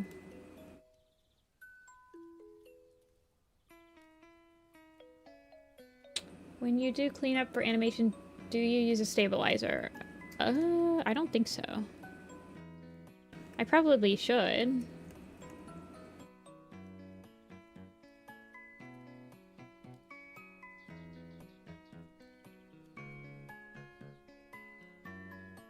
Yeah, it's gonna be Frostpaw. Specifically, a pretty small map. Not... I mean, it's gonna be a full-length song, but it's not gonna be like a super encompassing of her whole story. It's specifically based on the Thunder book, where she's learning to meditate and learning the truth behind what's been happening in RiverClan. So it'll be like a very small story. Nothing big like StarClan's Chosen. It'll honestly be like the most... Okay, hold on.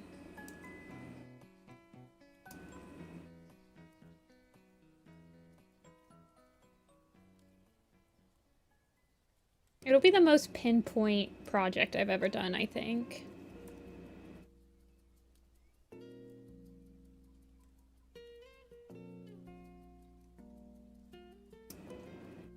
Yeah, it'll be a new band.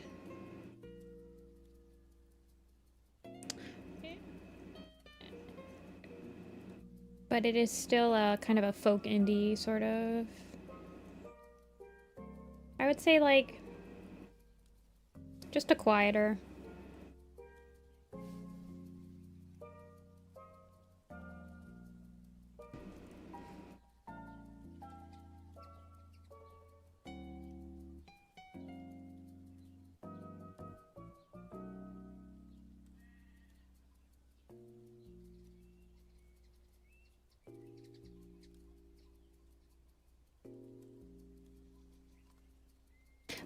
I am hoping to have, like, some parts boarded and some parts not boarded.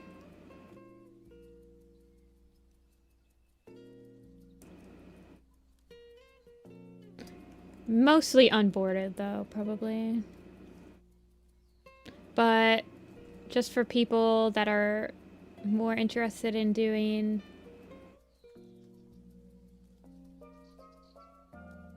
having already an outline and stuff like that. Do I have any tips about hosting a map?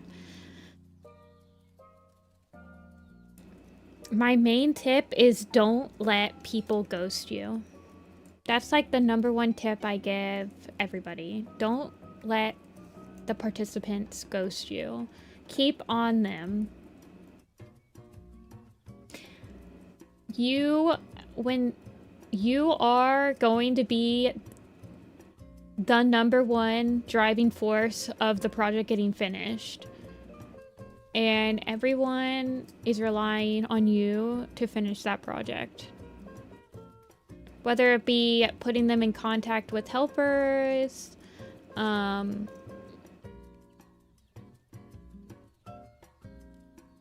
helping out yourself, checking in to see if they're struggling on something.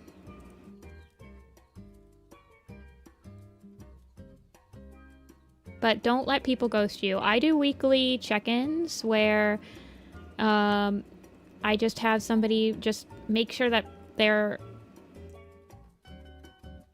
keeping in mind that, yeah, they still have this part. I don't like force them to actually give me an update. I just want to prevent you from like getting too far behind the other participants, I suppose. Because one participant holding... Let me give you an example, right? In my experience, when hosting a map, 90% of participants are going to finish within the deadline or within a couple months of the deadline. You're going to have the last 10% take twice as long as everyone else. That's happened in every single one of my projects. Star Clan's Chosen, all the parts were done except for about 5 within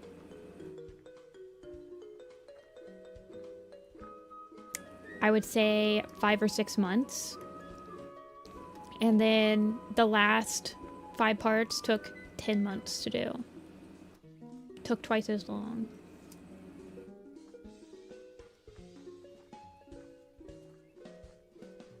And in my opinion, it's not fair to everyone else that worked really hard to adhere to the deadline and really hard to finish the project in a timely manner for those last like 10% of people to hold up the project at that point. Maps are a community project, and when you're joining one, you can't just think about yourself.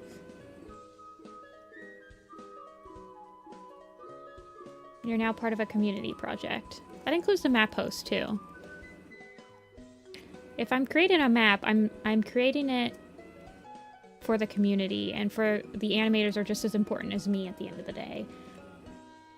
But the project can't get done without all of us working together.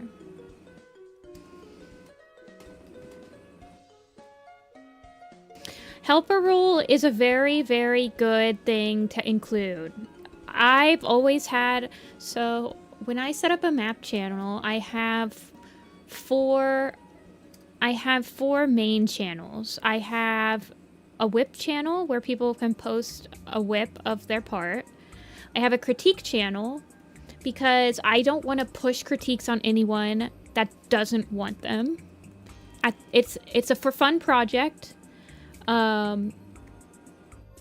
If you want to critique, that's up to you. You can post your thing in a critique and get a more constructive criticism. Otherwise, if you post in whips, unless there's like something super continuity-wise that I request to fix, I just want to see that you're working on the part.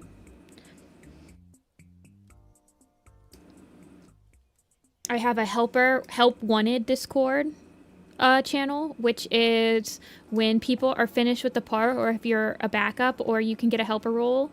And I usually keep track of what programs the helpers are able to use too, if I remember. In case somebody comes to me and asks, but there's a help wanted where you can be like, hey, I'd love some help cleaning up my roughs of my animation. Can I get somebody to pitch in? Because a lot of people that are helpers want the project to be done as well, but they might not have enough time to do their own part. And it's nice. I don't really start forcing people to have helpers until, like I said, the last 10%, I'm usually like, I need you to get somebody to help you, because it's not fair In Starkland Chosen case, it's not fair for the other 100 participants that have finished their part to be waiting on you. I'm sorry.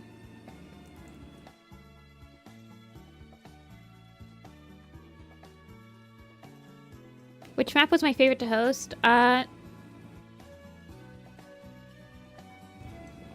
Trick question. I like hosting all my maps. Everything moves in Starkland Chosen. I enjoyed hosting an equal amount. I've enjoyed hosting ever since I could do it on Discord. I mean, I've enjoyed hosting before, but Discord has made my style of hosting a lot more easy and accessible, and I'm able to connect people to finish parts faster.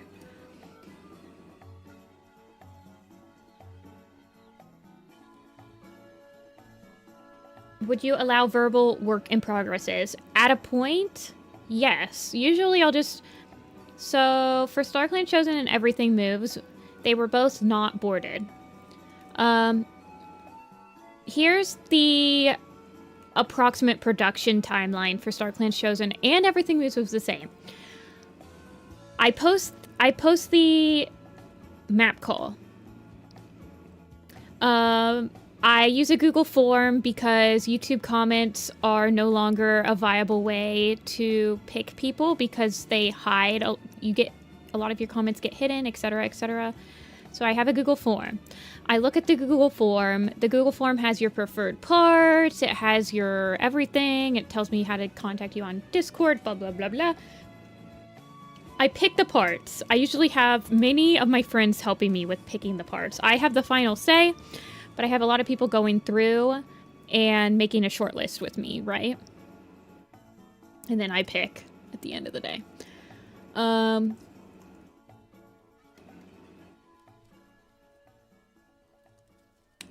So when my initial picks are done, I just realized that the mouth would actually be like really bright. Hold on, sorry, I got distracted. So when my initial picks are done, I send out, I have friends help me. I send out the, hey, you got in the map, here's your part, and here's the Discord. Once everybody is in the map Discord, I give people 1 week to do their initial storyboards. That might seem like a very short amount of time. Hear me out. When I first pick those participants for those are parts that they specifically requested. So in my mind, I'm putting themselves in my shoes. In my mind, those parts are the ones that they really wanted, which means they probably had a very good idea of what they wanted to do for that part already. So the storyboard shouldn't take you that long. You should probably you wanted that part, which means you have an idea of what you wanted to do for it. So you should be able to knock out a storyboard within a week. In my experience, this has been enough time for all participants. Usually it's like there's usually maybe like a couple that don't have them done, but it's not that many. It's plenty of time for a participant to get something down on paper. After that initial hit, I edit the boards all together and send an entire whip of the storyboarded map in the Discord so people can see how their parts are around others. And then after that, that's when I start letting people do whatever they want. People will go faster, people will go slower, blah, blah, blah, blah. Every Friday, Saturday, and I think it was on Mondays usually, I can't remember, I would put out a ping. I'd say, hey, just checking in on your parts. I'd give an update on what the map is. I would do weekly compositions of, I think I did bi-weekly, like, full edits of the map altogether so that people could look at it if they wanted to. And then I'd say, I think it helps keep momentum up in the map for people to see what the final product is looking like.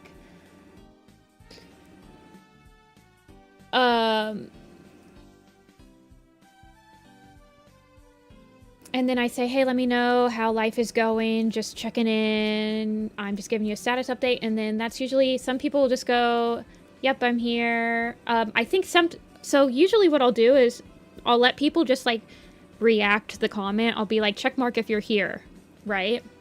So some people will just check mark. I don't usually start going after people for like visual work in progresses until they haven't sent me anything in like 2 months. Then I'm like, okay, I'm starting to get worried. The last time I saw your part, you were noticeably behind everyone else.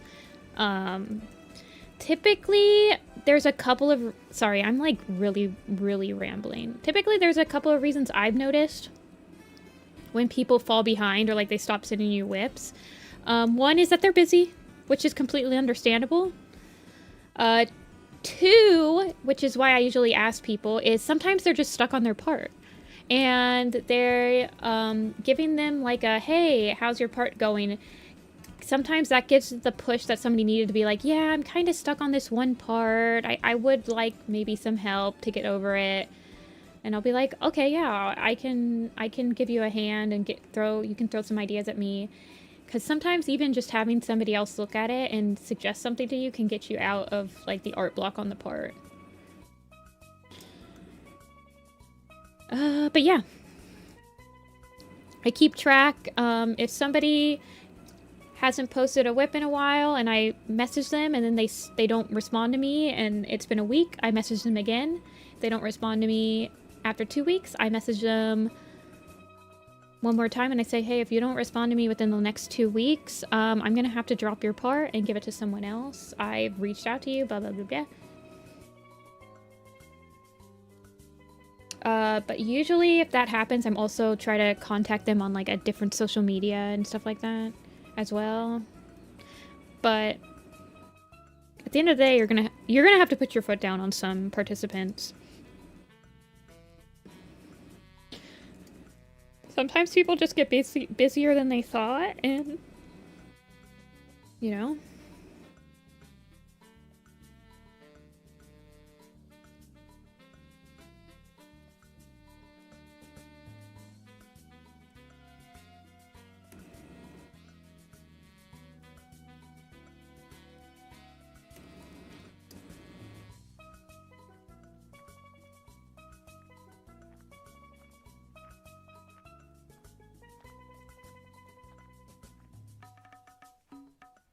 Has someone ever, like, after you give up their part, do they respond to you?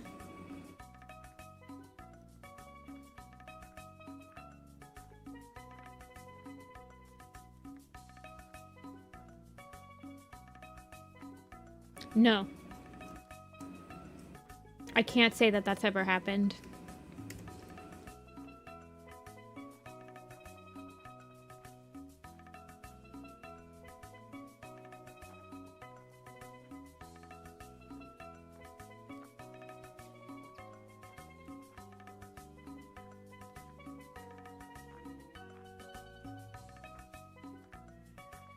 And if it did, I have a rule chat in my Discord that's like kind of a failsafe that says that if you don't check in for an entire month, expect your part to be reassigned. Usually it's not a month.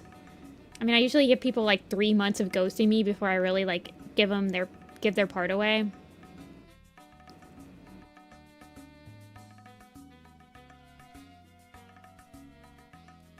But it's kind of a failsafe to be like, why'd you give my part away? Oh my gosh, I was gonna respond. I'm like, well, when you joined the project, you saw that rule and you knew that was a possibility. So I don't know what to tell you. I'm like,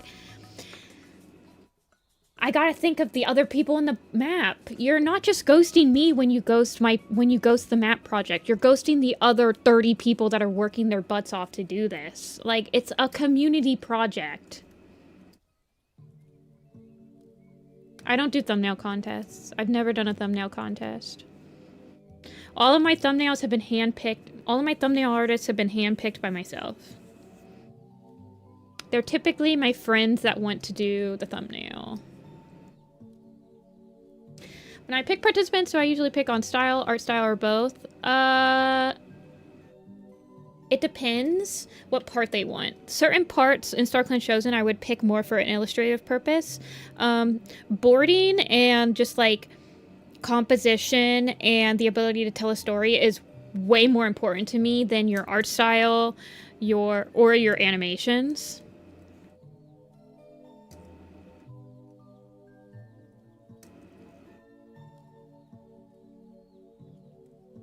Although I do love a good color theory, but I think boarding is probably the most important thing to me.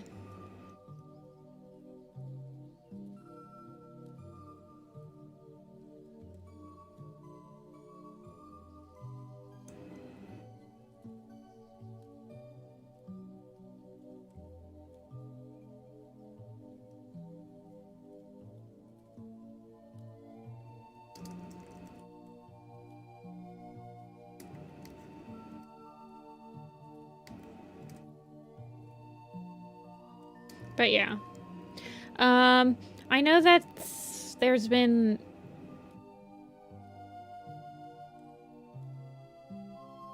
Yeah, I don't know. I've always been able to host maps with that.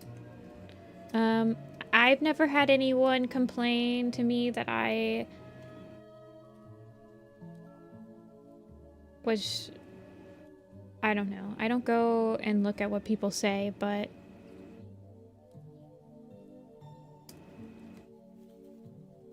I've always felt like I've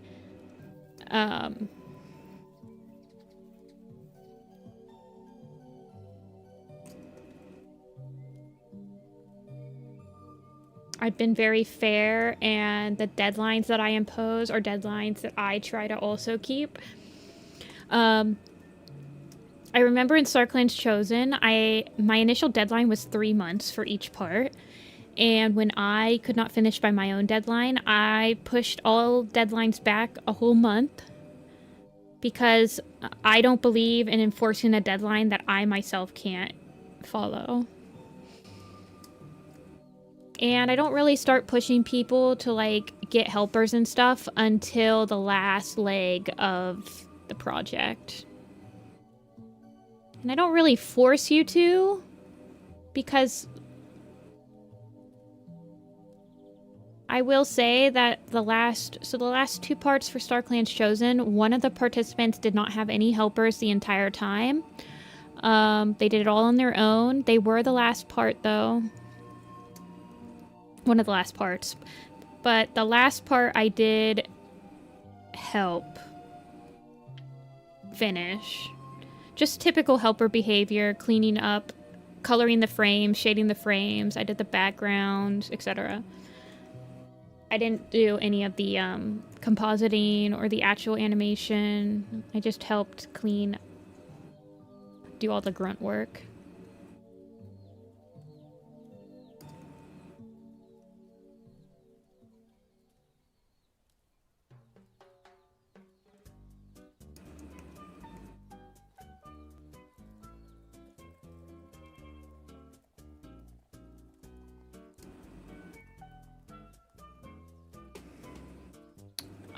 Yeah, not everyone has the ability to host. You have to be kind of mean sometimes. You don't have to be mean. I don't feel like I'm ever mean, but you're gonna have to make hard decisions. You're gonna have to make decisions that make you...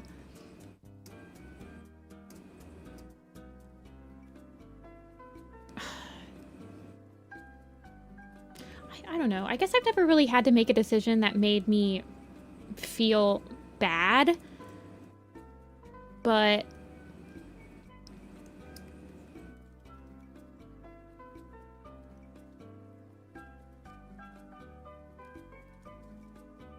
you have to realize that you are the one person that probably wants to finish the map the most, and you have to make sure, for me at least, I try my hardest to try to keep the energy and the momentum of the project going in any way that I can. I try to make sure that no one is struggling in secret. That I'm always there to help bounce ideas off of.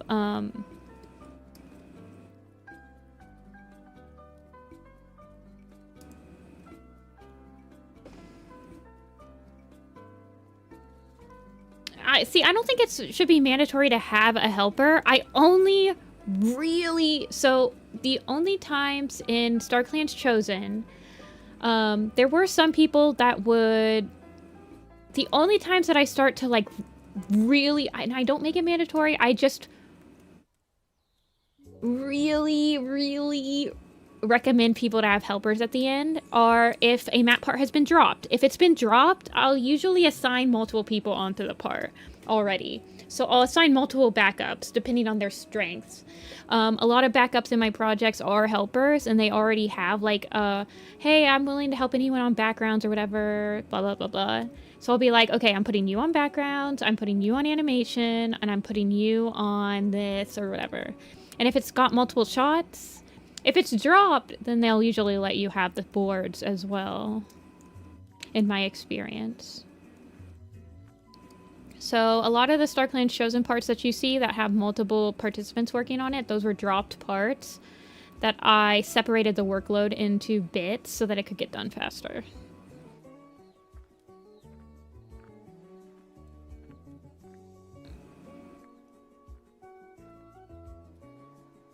Actually, this is all in the light, so...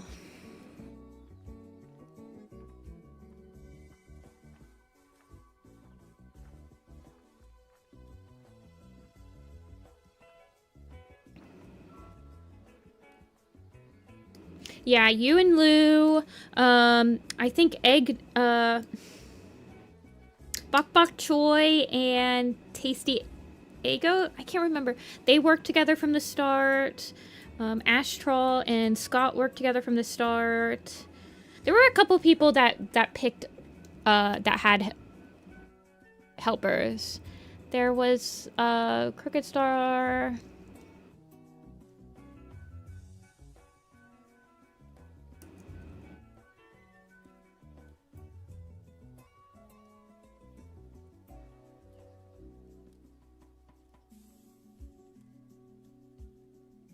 I'm talking, like, there's a couple parts that look, that, like, if you look at their credits, they had, like, 5 people working on them.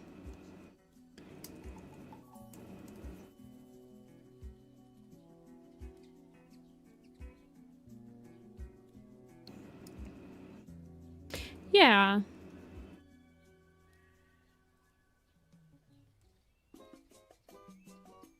I know that the big shot of the lake, I put 2 people on it. Mainly because I think I put, like, Mud Shadow and a 3D artist, maybe? I don't remember.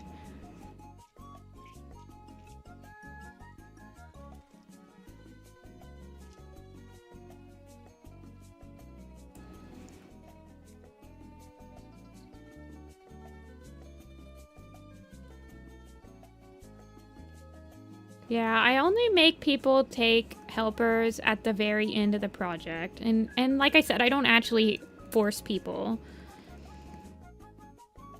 I just heavily suggest it.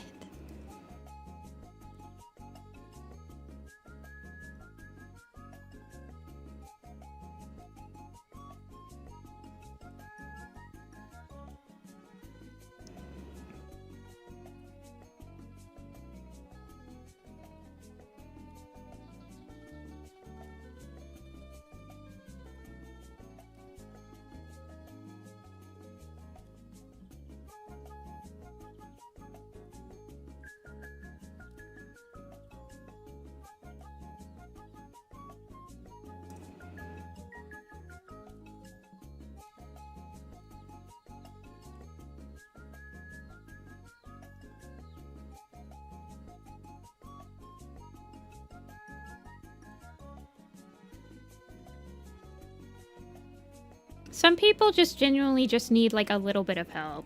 like, yeah, I'm struggling with my boards, or I'm struggling with the roughs of this certain shot, and like, if you help them that one time, they're just kind of like, a lot of people will struggle in silence unless you kind of reach out to them, I've noticed.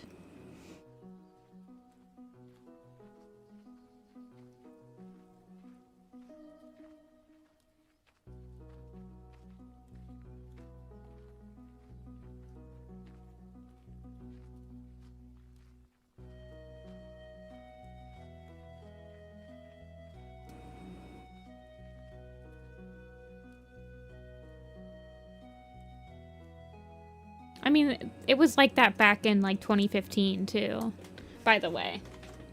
It's always been like that. No, don't feel called out. I'm just saying, like, as a host, I try to be as helpful as possible.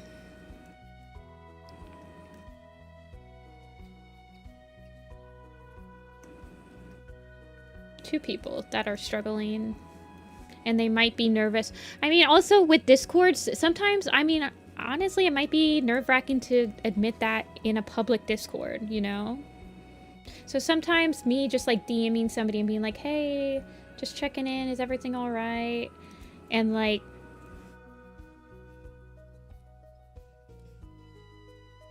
giving, asking in private can also be a little bit less embarrassing, I guess is the word. I don't feel like it's embarrassing to be stuck on a part, but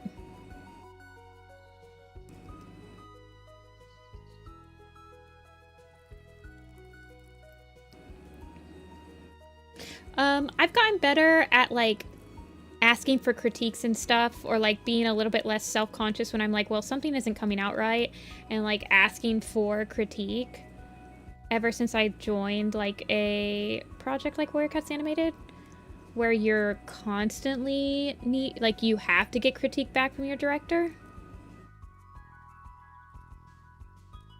Sometimes it's not even that you need critique. Sometimes, for me, especially in my opinion, I'll just get so into a drawing that you kind of miss the details, or like you miss something very obvious.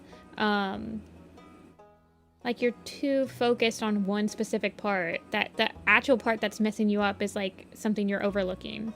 And that's when I really like having a new set of eyes.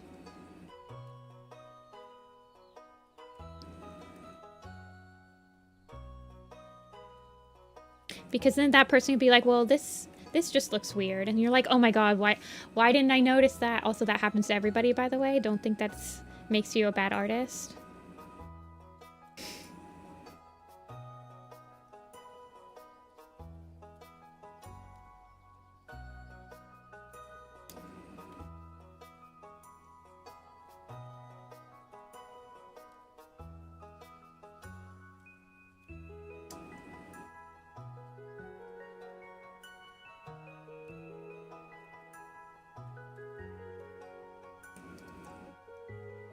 But it is hard to communicate when you're struggling. It can make you feel, I mean, it's not just that, it can make you feel like you're not, I don't know, you're your own worst critic, right? And, like, you're joining a project, you probably feel pressured to make it, like, a lot of artists feel like every piece has to be better than the next. I know I feel like that with map parts sometimes. Especially towards, like, that's how you get burnout, though. But you have to remember that when you're joining a map part, you are joining a community project, and you have community members that are also helping you and would love to make you feel proud of your part just as much as they would like to feel proud of their own part.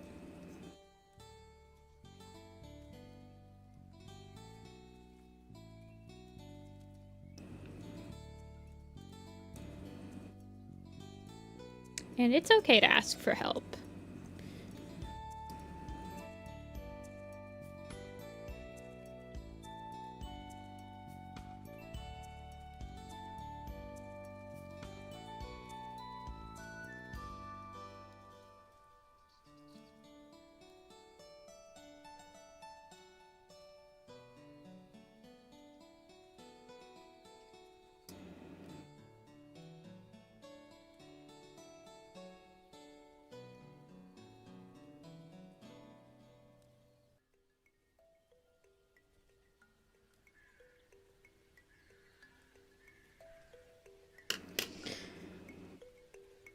Missing a coloring or a paw. Yeah, I mean, honestly, that's kind of why I like streaming, because I miss that stuff too. And when I'm streaming, people notice it for me. And then I'm like, ah, yes, thank you. Because I probably would have noticed that when I was editing it in After Effects, and I would have been too lazy to go change it.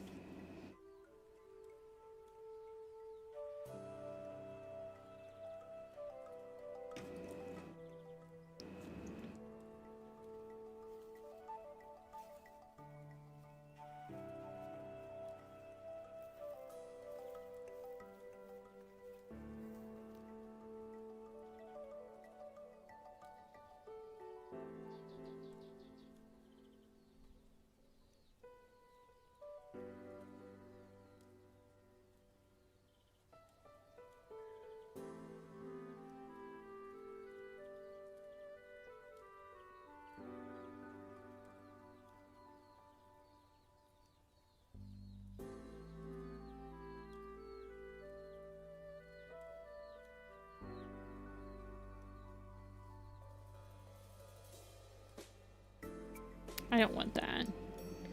I just want...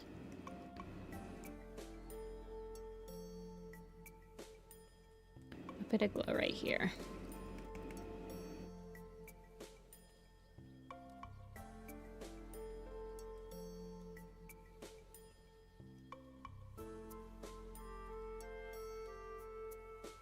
Yeah, well, that's why I like hosting maps, because when I like watch one of my maps that I've hosted, I remember all of the people I got to meet, like creating that map. I mean, that's also why I like maps in general. It's just meeting people and like getting bonds in the community and just, I don't know.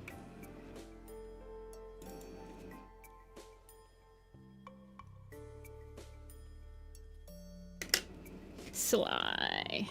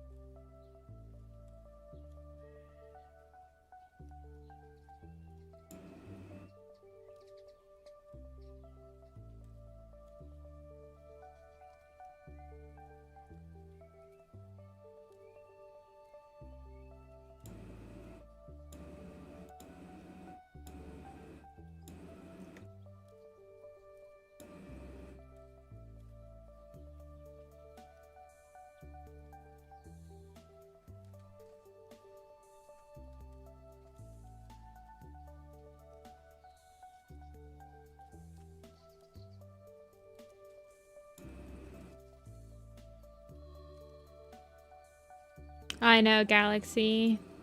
That's usually what I'm designated to. I'll be like, I'll help you do your backgrounds. Let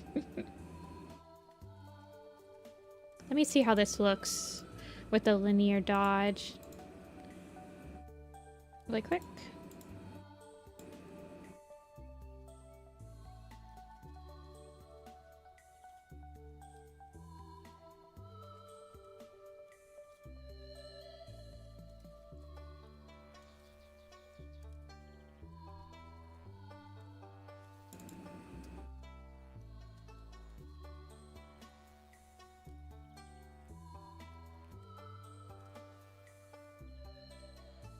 I know, it's making me want to play Stardew Valley.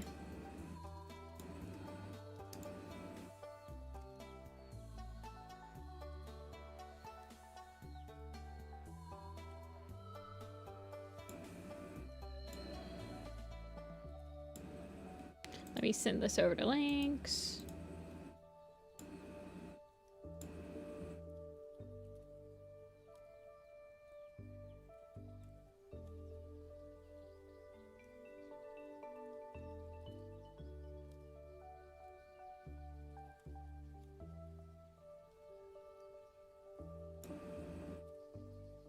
Hey, LeChat.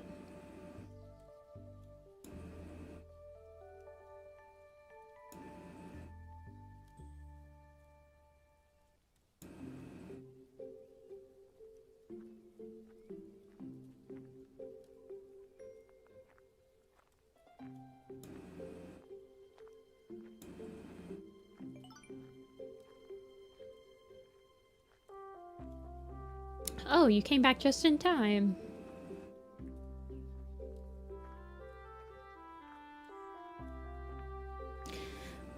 Good night, what? Oh, do I usually send you an email? I sent it to you on coffee. I can send you an email. Give me a sec. I sent it on coffee. But I can email it to you as well.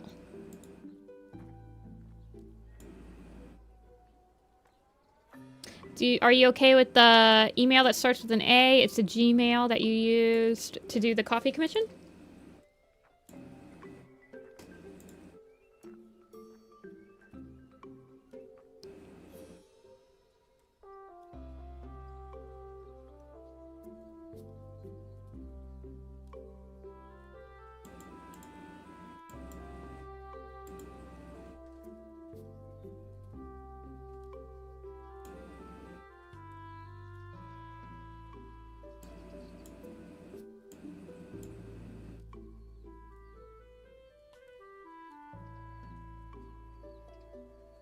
Yep, I am opening up my inbox right now. For some reason, Outlook decided to log me out.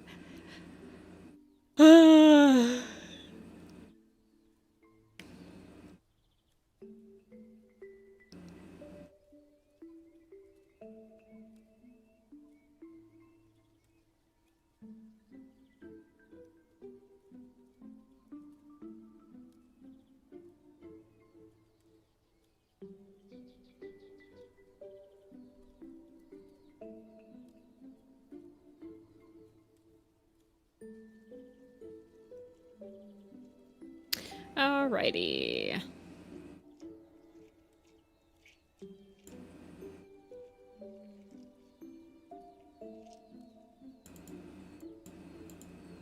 Why is Outlook not working?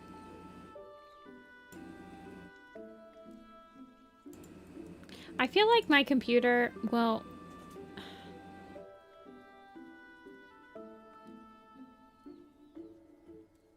I genuinely feel like...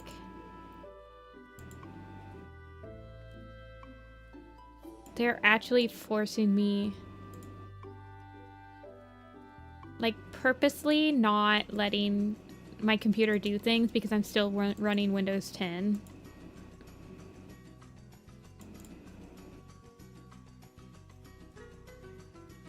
Whatever, I'm just gonna open up Gmail on the internet. Stupid.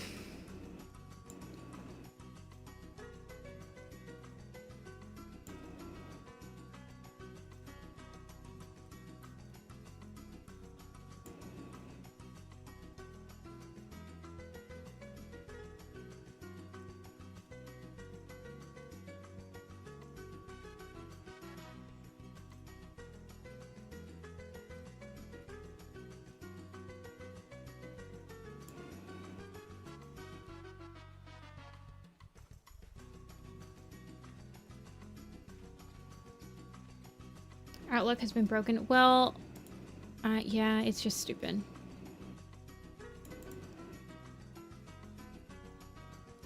Okay. Coffee. Commission. Echo.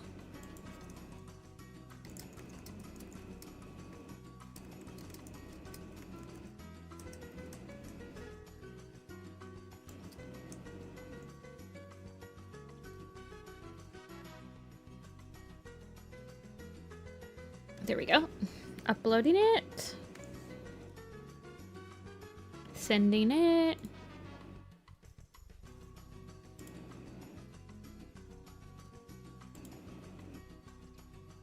Alrighty, it should have sent.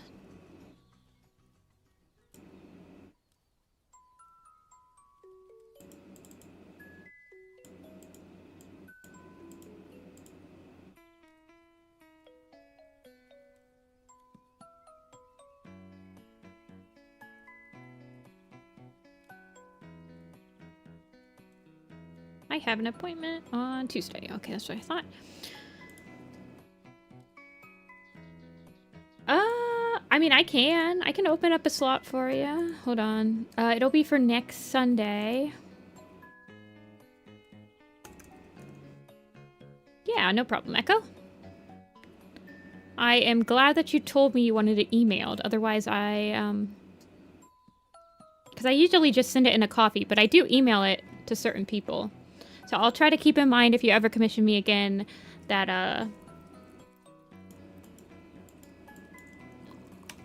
that you like them emailed to you. There you go. I will open up a single slot for next Sunday. For now, I'll open up more slots in the coming days for next Sunday stream. But other than that, I think that's gonna be it for me today. I'm gonna go make some chicken for dinner, I think. I think it's a chicken night. Thank you guys so much for watching. Thank you guys for commissioning me. Thank you guys for just keeping me company. I really appreciate it. I will be back again on Tuesday. I'll be doing some Warrior Cat stuff. And yeah, should be fun. Probably animating a little bit. Exciting. Thank you once again for watching and commissioning. Really appreciate it. Y'all keep me going and keep me sane. Anyway, I'll see you guys all on Tuesday. Bye-bye.